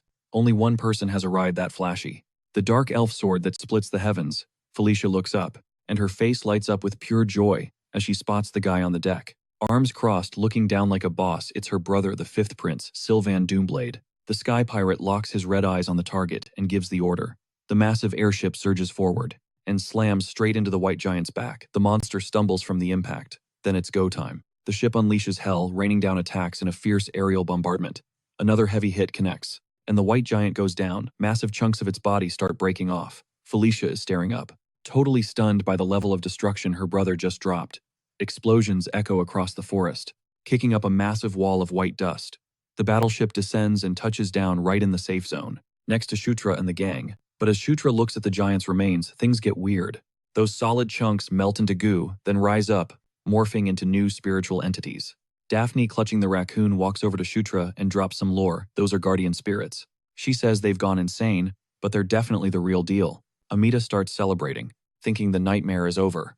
The moon's green glow fades out, and the illusion breaks. As the moon resets, the spirits fully solidify, catching everyone off guard. From Daphne's arms, Amita freaks out, shouting, "Wait, what are those things? This nightmare should have been over by now." Shutra felt a sick, pulsing energy rolling off them, deep violet and suffocating. The sheer pressure of their aura paralyzed him. They weren't just surviving, they were evolving, unleashing power they'd kept hidden for the kill. The vanguard spirit let out a bone-chilling roar, coiling to strike. Felicia didn't blink. She snapped at Daphne, ordering her to get Amita to the forest temple now. "Battle stations," Shutra bellowed to the squad. "Round 2 starts now." Without hesitation, he and Felicia launched themselves into the fray. They clashed with the horde flanked by Karak and Caitlin. But amidst the chaos, one entity stood dead still, arms crossed, unbothered. It watched the carnage like a bored spectator. That eerie calm instantly locked onto Caitlin and Shutra's radar. "Heads up," Shutra warned. "I don't know what that thing is, but it's definitely calling the shots." Caitlin lunged to instigate, but Shutra intercepted her path. "You don't have to solo this one," he told her. He held out a hand, offering a partnership to end this in one shot. Caitlin smirked at his newfound swagger. "My, aren't we acting gallant today?" she teased, gripping his hand. As they walked forward together, raw power began to spill from their bodies. Their auras melted into one, achieving total synchronization. The spirit leader felt the air get heavy. Suddenly, Shutra and Caitlin's eyes ignited with a blinding golden brilliance. "Let's end this," they said, in perfect unison. Hands released. Fists flew. Dual impacts collided squarely with the Great Spirit. The entity's liquid form rippled violently like a disturbed pond. They didn't let up raining blows to deny it a second of recovery. Purple-cloaked minions swarmed in, desperate to shield their master. Caitlin signaled Shutra. "I've got the big guy. You clear out the dark energy trash." "You sure?" Shutra hesitated. But seeing Caitlin's steely confidence, he trusted her play and turned to engage the mobs. The shadows were buffing the enemies, but a fresh power surged through Shutra, the residue of his sync with Caitlin. She tapped into the Divine Fist Asura.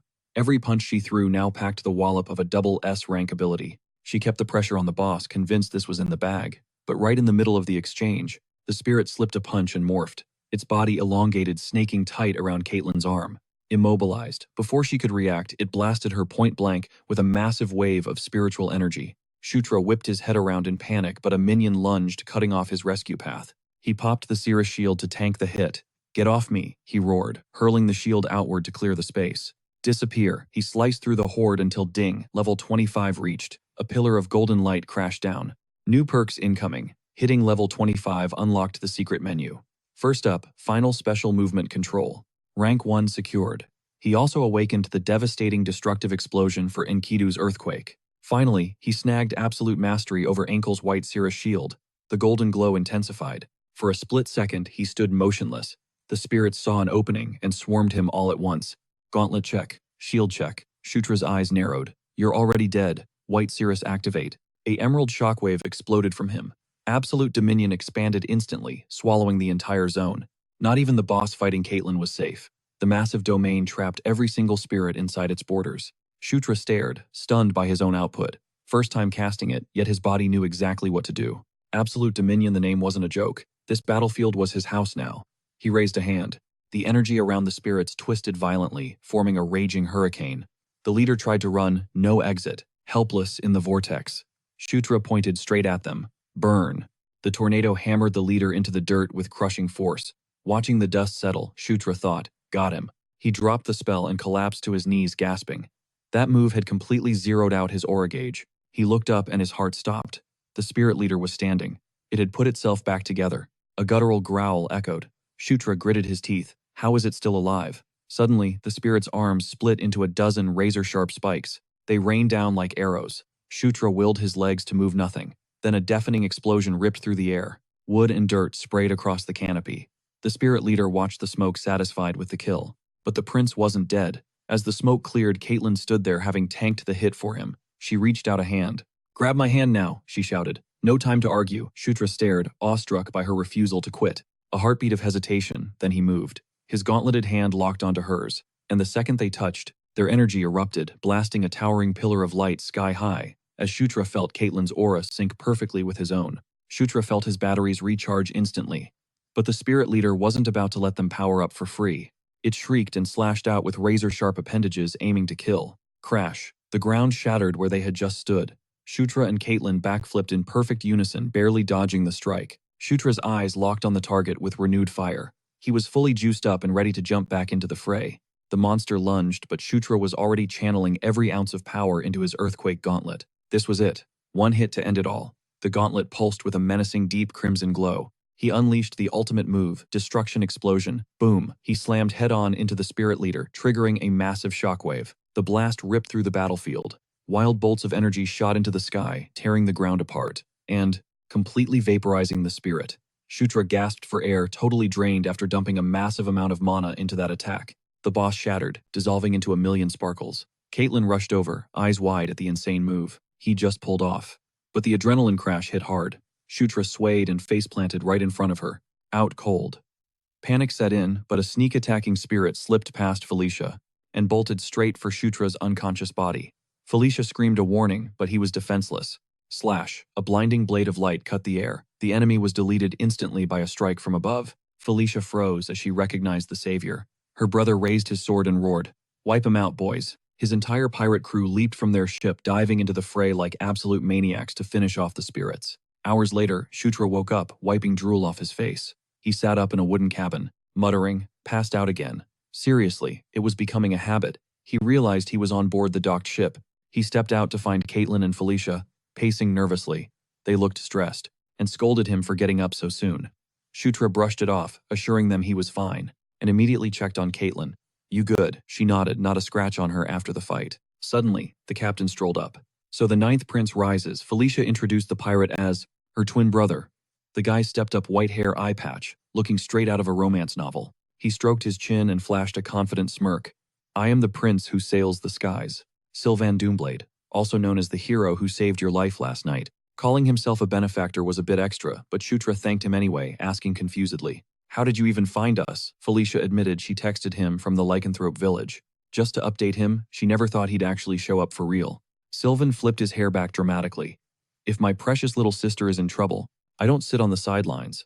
Then he dropped the act and turned to Shutra, looking impressed. "I've heard the rumors, but seeing it totally different. Shutra Ignis, you are legitimately strong." The sudden praise left Shutra slack-jawed. Sylvan continued, "Be proud, because Sylvan Doomblade doesn't compliment just anyone."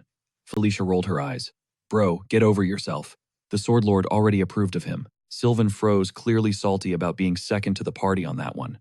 To Shutra, Sylvan was a bit of a weirdo, but definitely one of the good guys. Then Daphne walked up holding Amita.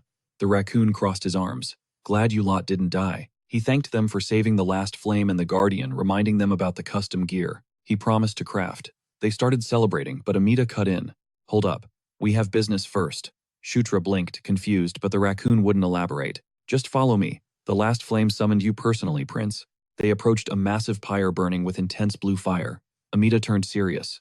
Best behavior, everyone. The last flame is watching. It was the same temple they defended last night. Inside, beneath a colossal tree, stood a woman in flowing white robes. She smiled warmly at Shutra. Welcome. I am Kaprang, the guardian spirit of the spider forest. Shutra froze, totally stunned by how young she looked. Green wind popped into existence beside him, glowing like a firefly, and dropped the lore bomb. This girl wasn't the main body. She was just an avatar, a vessel. And judging by the vibe check, Green Wind figured the original spider guardian had probably been a youngster too. The legendary giant spider, history, dead and gone.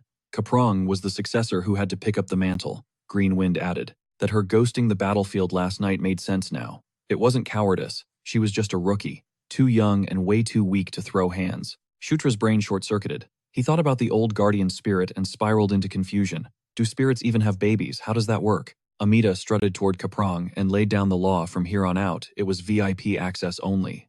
Just the raccoon and the ninth prince. He told the rest of the squad to wait in the lobby. Shutra trailed behind the raccoon, grinning as he chirped, "Come on, little wind, let's roll." "It is Green Wind," the spirit snapped back, clearly salty about the nickname.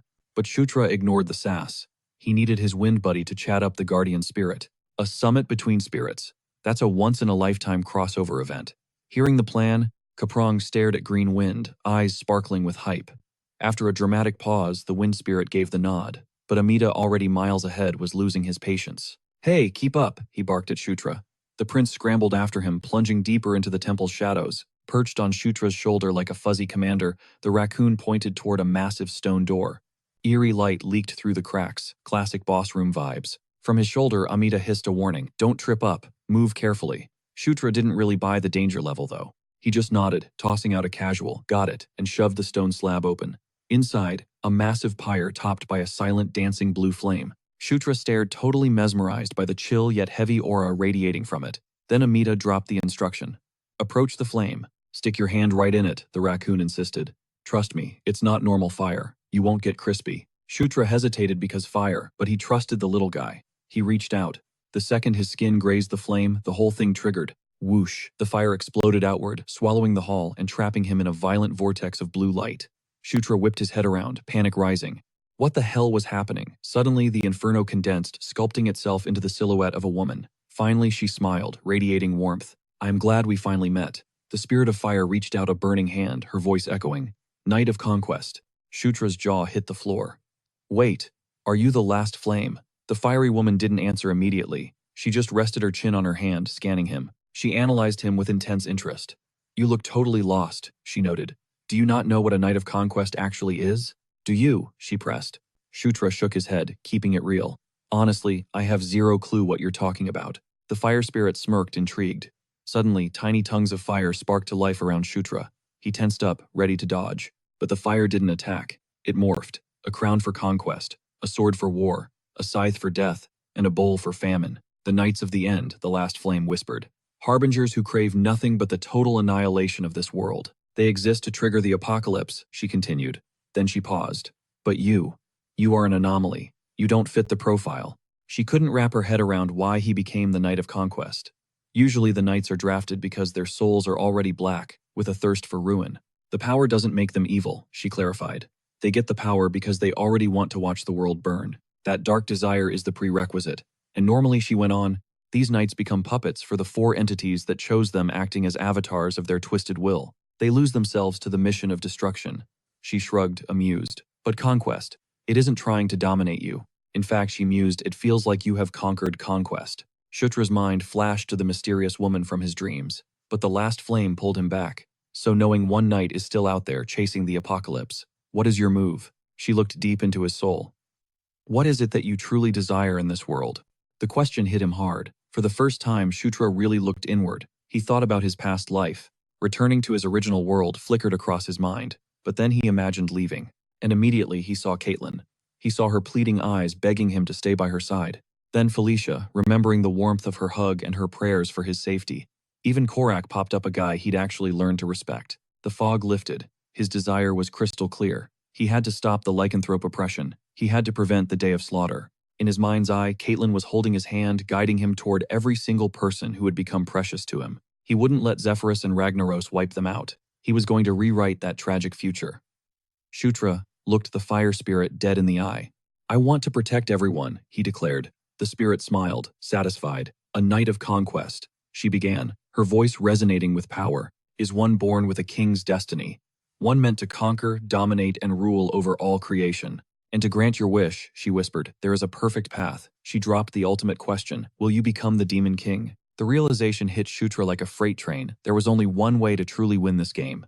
He had to rewrite the ending and seize the throne himself. No looking back now. He looked the spirit in the eye and dropped the bomb. "I'm going to be king." A smirk tugged at the fire spirit's lips as flames roared to life, wrapping him in a blazing embrace. She announced that a mere night of conquest, simply trying to survive the apocalypse, was thinking too small. Title change official. He was now the king of conquest. Stepping closer, she whispered a prayer for his success. Then the inferno swallowed him whole. Systems overloaded as power flooded his veins, divine power, incarnation of flame, all unlocking at once. The pact with the last flame was sealed. Snap back to reality. Shutra stood there, bathed in the golden aura of a massive level up. Before he could even check his stats, Amita's grumpy voice ruined the vibe from behind. "What's she see in a scrub, like you, the raccoon?" scoffed, signaling him to follow. Apparently, the last flame had ordered Amita to drip Shutra out in legendary tier gear. No cutting corners. Deep in the spider forest's secret orchard, the raccoon lounged on a table crunching an apple, and whining about being broke on materials. He slapped a map down, pointing a claw north. "Head to Sun Lake," Amita instructed. "Place is crawling with metallic mobs. Go farm them for parts." Shutra blinked, confused. "Wait, isn't the black dragon hide and bone enough?" "Big mistake." Amita nearly whacked him with a stick. "Those are just base ingredients, you moron. You want a full loadout? I need variety. Real crafting takes a whole inventory of components. If you want me to overhaul your gear, bring me everything that isn't bolted down." Shutra thought it was kinda sus that the world's top blacksmith was out of stock. Amita caught that look and narrowed his eyes. "Do you want the equipment or not?" Shutra quickly apologized. "Then stop yapping and start looting," the raccoon shouted. "Go now." By late afternoon, Sylvan's airship was tearing through the clouds again. Karak leaned over the rail, asking the captain what kind of horrors awaited them at Sun Lake. Sylvan folded his arms, looking smug. "Mostly Kodos. Big metal hulks. Weak to holy magic, but their plating is naturally waterproof." Karak looked at him like he was a genius. Sylvan soaked up the praise like a sponge. "I am the prince of the skies after all," he laughed. Felicia slid up to Caitlin. "Actually, this is perfect timing. I needed to hit up Sun Lake anyway." Caitlin tilted her head. "Why?"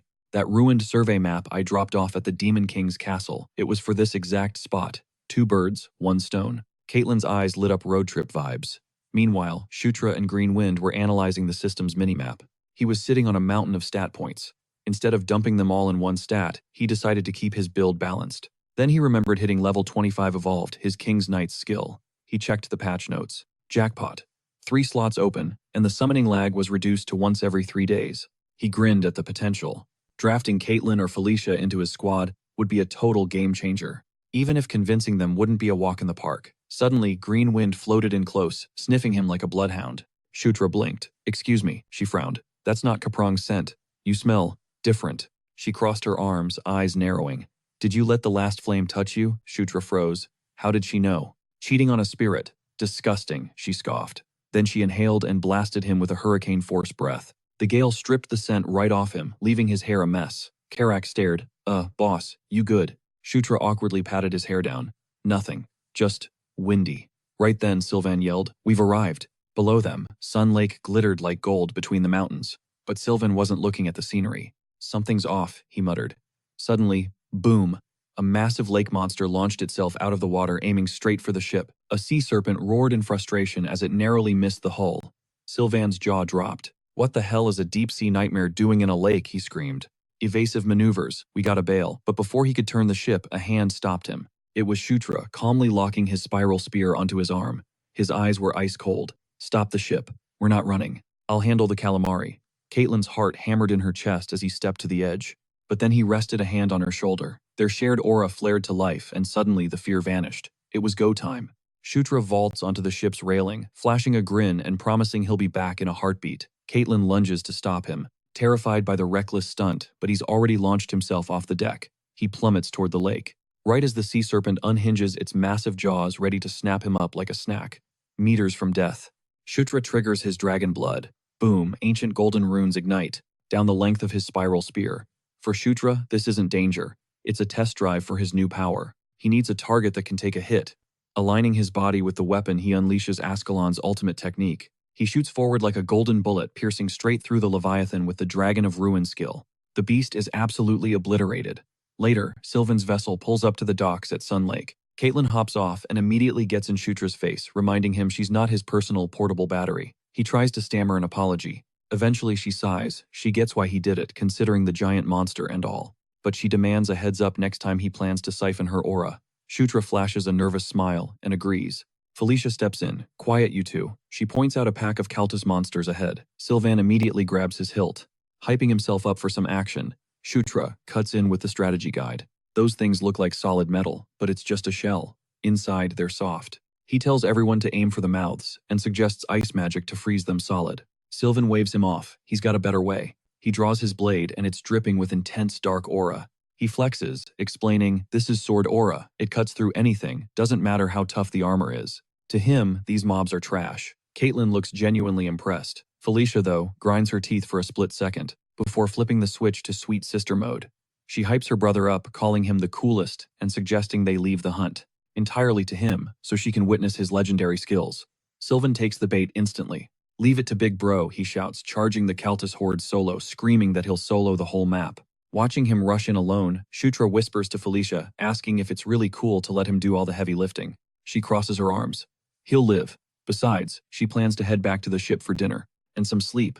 Tomorrow's gonna be a grind. Karak almost pities the guy watching him fight alone, but Sylvan looks like he's having the time of his life.